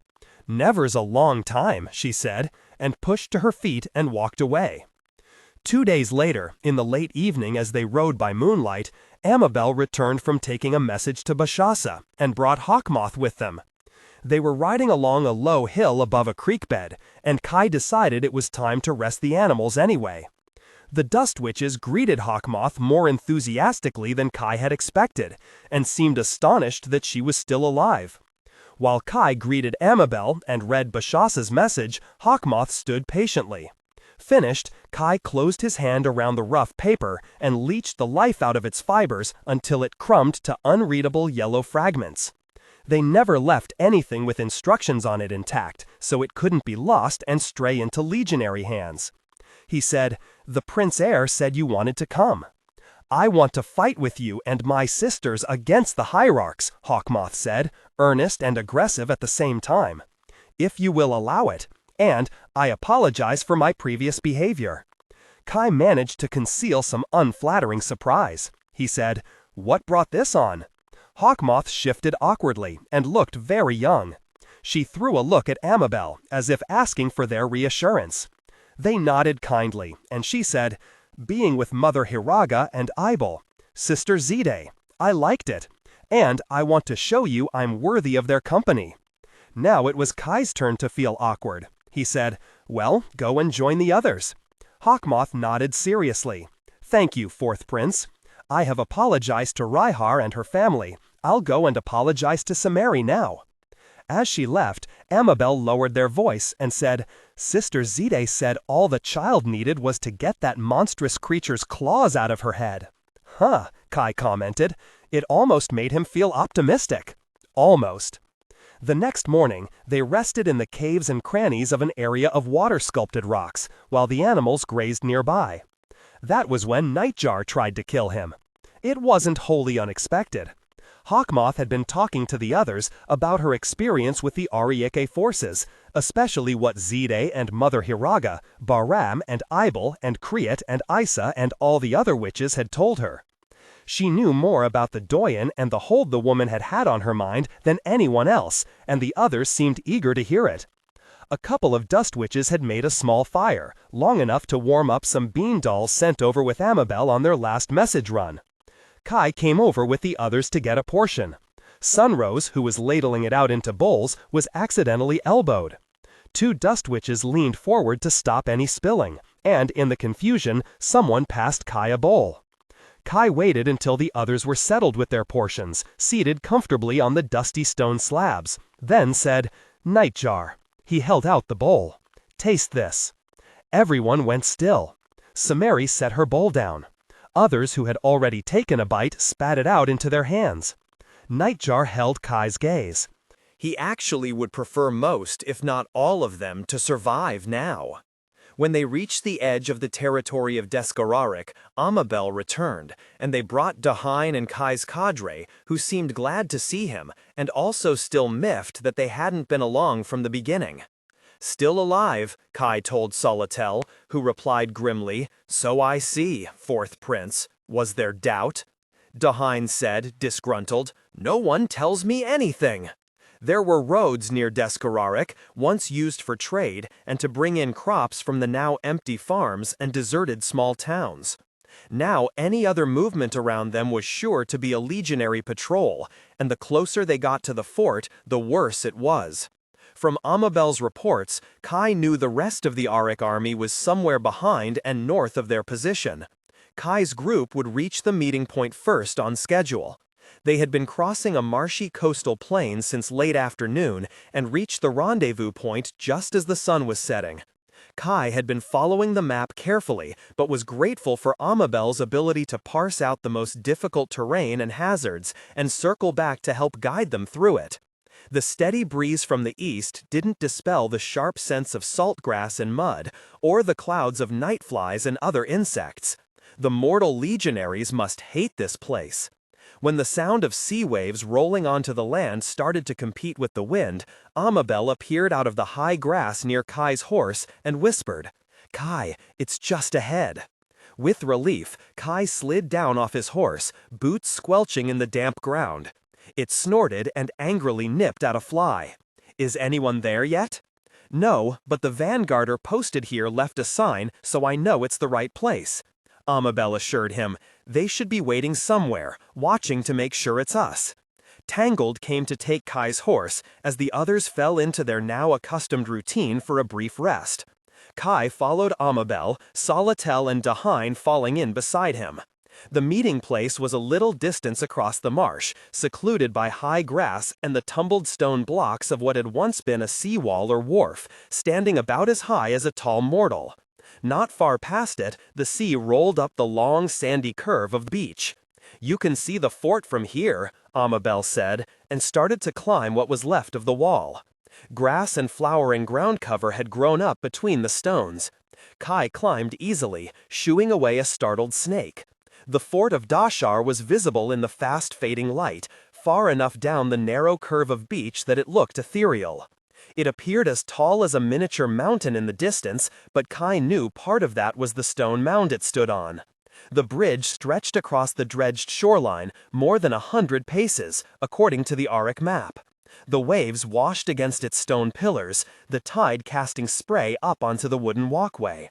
The gate and tower that protected the shore end wasn't visible from here, hidden behind the high curves of the dunes.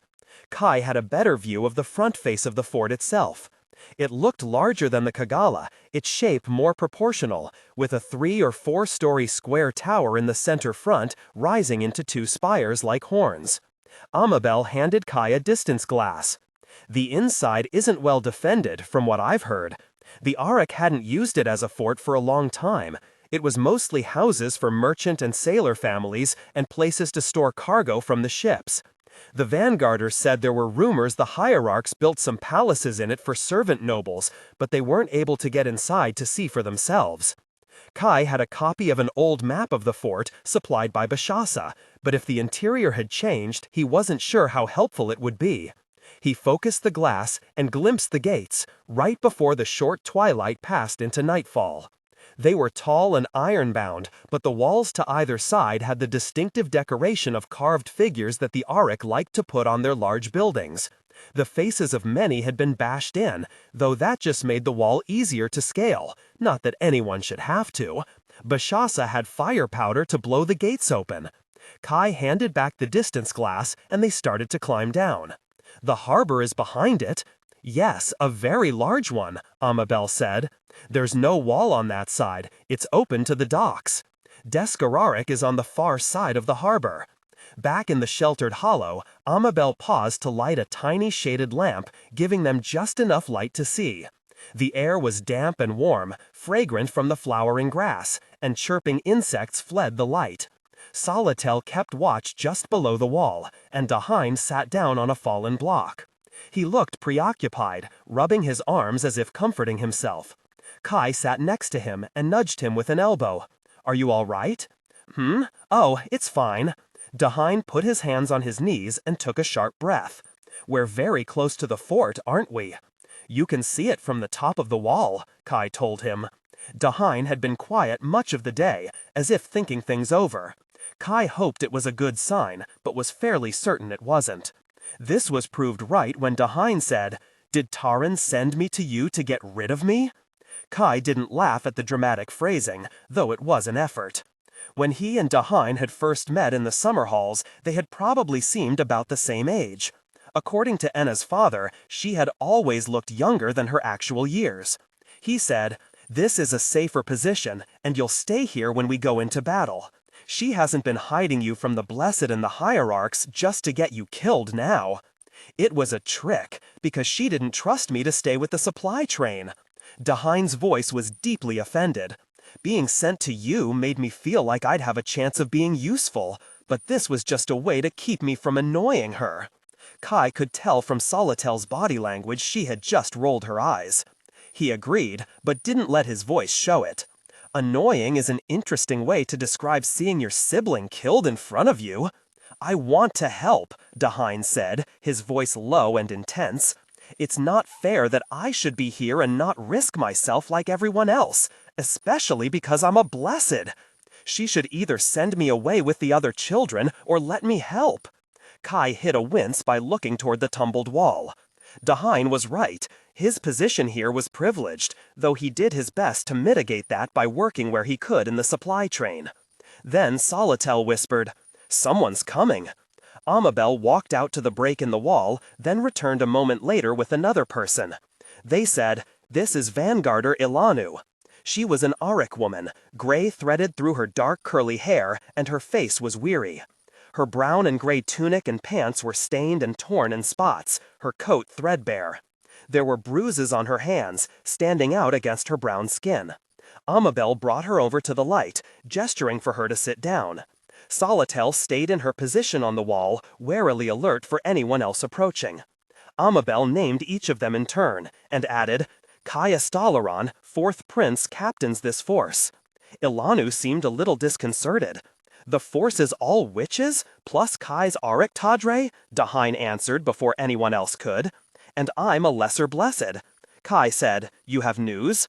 Ilanu put aside her astonishment and said, "Bad news. The Hierarch arrived yesterday." It was like a slap in the face. Kai forced himself not to react, not to curse.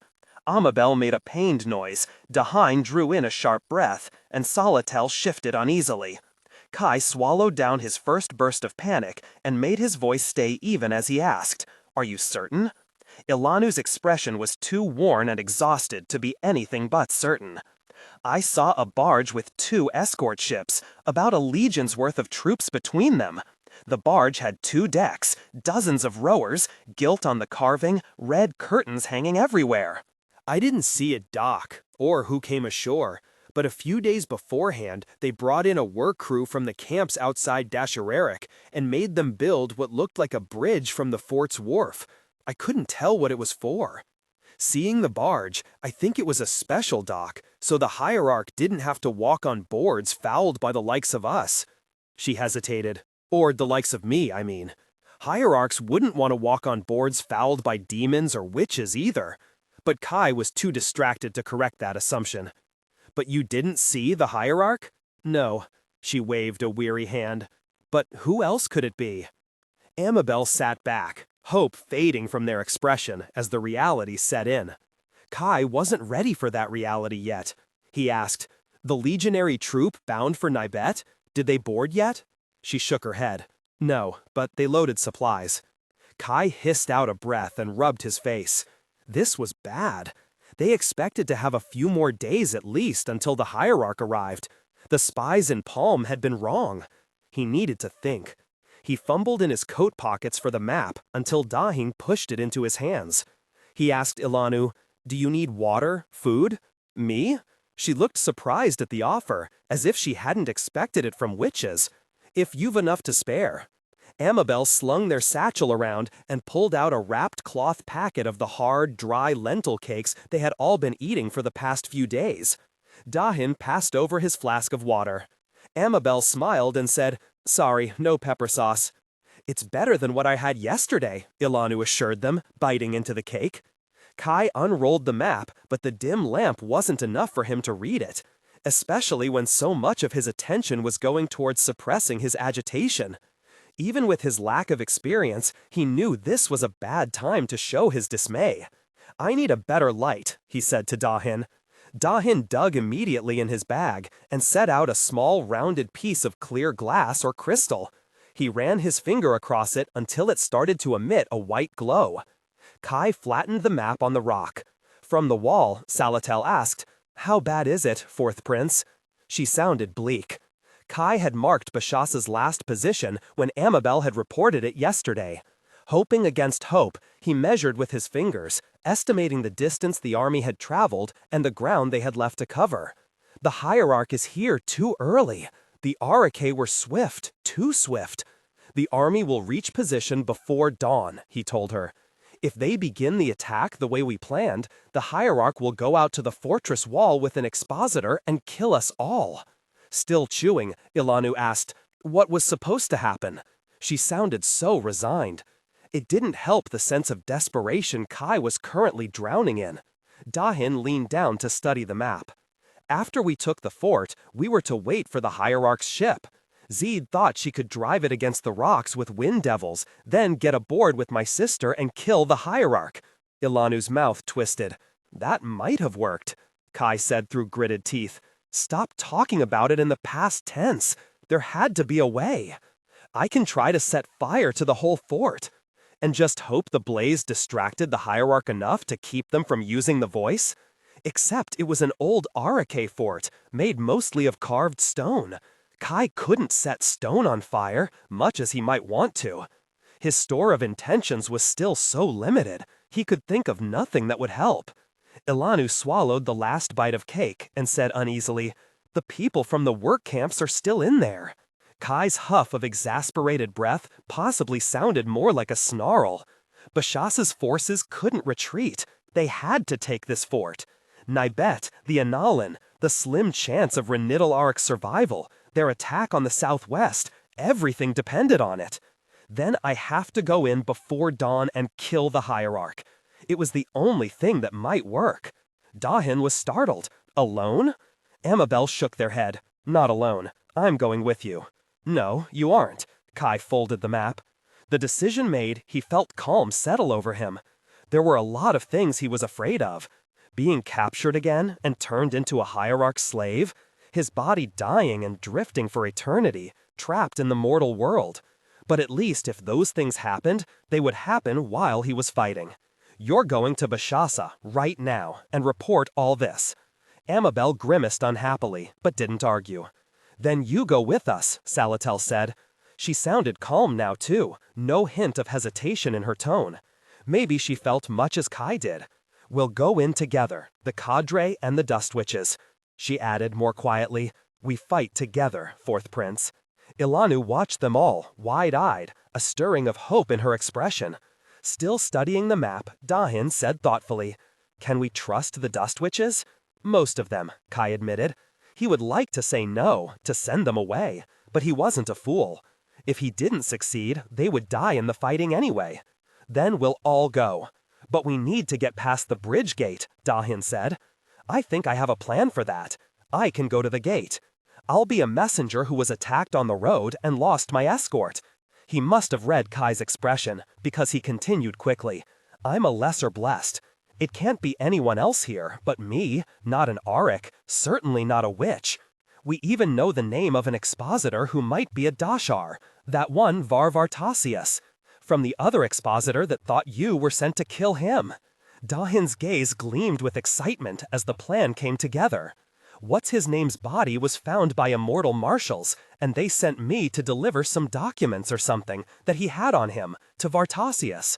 I didn't see it dock or who came ashore, but a few days beforehand they brought in a work crew from the camps outside the Shar Eric and made them build what looked like a bridge from the fort's wharf.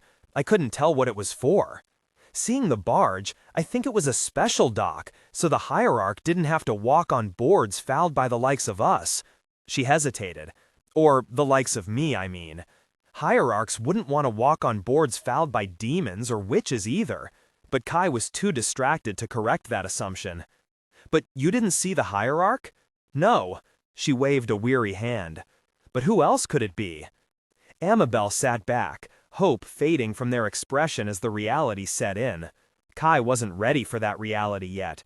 He asked, "The legionary troop bound for Nibet, did they board yet?" She shook her head. "No, but they loaded supplies."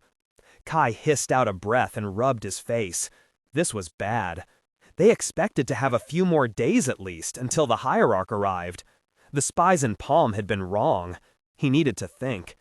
He fumbled in his coat pockets for the map until Tahen pushed it into his hands. He asked Elanu, "Do you need water, food?" "Me?" She looked surprised at the offer, as if she hadn't expected it from witches. "If you've enough to spare." Amabel slung their satchel around and pulled out a wrapped cloth packet of the hard, dry lentil cakes they had all been eating for the past few days. Tahen passed over his flask of water. Amabel smiled and said, "Sorry, no pepper sauce." "It's better than what I had yesterday," Elanu assured them, biting into the cake. Kai unrolled the map, but the dim lamp wasn't enough for him to read it, especially when so much of his attention was going towards suppressing his agitation. "I need a better light," he said to Tahen. Tahen dug immediately in his bag and set out a small rounded piece of clear glass or crystal. He ran his finger across it until it started to emit a white glow. Kai flattened the map on the rock. "From the wall," Salatel asked, "How bad is it, Fourth Prince?" She sounded bleak.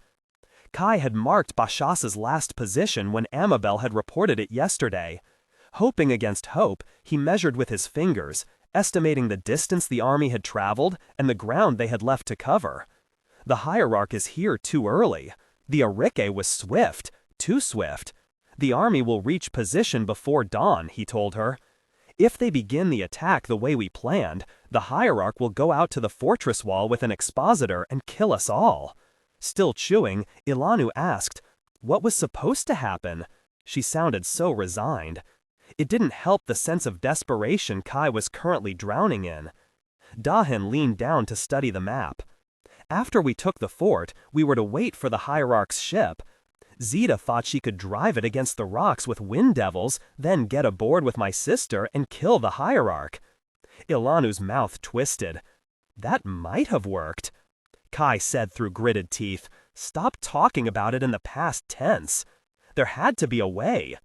I can try to set fire to the whole fort. And just hope the blaze distracted the Hierarch enough to keep them from using the voice. Except it was an old Arike fort, made mostly of carved stone. Kai couldn't set stone on fire, much as he might want to. His store of intentions was still so limited, he could think of nothing that would help." Ilan swallowed the last bite of cake and said uneasily, "The people from the work camps are still in there."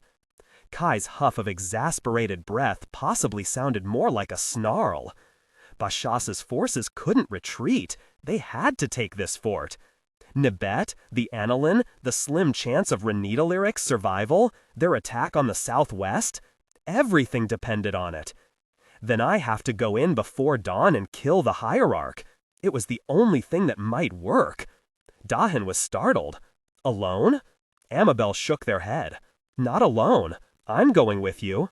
"No, you aren't." Kai folded the map. The decision made, he felt calm settle over him. There were a lot of things he was afraid of. Being captured again and turned into a Hierarch slave. His body dying and drifting for eternity, trapped in the mortal world.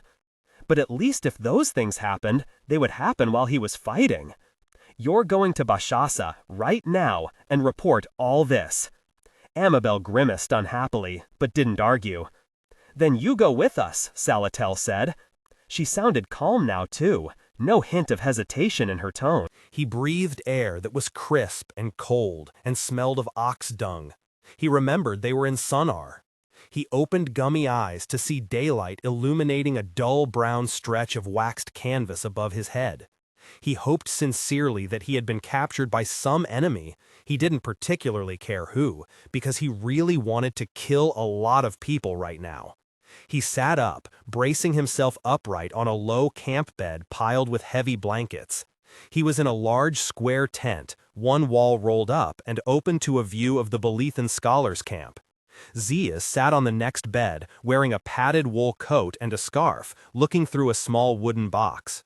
The day was sunny and clear, and outside, the scholars were going back and forth carrying various boxes and bags, packing to leave. His voice a rasp, Kai said, "That was the Hierarchs' well." Yes, it was. Tahren admitted that much. Ziede lifted what looked like a dull bronze coin and examined it thoughtfully. All the scholars got out. You were the only one badly hurt. Kai buried his face in his hands. Relief helped calm his temper. At least this battering hadn't been for nothing. He took a deep breath and looked up. Did Tahren know what was there when he let me walk in? No. Ziede's certainty made something in his heart unclench. Whatever reason he had for this, he isn't that far gone. She set the box aside and stood. "You should have some of this tea." She picked up a copper pot warming on a brazier, poured a cup, and passed it to him. It was red and sweet and milky, tasting like the tea with horse milk that the Sarati had made all those years ago. It was comforting. Kai wasn't sure he wanted to be comforted right now. "We haven't been able to get anything out of him." Ziede took her seat again and propped her chin on her hand, pensive. "He wanted to wait for you, to tell us together." Kai drew breath, and Ziede said, "Finish that first." Kai obediently continued to drink. It eased the ache in his skull a little, soothed his stomach. More fragments slipped into place, in his bones and his memory. He finished the tea and set the cup aside, and said, "Sura brought you and Tahren?" "Yes, and we rode out just in time to meet you and all the others coming back." Ziede stood up to refill the cup and get one for herself. She looked tired, probably because she had been up for the past 2 days, or 3, Kai had lost count. Then she added, "Tennis and Sonya came with us." "Sonya?" Kai stared at her. He had asked Tennis to stay behind with her. She should have stayed with the Tesk. You've let her make her own choices this whole time, and now you can deal with the consequences," Ziede told him, unsympathetic. "She said if there were Hierarchs up here, she wanted to help kill them. She didn't want to wait down there for them to show up and kill everyone again." Kai sighed and accepted the cup Ziede pressed on him. Sonya wanted to stay with the only people she knew. Kai could understand that all too well. Anyone else? Ramad's 2 interfering Immortal Blessed. They complained the entire way. She paused, listening to her pearl. "Tahren says they can't help it. They have nothing else to talk about." "What happened after I was crushed?" Kai frowned, trying to recall the last clear moment before everything had gone black. "Arnsterath killed the construct that was attacking you and carried you away from the voices area of effect. Then the entrance collapsed, and that seemed to stop it, or it stopped just before that. No one could tell." Kai stared at her. "Arnsterath? No. You're serious?" He had trouble imagining she hadn't been eager to see him die. Ziede's grim expression made it clear this was no joke. Ramad said she was the only one who could. The voice cut a swath through the trees and brush in front of the entrance. The few mortals who were still on the edge of its path were flung away into the brush, and that's what saved their lives. Possibly being funneled through the entrance interfered with the voice's power. They had seen that happen before. The scholars had been very lucky they had been thrown clear and had something to land on that broke their fall. Both Ramad and Tahren tried to get to you. Ramad said it was like running into a wall, a freezing cold wall studded with glass shards. He couldn't get through. Tahren only made it a few steps further. Then Arnsterath tried. She made it in, forcing herself slowly, step by step. That's vaguely familiar. Kai winced and rubbed his eyes. Another piece of his skull slotted back into place with a sting that reverberated down his spine. Ziede grimaced in agreement. Not unlike what you did in the summer halls, but there was no hierarch to kill. Kai remembered that moment vividly.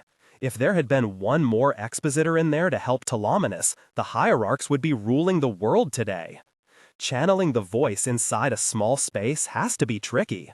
Kai bit his lip, considering. They didn't have many examples of the well being used inside a structure, mostly because whoever it had been used on hadn't survived. The voice was a weapon meant to be deployed against whole cities, whole armies. Using it inside a confined space was clearly a desperate measure, even for trapped hierarchs.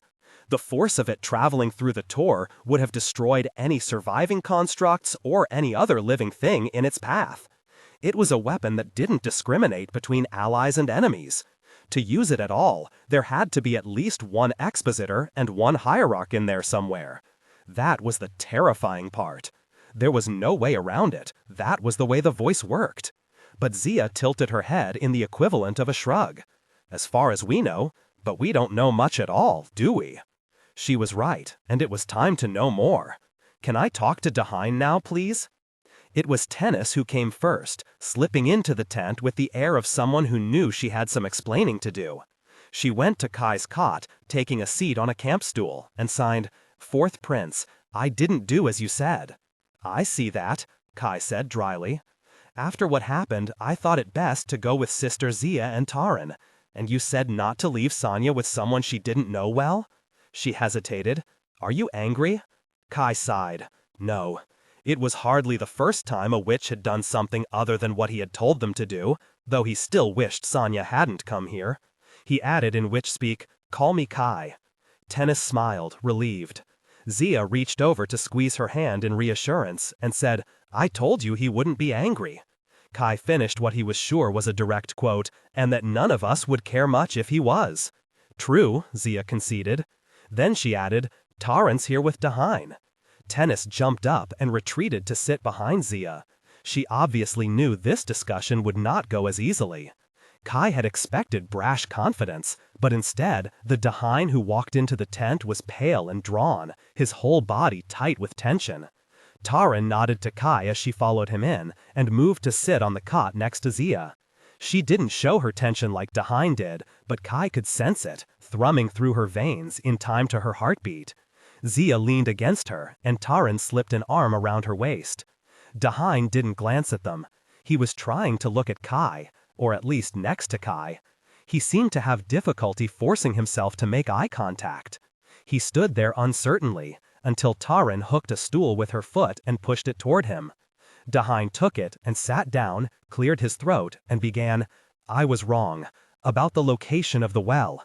I thought," he shook his head with a bitter half-laugh, "we were looking at the Tor, and I actually thought, maybe the Hierarchs' well is like the well of Thossarin. Maybe it's partially underground.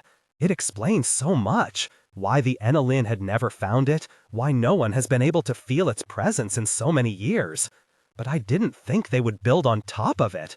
He shook his head a little, "until it opened, and we felt it." Kai rubbed his face, glad Ziede had made him drink all that tea.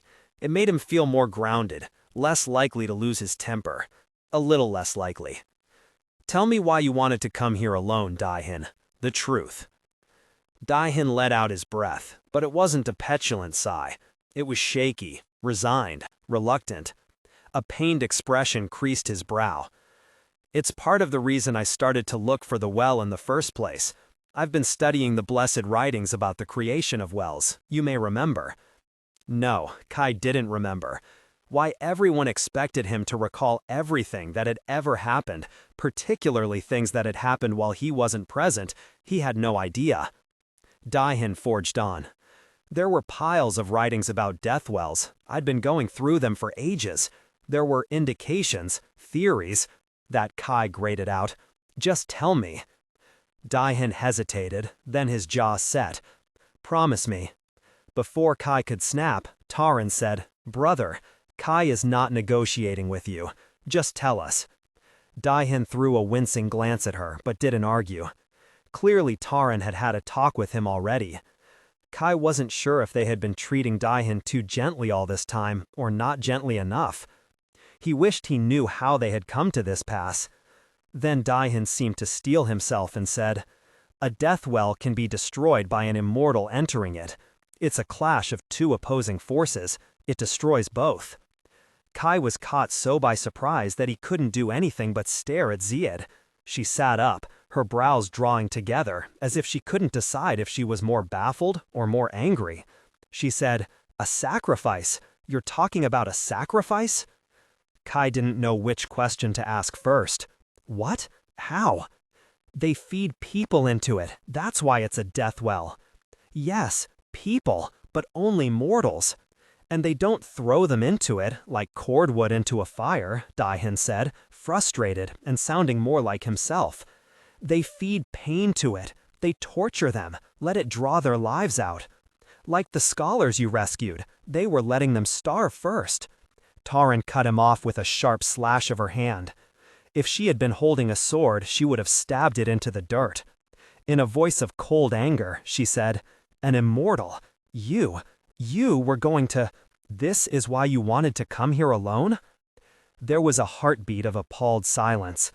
Taines got up and walked out of the tent, clearly not wanting to intrude on what had suddenly become a much more private conversation. Ziede looked horrified. She said, "Oh, Tahen, no." Kai burst out, "You were going to jump into the Hierarchs' well? For a theory?" He found himself adding, "You didn't say anything about this in your manuscript." "Of course not. I didn't want anyone to know. And it's not a theory." Tahen looked annoyed. "This is how someone could destroy the Well of Thossarin." Tahren turned to Tahen, startled. "You want to destroy the Well of Thossarin?" "Of course not." Tahen's pointed exasperation was a relief. "But it's the same principle. No one wants to hear it, but the Well of Thossarin and the Well of the Hierarchs are the same in almost every respect." Tahren made a faint sound of protest, but Tahen ignored her. "The Well of Thossarin is a well of nurture, made from centuries of faith and worship. The Well of the Hierarchs is a well of pain and death that probably only took them a few decades to create, if that. We're the blessed because we're consecrated to the well as babies. Its power can be used for all kinds of incredible things. They're consecrated to their well, and it turns them into hierarchs who can use its power to hollow out other people and turn them into mindless dolls." Tahen huffed a weary breath. "Any blessed could destroy the Well of Thossarin by entering it and giving it our death. Any immortal can destroy the Well of the Hierarchs by entering it and giving it their life." They were all silent for a time. Tahren shifted uneasily. "How do you know this?" "Years of study. It's all there, in the blessed scholar's writings, just not explicitly." He continued tiredly. "And no, I don't want to destroy the Well of Thossarin. It's not the well that's the problem. It's the patriarchs and the rest of our horrible society." Kai wrestled his thoughts back to the matter at hand. "But you came up here to throw yourself in the Well of the Hierarchs to destroy it? Someone had to. And don't tell me you wouldn't, that Tahren and Ziede wouldn't." Tahen jumped up, knocked over the stool, righted it with a muttered apology. "The chance to close it forever? Not have it hanging over our heads, over everything you saved, all those people, everything they've grown and built since the war? You wouldn't take that chance?" He paced back and forth, frantic to make them understand. "I couldn't tell you. You see why I couldn't tell you?" "No, I don't," Kai snapped.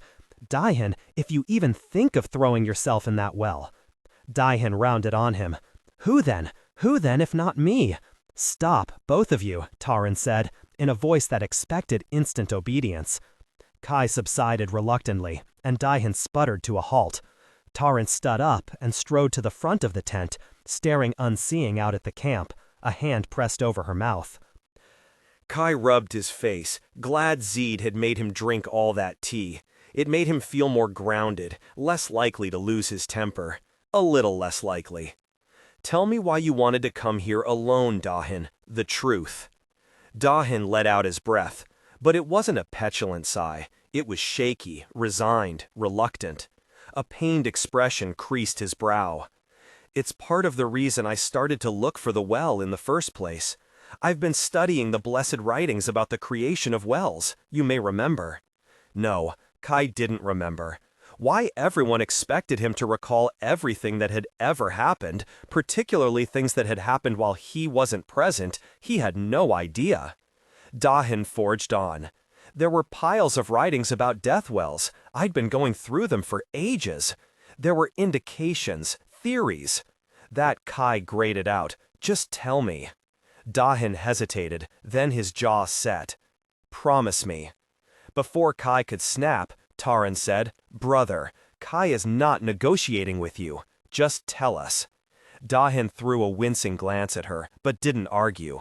Clearly, Tahren had had a talk with him already. Kai wasn't sure if they had been treating Dahin too gently all this time, or not gently enough. He wished he knew how they had come to this pass.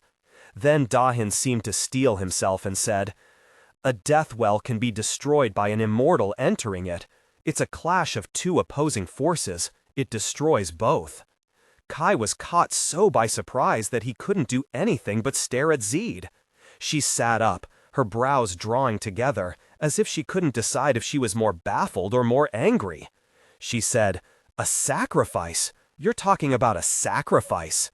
Kai didn't know which question to ask first. What? How? They feed people into it. That's why it's a death well. Yes, people, but only mortals. And they don't throw them into it, like cordwood into a fire, Dahin said, frustrated and sounding more like himself.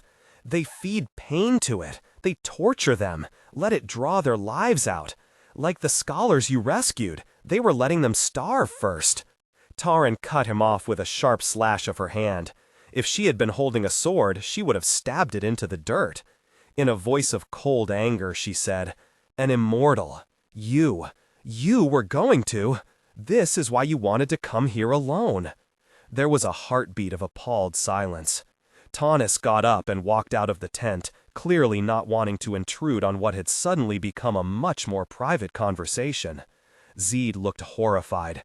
She said, "Oh, Dahin, no." Kai burst out, "You were going to jump into the Hierarchs well? For a theory?" He found himself adding, "You didn't say anything about this in your manuscript." "Of course not. I didn't want anyone to know." "And it's not a theory." Dahin looked annoyed. "This is how someone could destroy the well of Tahren." Tahren turned to Dahin, startled. "You want to destroy the well of Tahren?" "Of course not."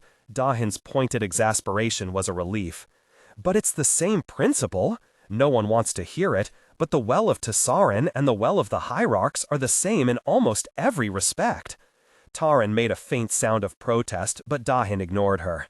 "The well of Tahren is a well of nurture, made from centuries of faith and worship. The well of the Hierarchs is a well of pain and death that probably only took them a few decades to create, if that.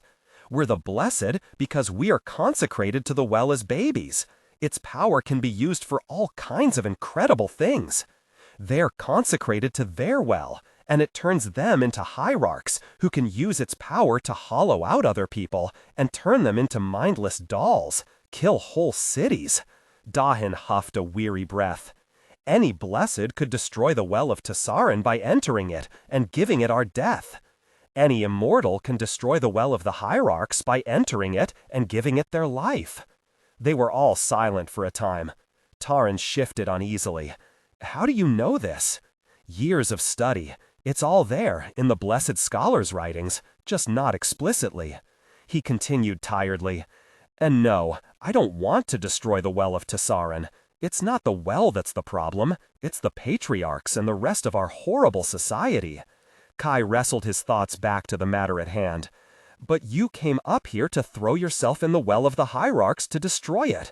Someone had to, and don't tell me you wouldn't, that Tahren and Ziede wouldn't." Dahin jumped up, knocked over the stool, righted it with a muttered apology. "The chance to close it forever? Not have it hanging over our heads? Over everything you saved? All those people? All they've grown and built since the war? You wouldn't take that chance?" He paced back and forth, frantic to make them understand. But they've been up here for decades, trying to survive and not making a good job of it, at least from what the scholars have found. They left themselves hardly anything to come back to. More life in his voice now, Dahin said. The original hierarchs were dead. Whoever returned here couldn't use their well. And at that time, the structure over it must have been open, like the summer halls, open at the top, enclosed around the bottom. With all the hierarchs dead and their best weapon useless, they roofed it over, closed it in, disguised it with dirt and grass. To protect themselves, to keep us from sensing the well and finding it while they were waiting to make a new hierarch. Ziede said, "Yes, they were waiting. Why are they still waiting?" Dahin was hesitant. The Tor. They would have to take it apart, or blow the roof off, somehow. Ziede countered. What if they can't? What if there's not enough of them left to dismantle the Tor, and not enough victims for their expositors to make constructs to do it for them? Kai pulled the blanket off his head. He saw what she was getting at now. We've been overthinking this. We have indeed. Ziede's smile was grim. Kill anyone inside and seal the entrance. Tanis could collapse the whole structure, bury the well, if she had enough time. Tahren turned, paced back to stand beside Ziede. She didn't glance at Dahin, but some of the tension had left her. We would still have to guard it. We can bury it, but not destroy it. Someone could return and dig it out. Guard it forever, Dahin said softly. Kai propped himself up on his arms. It is a nice valley. They would have to consult Tanis and the others in Avagantrum. Some might be willing to come up here to help. Then another voice said, Do you mind if I join you? Ilhunrun Highsun stood in the tent opening. The past. The conflagration. The Borderlands, the Saradi clans, the Irathi Sea people have long been at peace, because witches learned the consequences of war long ago. At odds, we were a tragedy, a cataclysm. With one purpose, we were unconquerable. Fragment of a transcribed letter, believed to be from a scholar in the Witchlands, at the restored Temple of Justice and Antiquity at Ankartre. In darkness like the bottom of a well, Kai walked up the stone-paved road. The sliver of moon was eclipsed by a gently rising haze that had grown over the last hours. Wind-blown sand brushed against his skirt and coat and gritted under his bare feet. He had left his boots behind in his saddlebags to make his steps as silent as possible, but the endless rush of the waves buried any small sounds of movement. The only sources of light were toward the end of the road, the torches on either side of the bridge gate, the lamps at the top of the short guard tower, and, across the causeway, the fires along the fort's outer wall. None were enough to make more than small pools of warm brightness. Dahin walked some distance ahead, carrying the little Immortal Blessed light, a spot of cool illumination that made all the shadows around him darker. He had left his Arike clothes behind, and wore the gray blessed tunic and pants that had been packed away in his bag since the Kagala. He stumbled occasionally, giving the impression of someone who had walked a long, weary way. The legionaries at the guard tower must have seen him by now, but they let him get almost to within 20 paces of the gate before someone called out to him. Dahin flinched, a full body motion that staggered him. Kai stopped. The near-silent susurration behind him said the dust witches, moving through the grass to either side of the road, halted as well. They had already killed all the legionaries in outer guard positions along the road, silently, with the fine sand off the narrow beach. Dahin hesitated for too many heartbeats, while Kai stood silently. After being caught in the summer halls and dragged before a hierarch and a room full of expositors and servant nobles, Dahin had thought walking up to the legionary guard station would be easy. Of course it wasn't easy. Of course he was terrified. Kai's own terror sat in a cold knot in his stomach, a constant reminder of what would happen if he, failed tonight. Kai might survive it, but if the others didn't, there was no point. He would rather lose this stolen body and drift on the wind, his consciousness slowly unraveling, than live alone again. Then Dahin waved and called back to the guard. He ran the last of the distance to the gate, managing to look like someone who was exhausted and injured and not having to force themselves onward against a wall of visceral fear. Kai walked forward again, the grass whispering as the dust witches moved with him. He stopped a few paces outside the well of light from the gate's torches and lamps. The ground sloped away from the road, giving way to sand and rocks, and the sea lapped at the bridge's stone pillars. From here he could see the salt rust on the iron gate, the blocky wrongness in the shape of the tower that marked it as legionary work rather than Arik. Would the Hierarchs have buried Dashar under earthworks if it was possible? Would they eventually fill in the sea channel to do it when they had killed everyone in Deskar-Arik?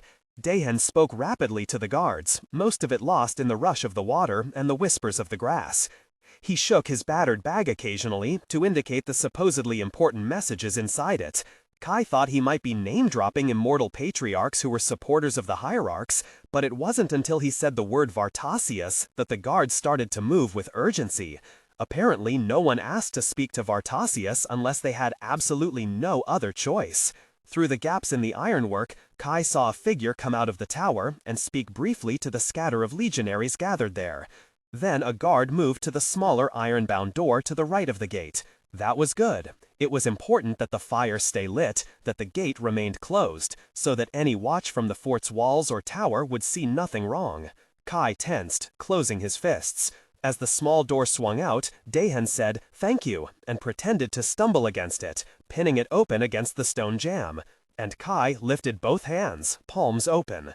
The dust witches didn't hesitate. A thick wave of sand whipped up off the dunes, as if driven by a strong, sudden gust of sea wind. Kai walked into it, sand stinging as it struck the exposed skin of his face and hands. The dust witches rushed past him in a near-silent flurry. The sand cloud rolled over the gate, the torches and lamps faintly shining through. Kai reached Tahen where he braced against the open door, arms pressed over his face to shield him from the sandstorm. Kai tapped his arm in a signal, and Tahen ducked and scrambled off the road, disappeared down into the dunes and seagrass. Kai stepped through the door, waited for Simmery to slip past him. She had been down in the dunes, destabilizing them so the dust witches would have enough sand to raise. Salatel and the rest of the cadre followed her. Kai closed the door but left it unlatched. Scattered on the ground lay a dozen or so legionaries, and choking gasps sounded from the doorway of the little tower. All its windows had been opened to the breeze. Dust witches dragged bodies out of sight into its lower level. Tongold had wrapped her arms around the lever that worked the gate latch, and Sarala moved to help her, adding her weight as the others slipped away into the dark. Kai waited for them to finish, making sure no last guard appeared. Pushing the lever down lifted the locking bar, though the heavy gate stayed closed. Some sharp-eyed sentry on the wall might see the raised bar, but they had to take that chance. Once the bar was locked upright, Kai tapped Sarala on the shoulder to tell her to go, and she and Tongold vanished into the shadows. He swept a look around as he walked after them, making sure there was nothing to betray them, as the sand settled in waves and the gate became visible from the fort again. He kicked a last body off the road and broke into a run. As he crossed the causeway, the fort's wall loomed, lit by the fires along its battlement and in the caged balconies that extended off its upper levels. The light played over the carved Arik figures with their broken and disfigured faces. More fires lit the sunken stone plaza in front of the gate. As the causeway met the solid earth of the mound, the dust witches split, half heading left, others right, skirting the firelight. Kai followed the right-hand group, running lightly over broken rocks and tufts of grass. He caught up with the dust witches at the base of the wall.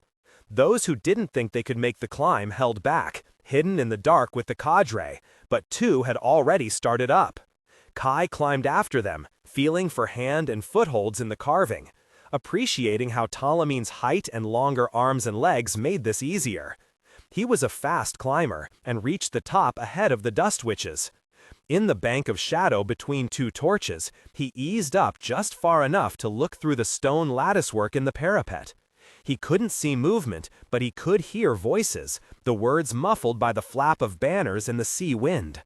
Kai pulled himself over the latticework and landed lightly on the stone walkway. The inner side of the battlement was too high to see inside the fort without standing on a ledge to look through the lattice, but Kai kept his gaze on the curved side of the tower spire. There was a door there, open with faint lamplight shining from the room inside. With a soft scrabble, Tangled pulled herself up the parapet, Hawkmoth behind her.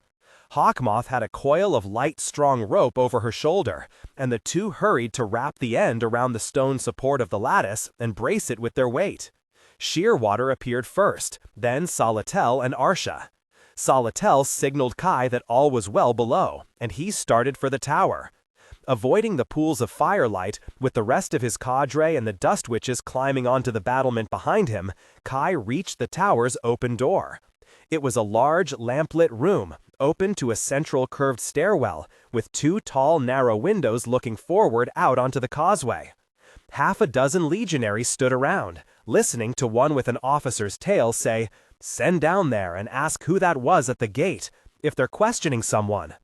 A scatter of sand swirled around their feet, the signal that the dust witches who had climbed the wall on the other side of the tower were ready. Kai stepped through the doorway into the light. Startled curses greeted him. The officer turned, staring. Then, with a lip curl of contempt, he said, "What is one of these things doing here?" Kai leapt forward, grabbed his face long enough to drain his life, and whirled around to the next legionary. Arsha, Sarala, and Talare plunged into the room after him. Between Kai and their short spears, the legionaries were down within moments. The last one managed to get a javelin out of a weapon rack against the far wall, turn, and stab with it. Kai caught it in his shoulder, wrapped an arm around it to yank it from the man's hands, and grabbed his wrist. As the dead legionary fell back against the wall, Kai yanked the javelin out and dropped it. He looked around to see Salatel taking charge of the tower, sending Sarala and Arsha to guard positions with sharp gestures. The dust witches crowded into the doorway, staring like they had never seen Arike soldiers and a demon clear a room before. Keeping his voice low, Kai said, "Get down there and kill legionaries." Tangled moved first, and they all rushed forward to the stairwell, vanishing down it in a swirl of dust-colored coats and veils. Kai started down with them, as Simmery and Nirana and the others from the left-hand side of the tower caught up. "Find the winches that control the gates," he told Simmery, and gestured for the dust witches and the rest of his cadre to go ahead. The scatter of legionaries in the next 2 levels died choking as the dust witches called sand down from the wind outside the tower. Kai killed the legionaries who made it into the stairwell, making sure none could come up on his people from behind.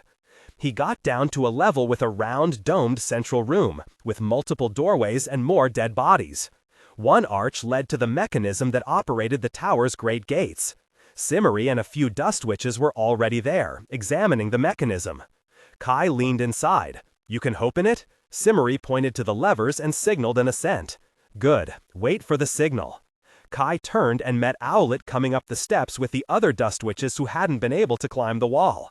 That was good. It meant the map had been right about the small door to the main gates, and that Nirana, Hardle, and Talare had reached it, killed any defenders, and opened it.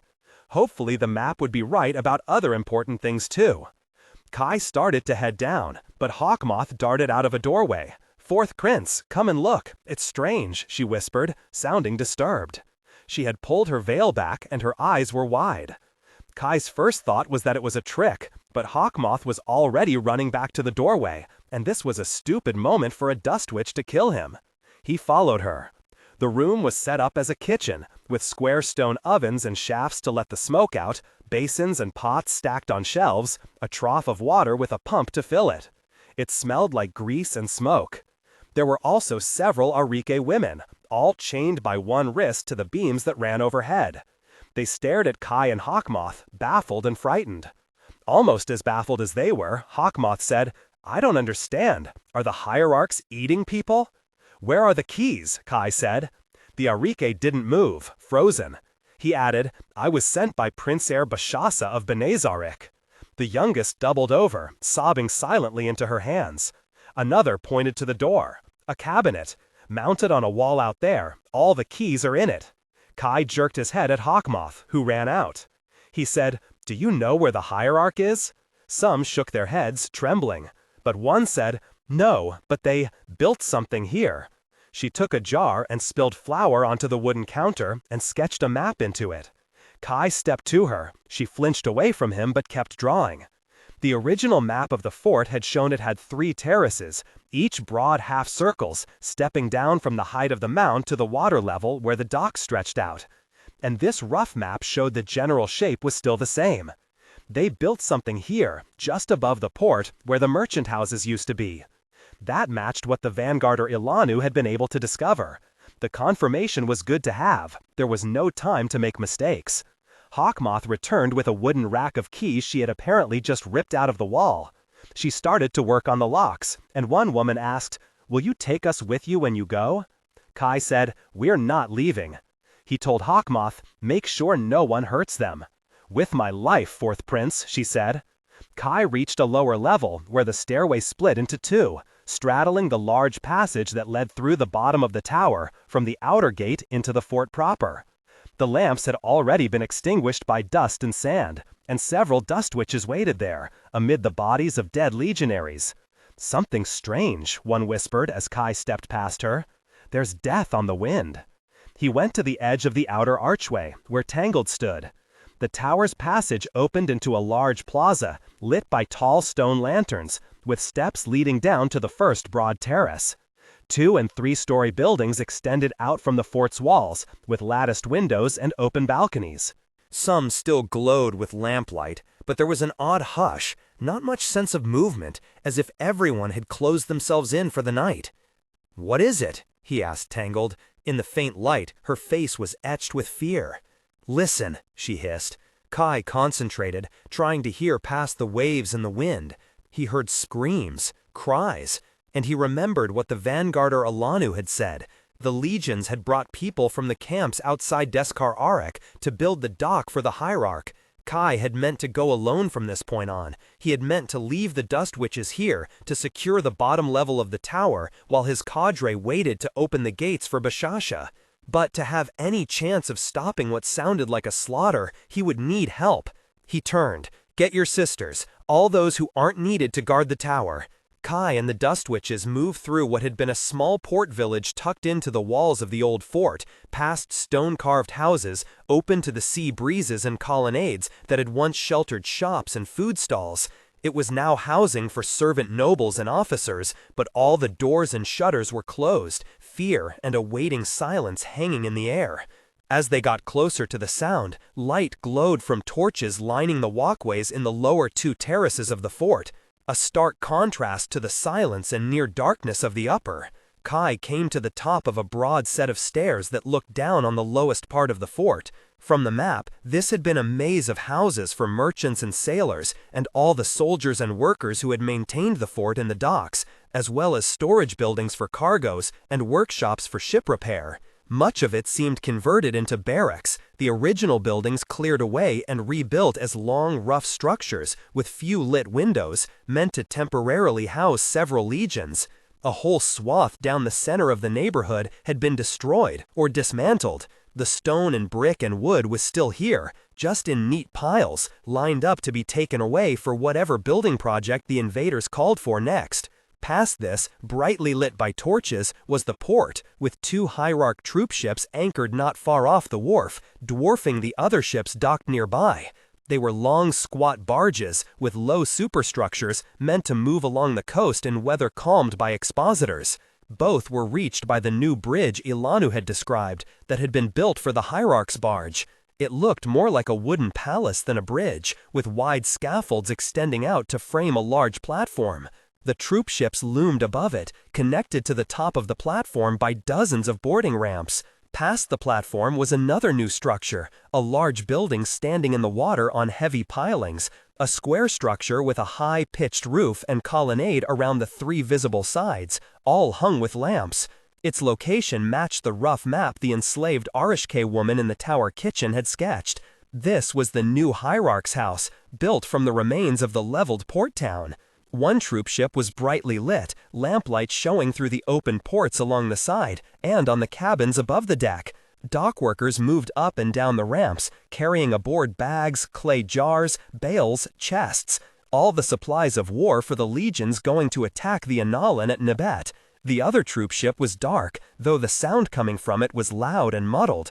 Groans, cries.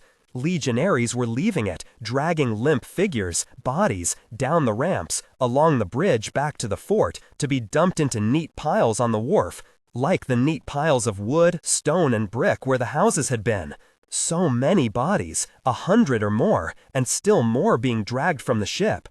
Kai's heart said the bodies were demons, empty shells now, their inhabitants driven out by deprivation and torture.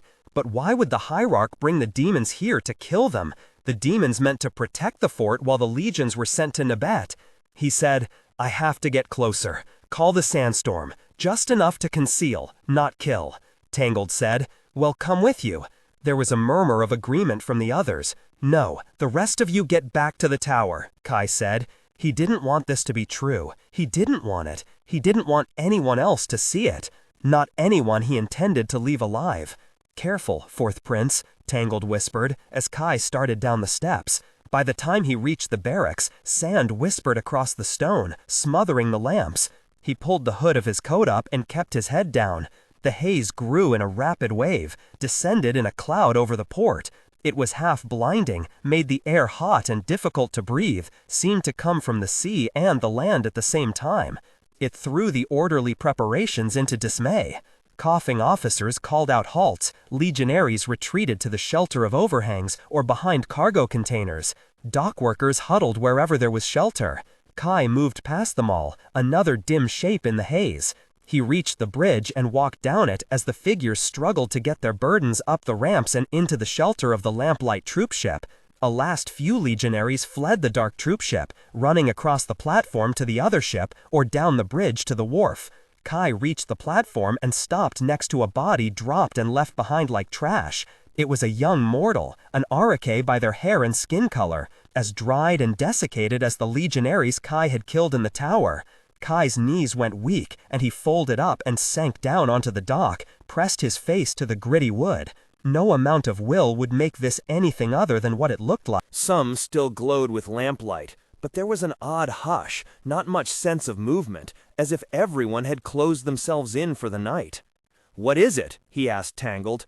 In the faint light, her face was etched with fear. "Listen," she hissed. Kai concentrated, trying to hear past the waves and the wind. He heard screams, cries, and he remembered what the vanguarder Alanu had said. The legions had brought people from the camps outside Descararic to build the dock for the Hierarch. Kai had meant to go alone from this point on. He had meant to leave the Dust Witches here to secure the bottom level of the tower while his cadre waited to open the gates for Bashasa. But to have any chance of stopping what sounded like a slaughter, he would need help. He turned. "Get your sisters, all those who aren't needed to guard the tower." Kai and the Dust Witches moved through what had been a small port village tucked into the walls of the old fort, past stone-carved houses open to the sea breezes and colonnades that had once sheltered shops and food stalls. It was now housing for servant nobles and officers, but all the doors and shutters were closed, fear and a waiting silence hanging in the air. As they got closer to the sound, light glowed from torches lining the walkways in the lower two terraces of the fort, a stark contrast to the silence and near darkness of the upper. Kai came to the top of a broad set of stairs that looked down on the lowest part of the fort. From the map, this had been a maze of houses for merchants and sailors and all the soldiers and workers who had maintained the fort and the docks, as well as storage buildings for cargoes and workshops for ship repair. Much of it seemed converted into barracks, the original buildings cleared away and rebuilt as long, rough structures with few lit windows, meant to temporarily house several legions. A whole swath down the center of the neighborhood had been destroyed or dismantled. The stone and brick and wood was still here, just in neat piles, lined up to be taken away for whatever building project the invaders called for next. Past this, brightly lit by torches, was the port, with two Hierarch troop ships anchored not far off the wharf, dwarfing the other ships docked nearby. They were long, squat barges with low superstructures, meant to move along the coast in weather calmed by expositors. Both were reached by the new bridge Alanu had described, that had been built for the Hierarch's barge. It looked more like a wooden palace than a bridge, with wide scaffolds extending out to frame a large platform. The troopships loomed above it, connected to the top of the platform by dozens of boarding ramps. Past the platform was another new structure, a large building standing in the water on heavy pilings, a square structure with a high pitched roof and colonnade around the three visible sides, all hung with lamps. Its location matched the rough map the enslaved Hierarch woman in the tower kitchen had sketched. This was the new Hierarch's house, built from the remains of the leveled port town. One troop ship was brightly lit, lamplight showing through the open ports along the side and on the cabins above the deck. Dock workers moved up and down the ramps, carrying aboard bags, clay jars, bales, chests, all the supplies of war for the legions going to attack the Analan at Nibit. The other troop ship was dark, though the sound coming from it was loud and muddled, groans, cries. Legionaries were leaving it, dragging limp figures, bodies down the ramps, along the bridge back to the fort, to be dumped into neat piles on the wharf. like the neat piles of wood, stone, and brick where the houses had been. So many bodies, 100 or more, and still more being dragged from the ship. Kai's heart said the bodies were demons, empty shells now, their inhabitants driven out by deprivation and torture. But why would the Hierarch bring the demons here to kill them? The demons meant to protect the fort while the legions were sent to nib it? He said, I have to get closer. Call the sandstorm. Just enough to conceal, not kill. Tangled said, well, come with you. There was a murmur of agreement from the others. No, the rest of you get back to the tower, Kai said. He didn't want this to be true. He didn't want it. He didn't want anyone else to see it. Not anyone he intended to leave alive. Careful, fourth prince, Tangled whispered as Kai started down the steps. By the time he reached the barracks, sand whispered across the stone, smothering the lamps. He pulled the hood of his coat up and kept his head down. The haze grew in a rapid wave, descended in a cloud over the port. It was half-blinding, made the air hot and difficult to breathe, seemed to come from the sea and the land at the same time. It threw the orderly preparations into dismay. Coughing officers called out halts, legionaries retreated to the shelter of overhang. He said, I apologize for overhearing. I meant only to thank the Witch King for his timely intervention. Call him fourth prince, Tahren said, and turned to regard Hyson. And we asked to be left alone, to have a discussion among family in private. Hyson was just under Taren's height, his build more burly, and he had pale skin, a broad, handsome face that had not been chapped and reddened by weather, and light, straight hair that hung past his shoulders. Unlike the usual male Immortal Blessed style, it was tied back in a queue, like a lesser blessed. His clothes were Belithan, with bright embroidery on the seams of his long tunic, padded coat, and loose trousers. He had a plain cotton stole wrapped loosely around his neck, in the casual way the Belithans did in informal circumstances. Bruises still marred his right temple and cheekbone, just above a dusting of beard. If Kai didn't know he was an Immortal Blessed, he might have thought Hyson was just a particularly large native of the archipelagos. He wondered if Hyson had capitalized on that in his wanderings since the end of the war. Fourth prince, Hyson corrected himself with a nod to Kai. I believe we met while I was unconscious. I thank you for my life and the lives of my friends. Clearly aware that Tahren hadn't accepted his apology, he added, It was my error. I woke only a short time ago and didn't realize you had asked for privacy. How can I make up for my transgression? Watching him carefully, Ziede said, you can tell us how much you heard, that you have a plan to render the well unusable by collapsing the mound and burying it, and then remaining to guard its location. Kai carefully did not look at anyone in relief. This was complicated enough without anyone else knowing what Tahren had intended to do, what the well's vulnerability was. Though Kai figured the only people nearby whose memory of the Hierarchs' ravages was vivid enough to make them seriously consider a sacrifice were all in this tent. Hyson stepped further inside, his caution giving way to curiosity. Are you certain that burying the well won't destroy it? Tahren, still sitting beside Ziede on the cot, sagged a little in weariness. No, it's like the well of Tahren. The surface opening is like the neck of a bottle. Stuffing it up with a cork doesn't affect what's contained inside. Tahren had long complained that the higher born an Immortal Blessed was, the less they knew about how everything worked. Hyson looked thoughtful. So, it is the only way. He nodded to himself. I reiterate my offer. I would join you. Through her pearl, Ziede admitted to Kai, we can use the help. Hell certainly be more useful than those 2 children Ramad brought with him. Speaking of children, Kai needed to find Sanja and show her that he was alive. And they needed to get back to the well before any constructs who might have survived managed to dig their way out through the blocked entrance. Kai caught Taren's gaze and lifted his brows. She tilted her head in agreement. Kai's ankle bones had finally knit back together, so he swung his legs off the cot and stood, only swaying a little. He said, we accept your offer. The others had brought along their bags, so Kai was able to dress in fresh, unsinged clothing and one of the Warner coats of blessed fabric. They found Ramad standing outside Viel's tent, one of a few left in place as the expedition hastily packed. The immortal marshals Eleni and Rafim sat on stools near a small campfire, watching the mortals work. The day was sunny, the cold wind pushing the clouds along. The camp was sparse now. From what Tahren reported, Sura had already taken the raft through the anchor stones to Ankartre, with 7 of the most wounded. She would return as soon as possible for more of the group. The 2 young drovers had been laden down with supplies and sent off with most of the riding animals, heading north toward their home, one of the last outposts below Sunar. Ramad watched Kai approach, something raw in his expression he didn't seem inclined to try to hide. The blessed Eleni glanced up and said, "See, the demon lives. We told you it was inevitable." Ramad looked at her with something between exhaustion and supreme irritation. Kai found himself taking pity. Ramad had been traveling with these 2 and Arnstarath for a while, and it had to be exhausting.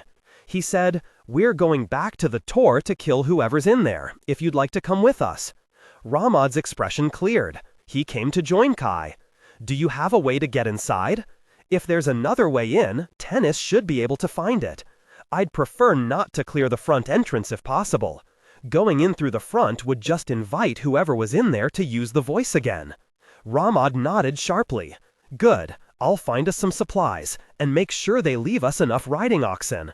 They're going to release the rest before they leave." He hesitated, as if he wanted to say something else. Kai lifted his brows, having no intention of making it easy. Then Sanja, barely recognizable wrapped in an oversized coat, ran up. Ramad turned away. Sanja stopped 2 paces away, glared at Kai, then stepped over to take hold of his hand. She said, "They said you were all crushed up, but they—" He said, "I apologize for overhearing. I meant only to thank the Witch King for his timely intervention." "Call him 4th Prince," Tahren said, and turned to regard Highsun. "And we asked to be left alone, to have a discussion among family in private." Highsun was just under Taren's height, his build more burly, and he had pale skin, a broad, handsome face that had not been chapped and reddened by weather, and light, straight hair that hung past his shoulders. Unlike the usual male Immortal Blessed style, it was tied back in a queue, like a lesser blessed. His clothes were Belithan, with bright embroidery on the seams of his long tunic, padded coat, and loose trousers. He had a plain cotton stole wrapped loosely around his neck in the casual way the Belithans did in informal circumstances. Bruises still marred his right temple and cheekbone, just above a dusting of beard. If Kai didn't know he was an Immortal Blessed, he might have thought Highsun was just a particularly large native of the archipelagos. He wondered if Highsun had capitalized on that, in his wanderings since the end of the war. 4th Prince, Highsun corrected himself with a nod to Kai. "I believe we met while I was unconscious. I thank you for my life and the lives of my friends." Clearly aware that Tahren hadn't accepted his apology, he added, "It was my error. I woke only a short time ago and didn't realize you had asked for privacy. How can I make up for my transgression?" Watching him carefully, Ziede said, "You can tell us how much you heard. That you have a plan to render the well unusable by collapsing the mound and burying it, and then remaining to guard its location." Kai carefully did not look at anyone in relief. This was complicated enough without anyone else knowing what Dahin had intended to do, what the well's vulnerability was. Though Kai figured the only people nearby whose memory of the Hierarchs' ravages was vivid enough to make them seriously consider a sacrifice were all in this tent. Highsun stepped further inside, his caution giving way to curiosity. "Are you certain that burying the well won't destroy it?" Dahin, still sitting beside Ziede on the cot, sagged a little in weariness. "No, it's like the well of Thossarin. The surface opening is like the neck of a bottle. Stuffing it up with a cork doesn't affect what's contained inside." Dahin had long complained that the higher born an Immortal Blessed was, the less they knew about how everything worked. Highsun looked thoughtful. "So it is the only way." He nodded to himself. "I reiterate my offer. I would join you." Through her pearl, Ziede admitted to Kai, "We can use the help. He'll certainly be more useful than those 2 children Ramad brought with him." Speaking of children, Kai needed to find Sanja and show her that he was alive. And they needed to get back to the well before any constructs who might have survived managed to dig their way out through the blocked entrance. Kai caught Taren's gaze and lifted his brows. She tilted her head in agreement. Kai's ankle bones had finally knit back together, so he swung his legs off the cot and stood, only swaying a little. He said, "We accept your offer." The others had brought along their bags, so Kai was able to dress in fresh, unsinged clothing and one of the warmer coats of blessed fabric. They found Ramad standing outside Vela's tent, one of a few left in place as the expedition hastily packed.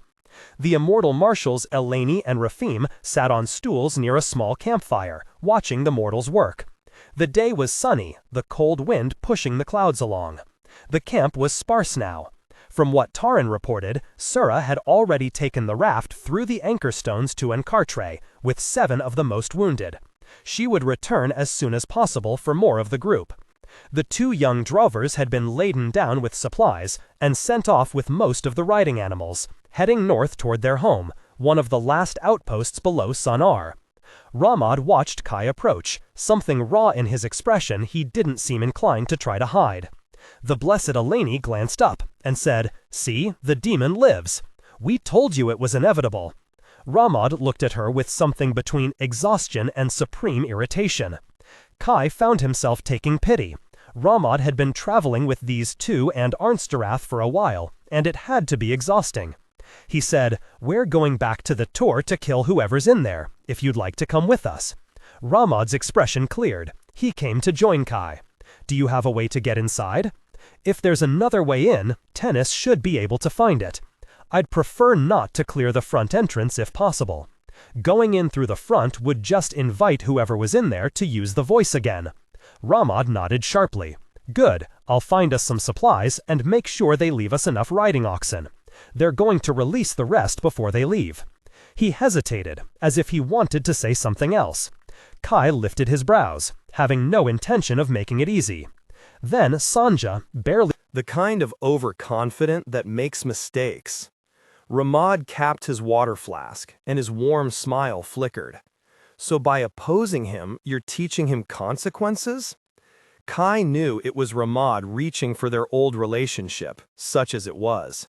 He let out his breath and thought, why not? Maybe Ramad had earned the truth by now. And if their plan worked as intended, Kai would be up here guarding a rock mound until his body disintegrated. "I never thought he would betray me. But he thinks I betrayed him first. When he was a child, when Bashasa died, I left." Ramad frowned slowly. He would have been a child then himself. "I remember when Bashasa died, of course." He hesitated. "You helped to raise Bashat?" "After Bashasa died, I wasn't thinking clearly." Kai found himself admitting, "I didn't realize. Maybe I did, and I didn't care. When I went back, eventually, he didn't seem to care either. He had his mother." Ramad said it as if thinking aloud, recalling events that were just footnotes in history to him. "I don't know how close they were. She died before I joined the Vanguarders. Lakshar Barkalis never liked me, and it was mutual," Kai told him. They had never become friends, but they had fought on the same side too long to think seriously about killing one another. "It seems Bashat has a reason to be upset with you," Ramad said, in a new tone. "But you hardly abandoned him to die on a hilltop. He was surrounded by family. He would be justified in refusing to speak to you. But..." He seemed conflicted, and Kai wondered if Ramad still believed Bashat had never intended to kill Kai and Ziede. Even after talking to Bashat, Kai wasn't sure what he believed either. Ramad continued, "It's not as if you're his father." Then he stopped, as if struck by a thought, and looked at Kai sidelong. "Are you? Or his mother?" No, unfortunately, Kai thought. If he had been either, he would have stayed, or taken Bashat with him. A prince heir had to grow up in the city to be selected by the various councils and guilds to rule. It would have meant Bashasha would never be eligible, but there had been plenty of qualified and well-meaning contenders. It wouldn't have affected Hierarchs' fate much, and Kai thought Bashasha would have been happier. Then Tahren said, "We need to go," and that ended the conversation. They rode through the long twilight and short night and arrived at the Tor's Valley in the early morning. The lowering clouds threatened rain, but so far it was only a light sprinkle, barely felt. Making their way along the hills, they halted when they had a view of the swath of flattened brush and vegetation that stretched out from the collapsed entrance. Kai was a little surprised he had survived it at all. They rode down most of the way through the brush, since there was little point in concealment now.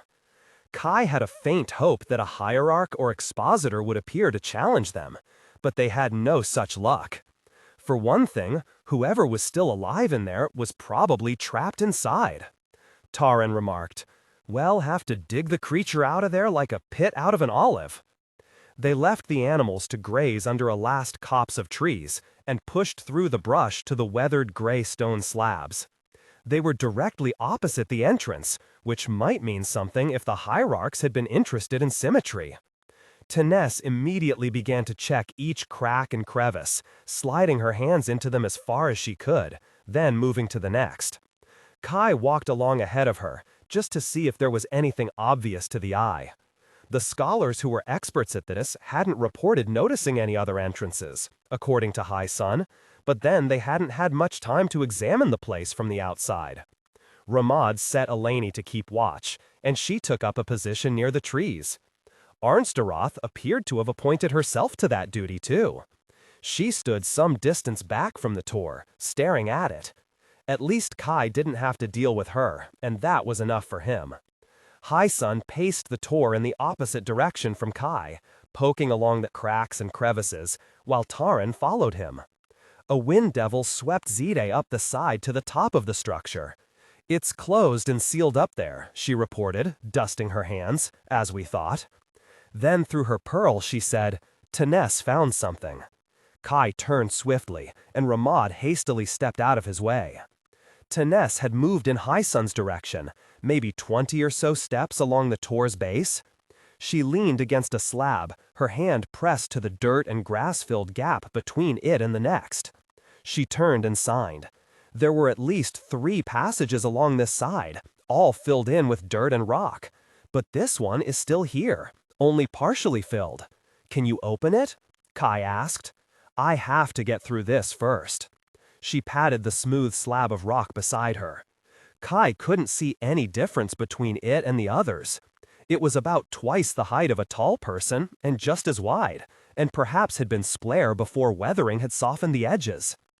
Kai registered Arnsteroth's silent approach just before she said, "Surely the one who broke the summer halls can crack this stone."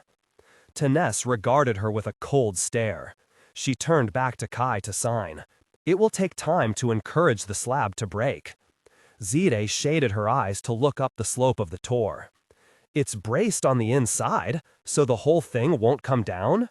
Taness signed an assent and added, "These passages must have been entrances, or perhaps air shafts. It's a very strange structure." High Sun returned with Tahren, saying, "That slab needs to be opened? I may have something which will help."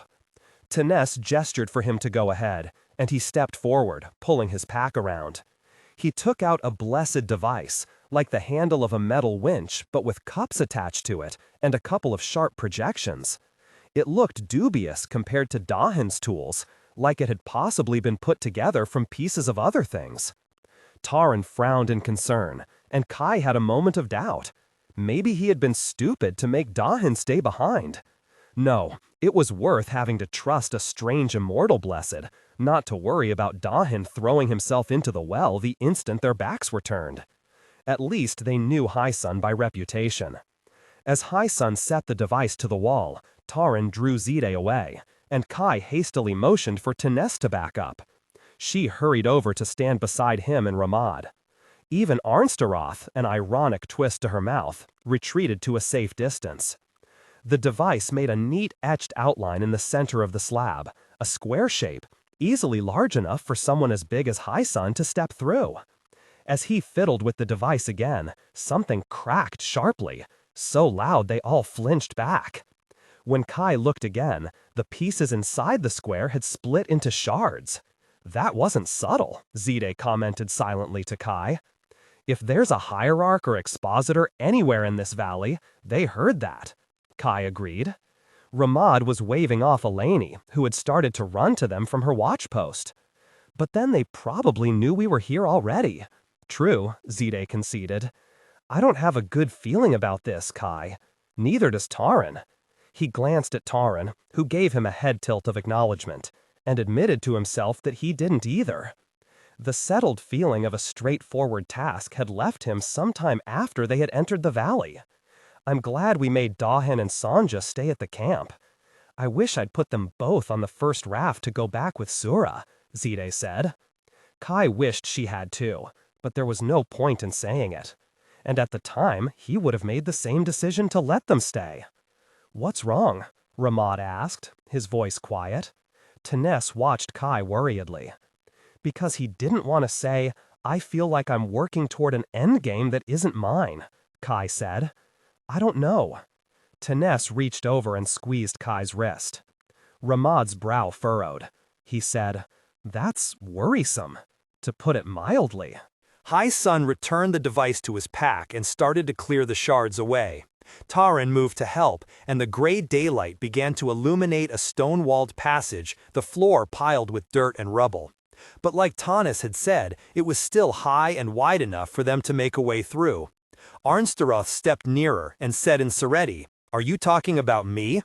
Tanis shifted away from her. Kai said in Old Imperial, No, I don't talk about you. I try not to think about you. Before she could respond, he added, If you want to help, stay out here with Eleni and make sure nothing escapes. Arnsteroth actually betrayed real irritation.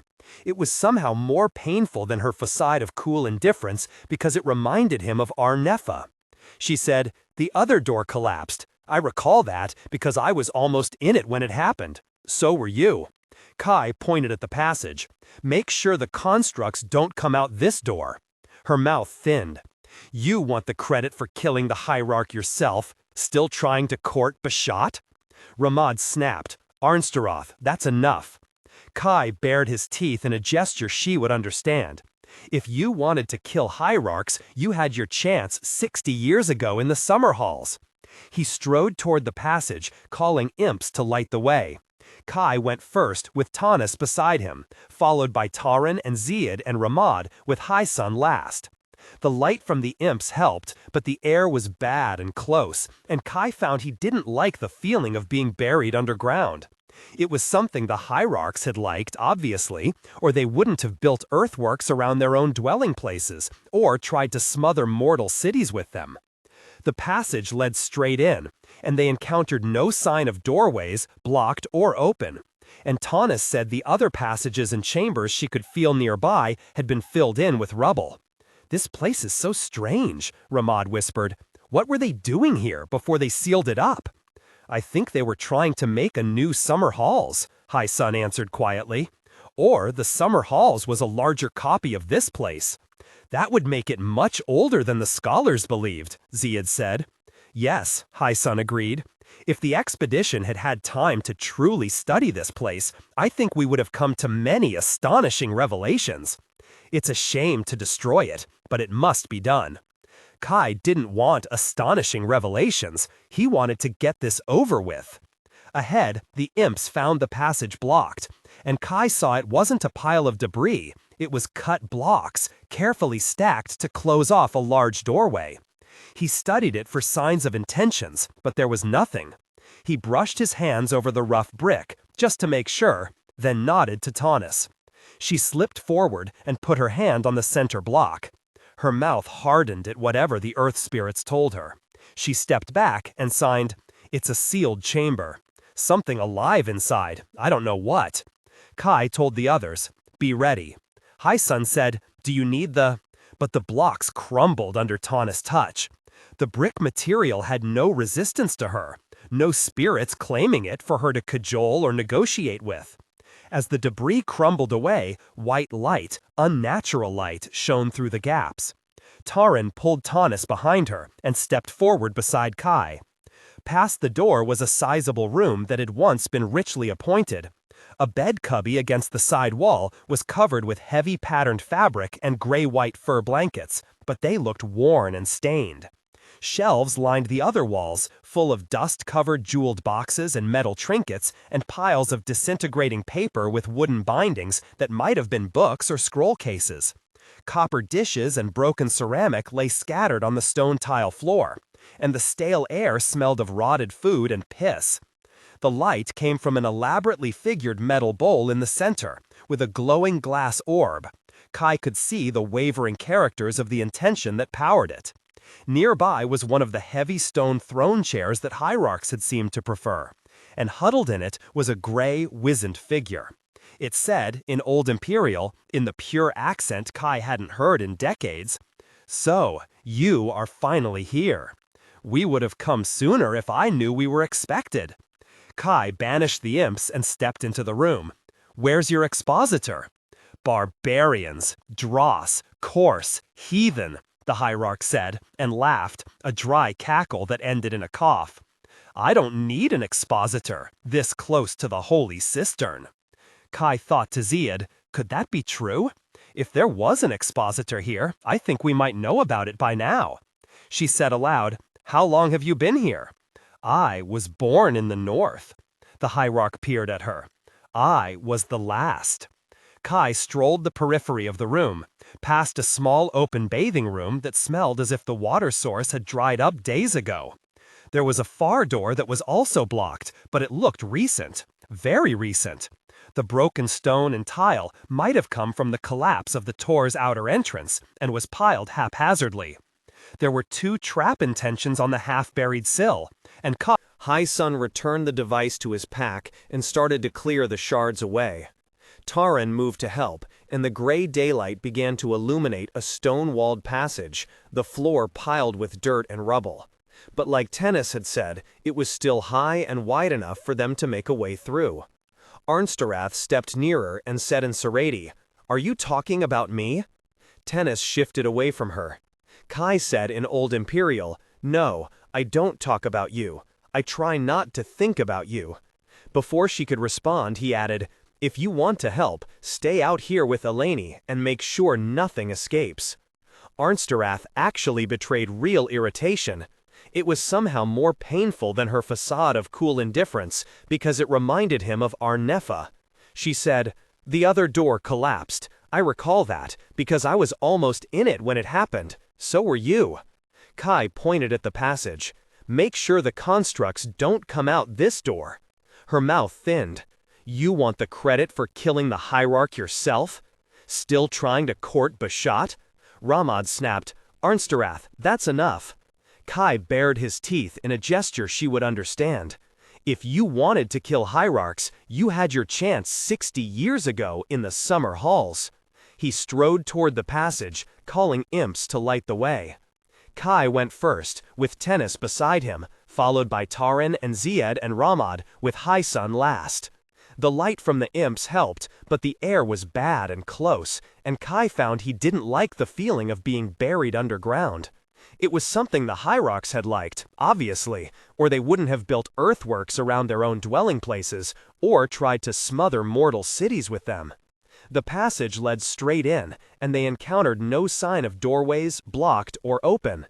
And Tanis said the other passages and chambers she could feel nearby had been filled in with rubble. "This place is so strange," Ramad whispered. "What were they doing here before they sealed it up?" "I think they were trying to make a new summer halls," Hai-sun answered quietly. "Or the summer halls was a larger copy of this place. That would make it much older than the scholars believed," Ziede said. "Yes," Hai-sun agreed. "If the expedition had had time to truly study this place, I think we would have come to many astonishing revelations. It's a shame to destroy it, but it must be done." Kai didn't want astonishing revelations. He wanted to get this over with. Ahead, the imps found the passage blocked, and Kai saw it wasn't a pile of debris. It was cut blocks, carefully stacked to close off a large doorway. He studied it for signs of intentions, but there was nothing. He brushed his hands over the rough brick, just to make sure, then nodded to Tennis. She slipped forward and put her hand on the center block. Her mouth hardened at whatever the earth spirits told her. She stepped back and signed, "It's a sealed chamber. Something alive inside. I don't know what." Kai told the others, "Be ready." Highsun said, "Do you need the—" But the blocks crumbled under Tennis' touch. The brick material had no resistance to her, no spirits claiming it for her to cajole or negotiate with. As the debris crumbled away, white light, unnatural light, shone through the gaps. Tahren pulled Tennis behind her and stepped forward beside Kai. Past the door was a sizable room that had once been richly appointed. A bed cubby against the side wall was covered with heavy patterned fabric and gray-white fur blankets, but they looked worn and stained. Shelves lined the other walls, full of dust-covered jeweled boxes and metal trinkets, and piles of disintegrating paper with wooden bindings that might have been books or scroll cases. Copper dishes and broken ceramic lay scattered on the stone tile floor, and the stale air smelled of rotted food and piss. The light came from an elaborately figured metal bowl in the center, with a glowing glass orb. Kai could see the wavering characters of the intention that powered it. Nearby was one of the heavy stone throne chairs that Hierarchs had seemed to prefer, and huddled in it was a gray, wizened figure. It said, in Old Imperial, in the pure accent Kai hadn't heard in decades, "So you are finally here. We would have come sooner if I knew we were expected." Kai banished the imps and stepped into the room. "Where's your expositor?" "Barbarians, dross, coarse, heathen," the hierarch said, and laughed, a dry cackle that ended in a cough. "I don't need an expositor, this close to the holy cistern." Kai thought to Ziede, could that be true? If there was an expositor here, I think we might know about it by now, she thought back. She said aloud, "How long have you been here?" "I was born in the north." The hierarch peered at her. "I was the last." Kai strolled the periphery of the room, past a small open bathing room that smelled as if the water source had dried up days ago. There was a far door that was also blocked, but it looked recent, very recent. The broken stone and tile might have come from the collapse of the Tar's outer entrance, and was piled haphazardly. There were 2 trap intentions on the half-buried sill, and Kai unraveled. Sura had said there were signs the inhabitants had packed and departed. He snorted. And the well, hidden under all this rock, useless. In which speak, he told Tennis, "Can you tell what's on the other side of this door? If this place followed the pattern of the summer halls, it would be another court, probably attached to a hall for attendants to worship the hierarch. They could use it to get through into the well chamber and make sure the rest of the constructs were dead. It would take time to bring this place down, and having to watch for stray constructs would make it all the more tiresome. Not useless, the hierarch said, but there was no heat in it. I used the voice to drive you away. You collapsed the entrance and killed all but a few of your servants, Ziede pointed out. The ones I didn't set on fire, Kai added. Forsworn, dross, the hierarch said, again as if by rote. Tennis signed. More rooms, possibly a larger space beyond them. Tahren moved back beside Ziede, as if she couldn't stand to touch anything in this ruin.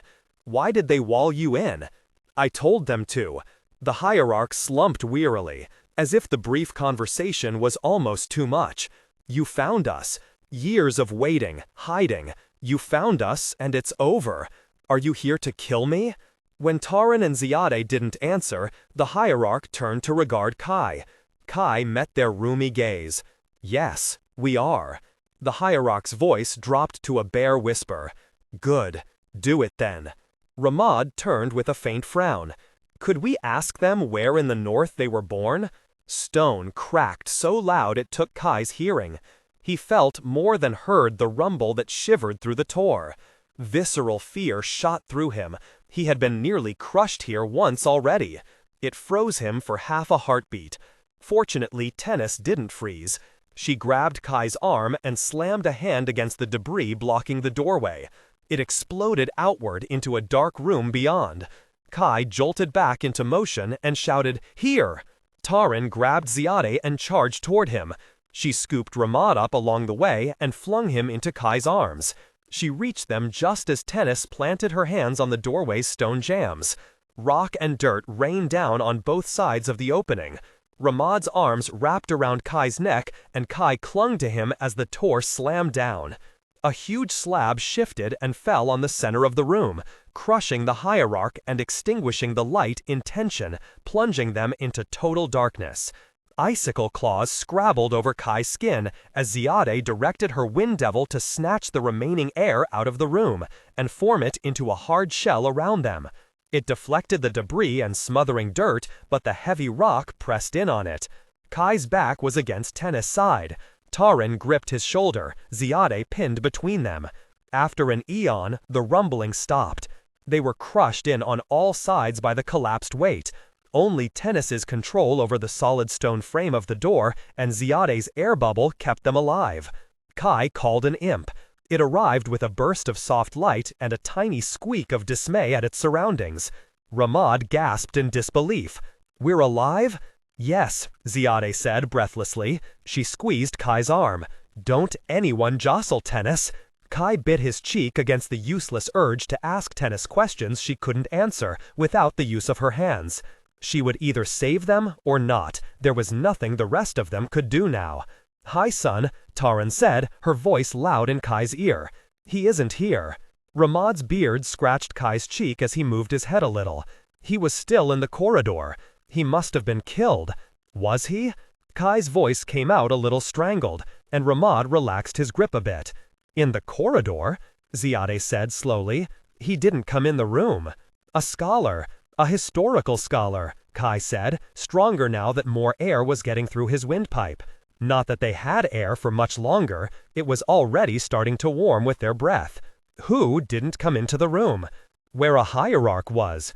Coldly angry, Tahren said. "A live remnant of the people, the place he had come all this way to study." Ziede agreed. "Ramad wanted us to put off killing them so he could ask where they'd been born." "I wouldn't go that far," Ramad protested, then hesitated as all the implications struck home. "Surely Hi-Son didn't do this." "He's the only one who could," Tahren said damningly. "There are devices of the Well of Thossarin that can cause more violent effects than the one he used to break the slab over the passage. He must have had one with him. But why try to kill us?" Ramad sounded exasperated.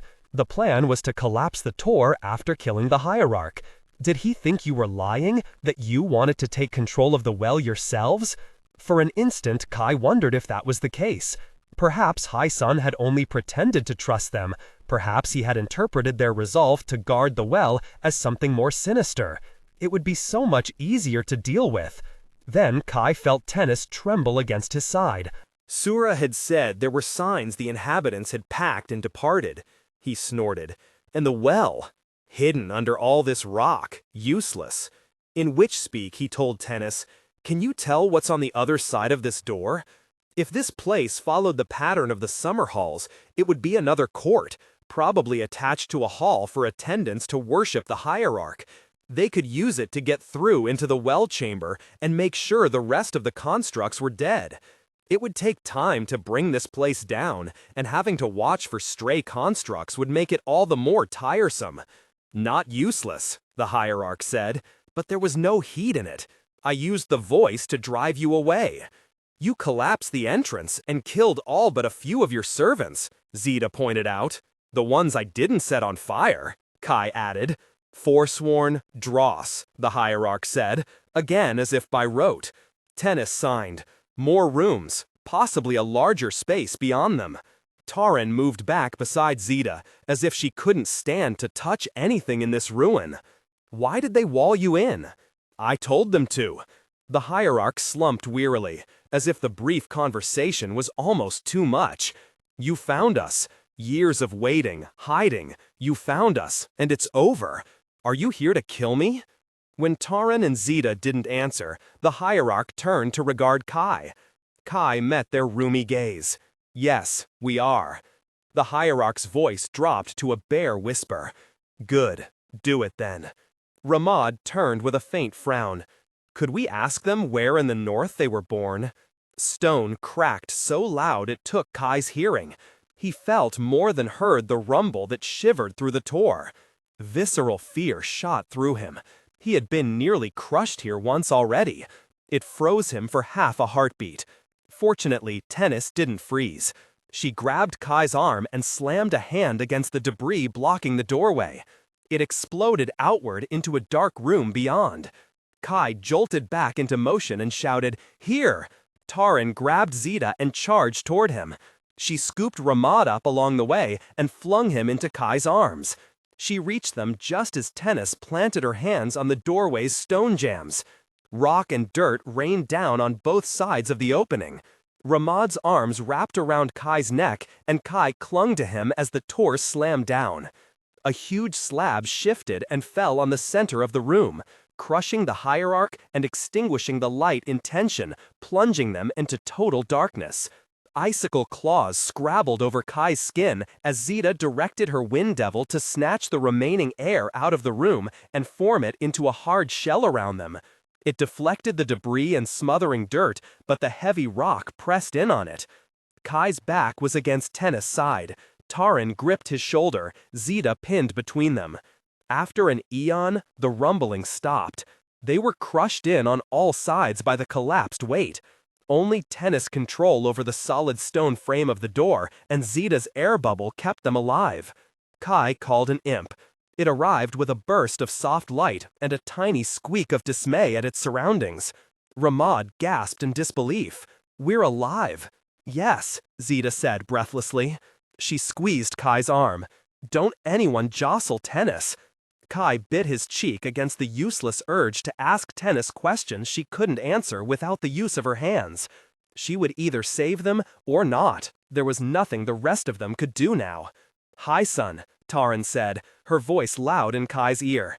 "He isn't here." Ramad's beard scratched Kai's cheek as he moved his head a little. He was still in the corridor. He must have been killed. Was he? Kai's voice came out a little strangled, and Ramad relaxed his grip a bit. "In the corridor," Ziede said slowly. "He didn't come in the room."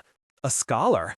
"A historical scholar," Kai said, stronger now that more air was getting through his windpipe. Not that they had air for much longer. It was already starting to warm with their breath. "Who didn't come into the room?" "Where a hierarch was." Coldly angry, Tahren said. "A live remnant of the people. The place he had come all this way to study." Ziede agreed. "Ramad wanted us to put off killing them so he could ask where they'd been born." "I wouldn't go that far," Ramad protested, then hesitated as all the implications struck home. "Surely Highsun didn't do this." "He's the only one who could," Tahren said damningly. "There are devices of the Well of Thossarin that can cause more violent effects than the one he used to break the slab over the passage. He must have had one with him. But why try to kill us?" Ramad sounded exasperated. "The plan was to collapse the tor after killing the Hierarch. Did he think you were lying? That you wanted to take control of the well yourselves?" For an instant, Kai wondered if that was the case. Perhaps Highsun had only pretended to trust them. Perhaps he had interpreted their resolve to guard the well as something more sinister. It would be so much easier to deal with than the alternative. Then Kai felt Tennis tremble against his side, a gasping breath. He said, "Brace." The wall of debris in front of Tennis exploded. Highsun hesitated for an instant, then ran away along the ridge of debris. Ramad scrambled over the rocks toward Tahren as Ziede caught Kai's arm and lifted them both up into the air. Kai found he no longer cared about any explanation Highsun might have for this. They would puzzle it out over the man's dead body.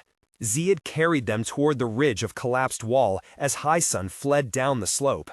He was making for an intact passage into the tor's interior. Then Ramad shouted, "She's not breathing!" Ziede jerked to a halt in midair, gripping Kai's arm tightly. Her eyes were wide. "Go to her," Kai said immediately, trying to pull his arm free. Ziede was the one best able to coax breath back into someone's lungs. "Just drop me." She dipped down and let him go just above the debris. Kai leapt forward and clawed his way over the rocks and shifting dirt after Haisun as Ziede shot back toward Tahren and Ramad. He tumbled down the slope and came to his feet in time to see Haisun disappear into the dark passage. Kai raced after him. He followed Haisun further into the ruin, darker now that so many fire pots were out. Walls and columns were dangerously cracked, though there was no telling if it was from the explosion or the earlier use of the voice. Kai had an awareness of Ziede moving air in and out of Tahren's lungs, keeping the blood flowing in and out of her heart as she tried to coax her to breathe on her own. Footsteps clattered on the broken stone behind him, and Kai whirled into a half-crouch. But it was Tennis, slipping on the loose tile as she struggled to catch up. Her face was so pale her skin looked paper-fragile, and scrapes and cuts marked the bridge of her nose. She must have fallen into the rocks at some point. "You all right?" he signed rapidly. She nodded and urged him to keep going. Kai started across the court again, then heard the whine of the blessed weapon. He grabbed Tennis's arm in warning, and they dropped to the floor. The carving in the wall behind them shattered. The whine continued, and Kai counted heartbeats in his head. The buried knowledge of how long these weapons could fire and how long they had to rest in between had surfaced at need. Just before the whine faded, he leapt up and lunged. Haisun was on the other side of the court, framed in the doorway. His eyes widened in startled anger at Kai's rapid approach. Then he slapped something on the doorframe and bolted. The crack echoed through the rock, and Kai slid to a halt just as the doorway and wall collapsed in front of him. He stumbled back, coughing at the wave of dust. Tennis reached him, almost falling on the broken floor, and he caught her to keep her upright. He asked, "Can you get us through that?" Tennis stretched out a hand to the rubble, then swayed backward, obviously too weak. Kai steadied her. "No, don't. We'll go around." She followed Kai back through the court to another passage. Tennis had managed to move a lot of rock in a very short time to get them out of that doorway. It drained the will and the body to get spirits to do a witch's bidding, especially to force them to do it quickly enough to prevent your companions from suffocating, instead of gently coaxing them to act in their own time. Kai was covered with bruises and cuts, but at least his pain aided his power. Tennis's pain would just eat away at her concentration and stamina. She signed, "I pushed too hard. I just need time to recover." Kai didn't think they had time. He said, frustrated, "Why is he doing this?" Tennis tugged his arm, and when he turned toward her again, she signed, "Will he make himself a hierarch?" That seemed impossible. There had to be another reason. "He doesn't know how," Kai told her. "The hierarch told us," Tennis signed rapidly. "They said they were put on an altar block. It must be here somewhere." It flashed through Kai's mind that Haisun had been held prisoner in the well chamber. He had seen the stairs at the edge of the well's platform. He said reluctantly, "You might be right. The block might be up there somewhere, probably near the opening into the well." Had Haisun suspected that it was also how hierarchs were consecrated? He stayed back in the corridor, wondering if there was a way to get the answers he needed from the hierarch. And then, the hierarch just told us. And Haisun had gone to use his explosive device to kill them, to leave the way clear for him to consecrate himself to the well. "I hope you're not right." Tennis's expression was grim. "I hope so too." As they found their way past fallen debris and through the next two connecting passages, Kai couldn't stop thinking about it. Could an immortal blessed consecrated to the well of Thosarin actually become a hierarch? It seemed unlikely, but Kai didn't know enough about it. But he remembered that the hierarchs had demanded blessed to be consecrated as their priests. Tahen had been selected one, and preventing that had been the first reason Tahren turned against her own people. If the well of the hierarchs had some affinity for Immortal Blessed, Kai heard movement ahead. Fighting, a clash of metal. They turned a corner and found Arnsteroth dodging around a wrecked court, hacking at a construct with a blessed sword. Kai was tempted to just leave her, but Tennis stepped forward and touched the wall. A pillar, broken at the top and already unstable, shifted sideways and collapsed onto the construct. Pinned to the floor like a beetle, it waved too many arms, continuing to struggle. Arnsteroth regarded them warily. "What is happening?" she began. Kai started down the next passage. They were close now. Tennis hurried to catch up with him. Unfortunately, Arnsteroth did too. She said, I saw Ziede knock that fool of a blessed Eleni off the Tor. That explained where Arnsteroth had gotten the sword. Why? Kai wanted to ignore her, but it was foolish not to explain. Hyson betrayed us. He blew the side of the Tor open. Tennis signed impatiently. He's going to make himself a hierarch. Kai fought the impulse to argue. Just because he didn't want it to be happening didn't mean it wasn't. Arnsteroth peered at Tennis uncertainly. Hyson? Why would... Power flowed down the dark hallway in a suffocating wave. It took Kai's breath, his thoughts. The next instant he realized he was crouched on the floor, Tennis beside him clutching his arm. Arnsteroth sprawled nearby, both hands pressed to her head. That wasn't the voice, she rasped out, shuddering. She had been there too, the day the Hierarchs used the voice to destroy the Sareti. Kai pushed it aside, made himself stand and draw Tennis up with him. There was only one thing that could be. The Hierarchs, dead. There's nothing, no one. He couldn't get the words out because he didn't want to say them. The hierarch who had hidden here all those years was dead. There was no one else who could make the well do anything. Except, Arnsteroth looked up at them, her face stark and unfamiliar, her hair loose and disheveled. He made himself a hierarch. Her expression contorted in disgust and anger. Can you feel it? A cold wind swept dry dust down the hall. Kai felt it tug at his mooring to this body, tug at the well of pain inside him.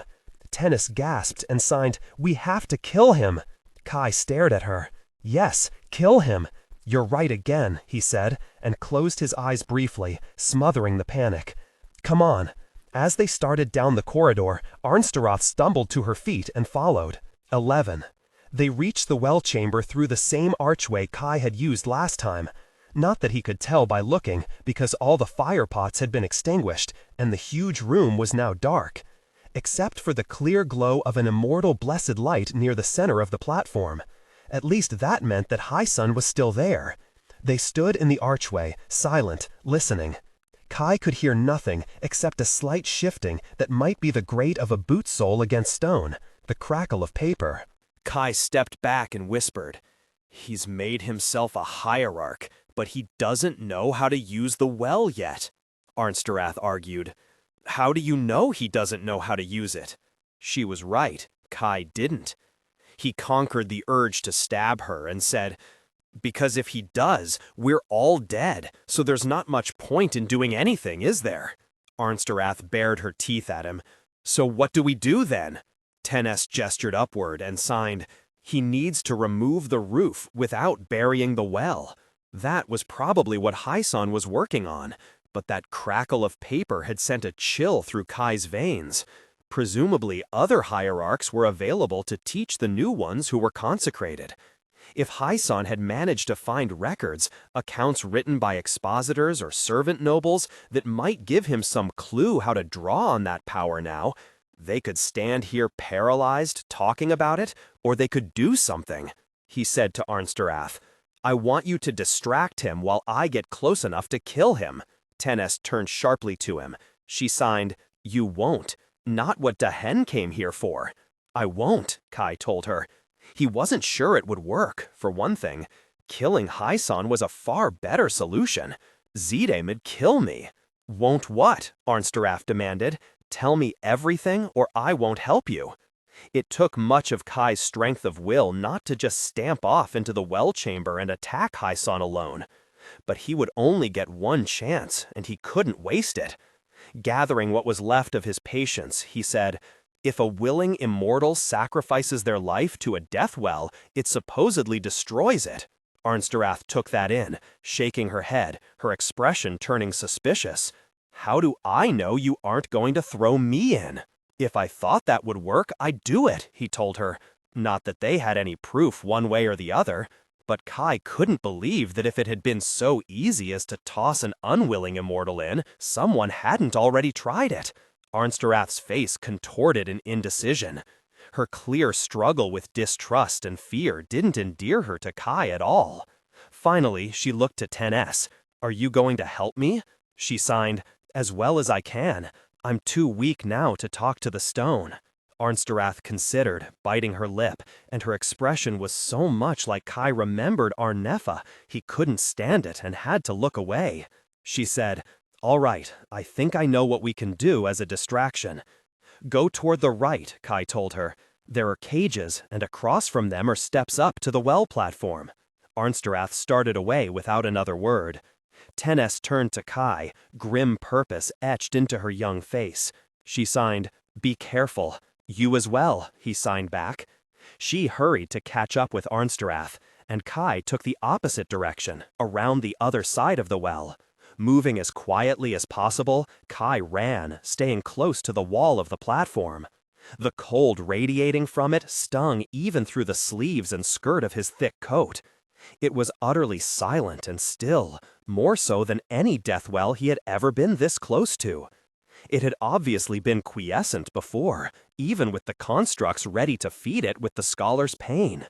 Whether it had been the old hierarch using the voice or Hyson who woke it, it made Kai's skin creep with its power, the sense of something immense, a giant wound driven deep into the earth.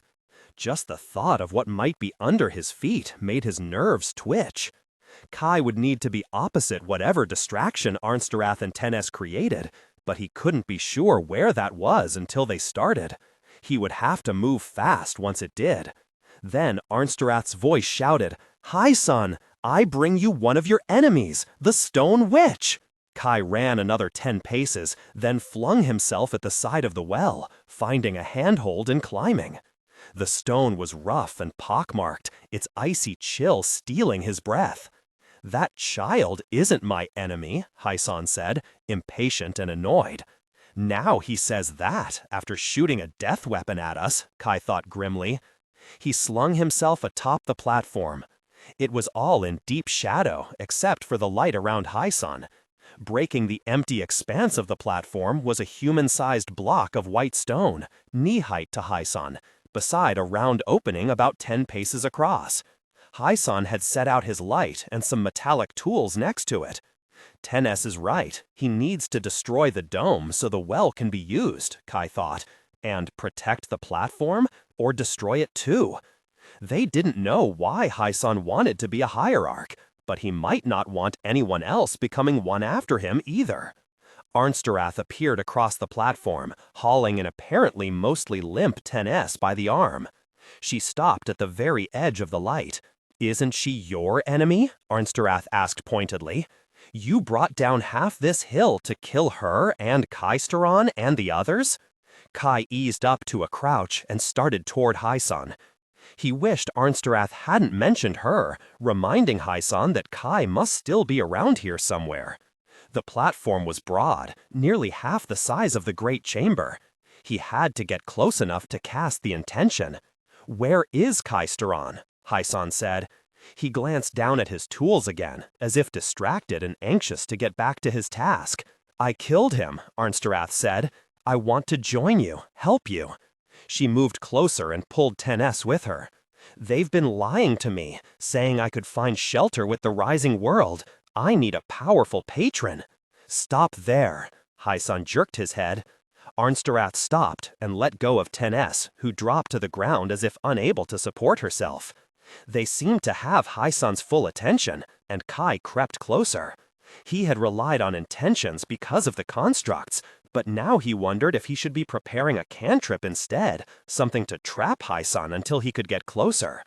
But intentions were quicker, and Kai had 3 already prepared. This was no time to second-guess himself. Still preoccupied with his tools, he said, "I will not kill mortals or witches, or anyone who doesn't try to stop me.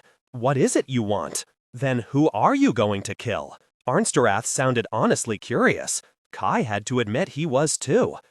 "I will bring the reckoning to the Immortal Blessed that they have so long deserved." Hyson finally looked up and took a step toward Arnsterath. "You didn't answer my question." Kai, Ziede's voice in his head, whispered, "Taren's coming around. Where are you?" Arnsterath persisted, "I just want to work for the winning side." Kai was almost close enough. He let Ziede see through his pearl, then darted forward to cast the intention. Hyson turned with the speed of an immortal marshal, as if he had known Kai was there the whole time. The intention missed him and landed a few steps past, a wavering point of light askew on the stone. Hyson caught up the Thokaran weapon and fired. Kai had already flung himself sideways, but caught the edge of the weapon's effect. His legs went numb, and he crashed face first into the stone of the platform. A mortal or a witch would have been killed instantly. Kai snarled in rage and struggled to roll over. Hyson stood over him. Hyson watched him solemnly, with no sign of triumph or regret. If I left you like this, you would die slowly, and the well would absorb your pain. But you fought these creatures for so many years. I cannot let that happen. He lifted the Thokaran weapon and pointed at Kai's head. A quick?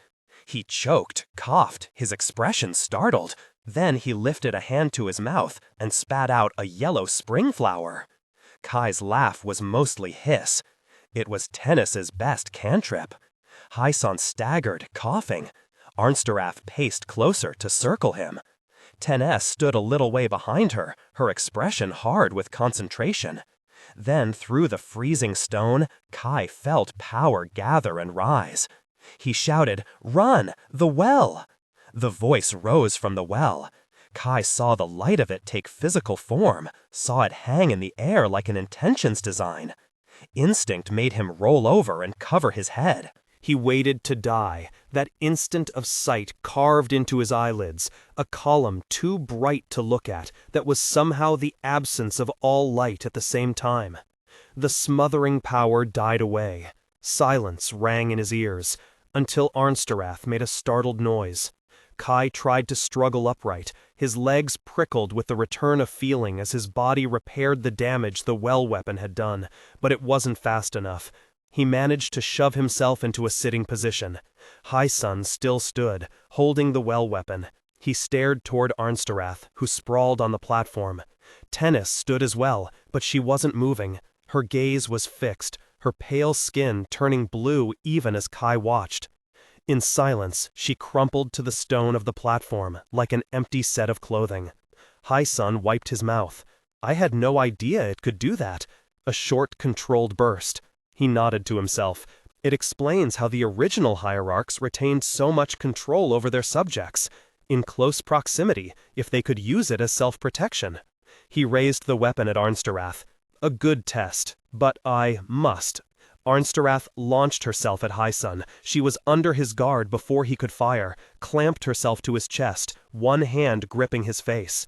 Kai's yell was wordless, urging her on. He crawled toward them, dragging his almost useless legs, close enough to see into the well's living liquid darkness. He wanted to help. He wanted a taste of Hyson's life before Arnsterath took it all. He wanted to tear the man apart with his hands and teeth. The well weapon fell to the stone of the platform. Something crystal in the shaft broke into ice-like fragments. Hyson dragged Arnsterath off his chest and shook her like a doll. He flung her down so hard that Kai heard the crack of bone. Hyson backed away. Blood streaked his face from her nails, the gouges already healing. She rolled to a crouch, one knee at an odd angle. Her fingers wrenched out of their sockets from the effort to hold on. She snarled, I can't drain him. How? Kai rasped. He thought he was stronger than Arnsterath. If he could try, or they could try together. He crawled closer. Hyson just stepped away from him. Another side effect of the immediate contact with the well, I presume.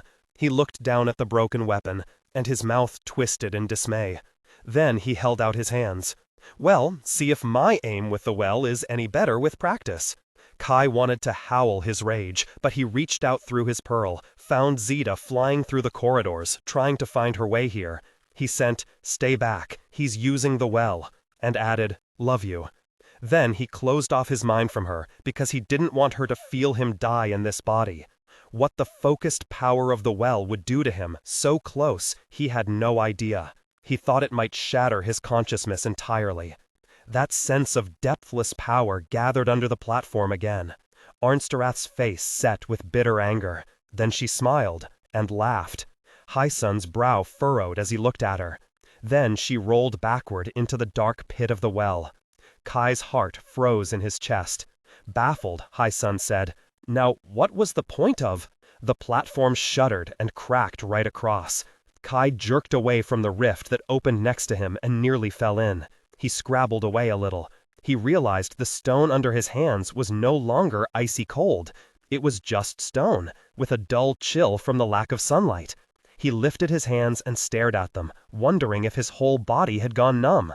Hai-sun's face was incredulous. "No," he said. "No, no." Kai crawled to the edge of the pit. The liquid darkness was gone. It was just a gouge in the earth, a crevice of jagged dark rock leading down.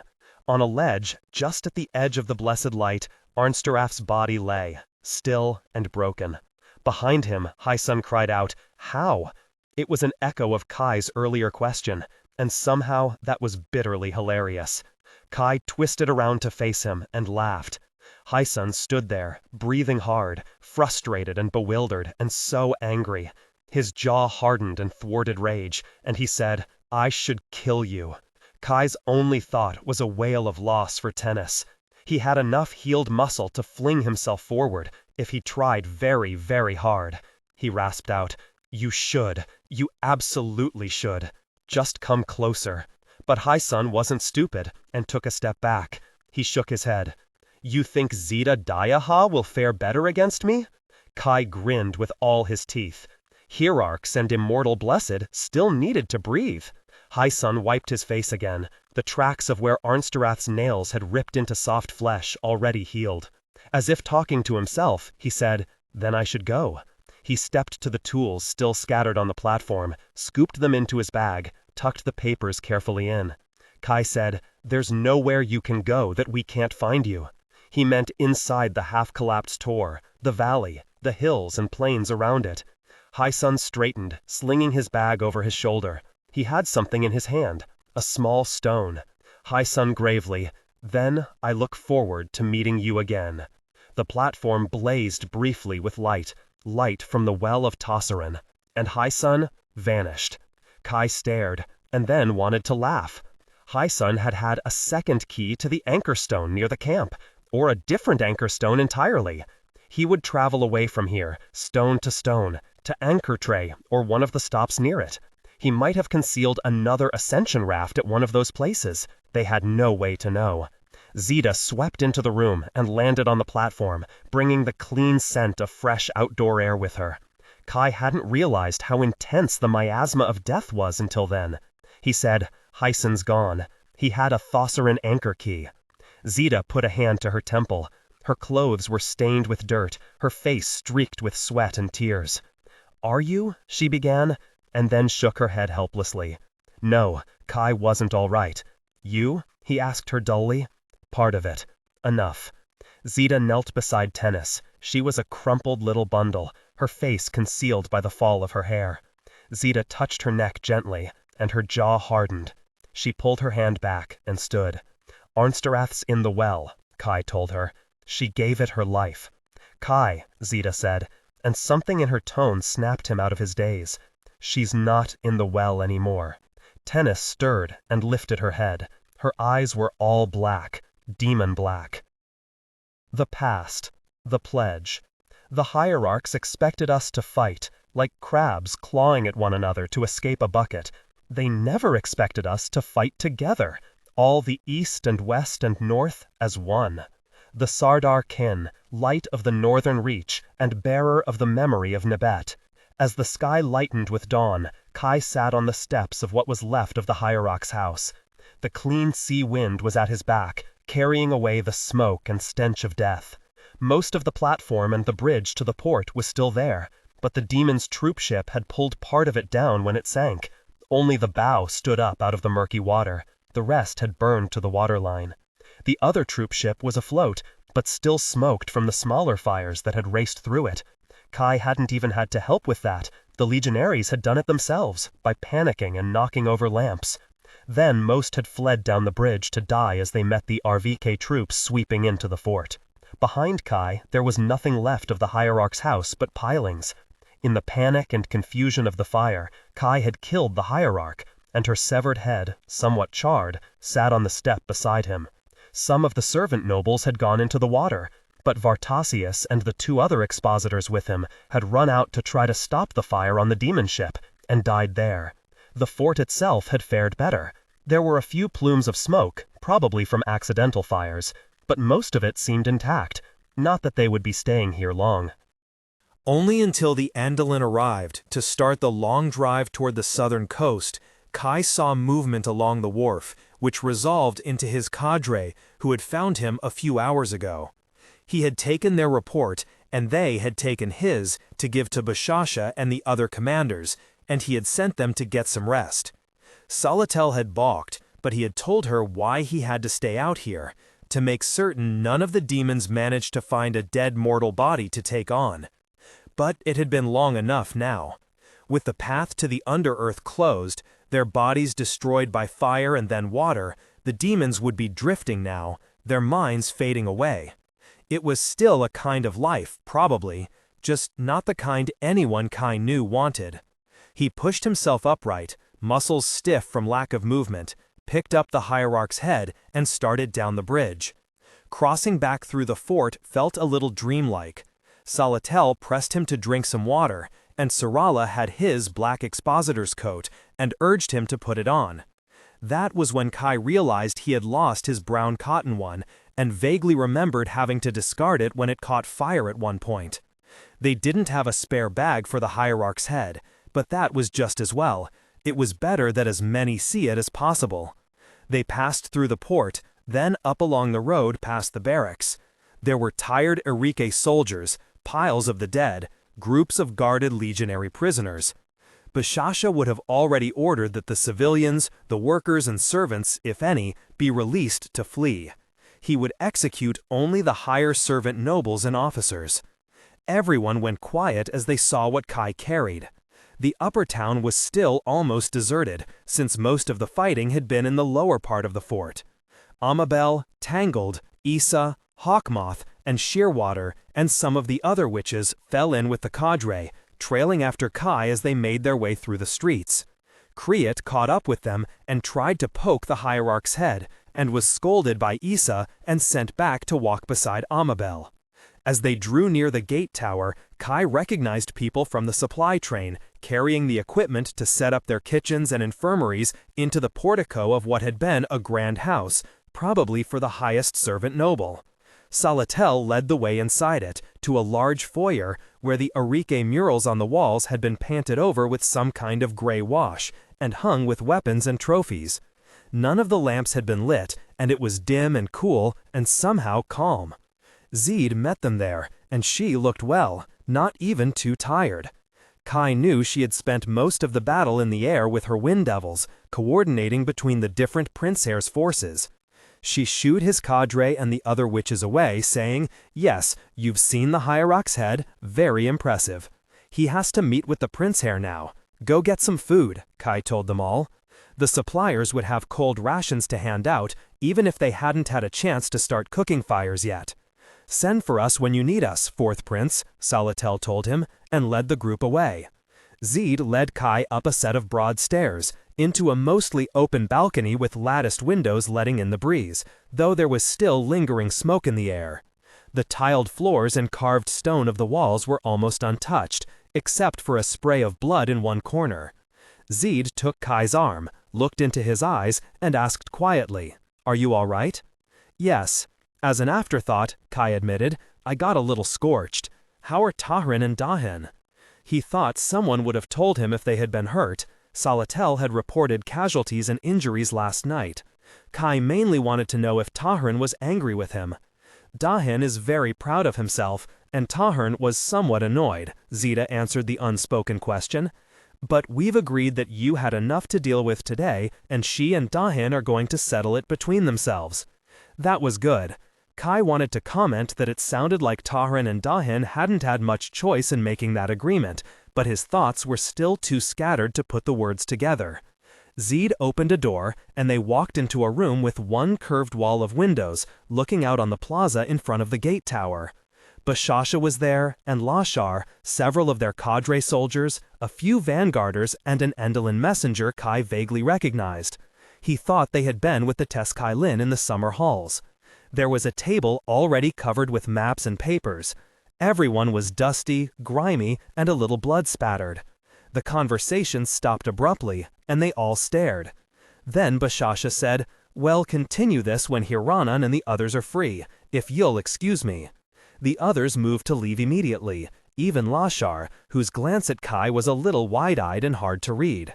Arava stepped up with an open bag. Kai put the Hierarch's head in, and she whisked it away. Kai didn't notice that Ziede had left too, until Bashasa stepped up to him and took his hands.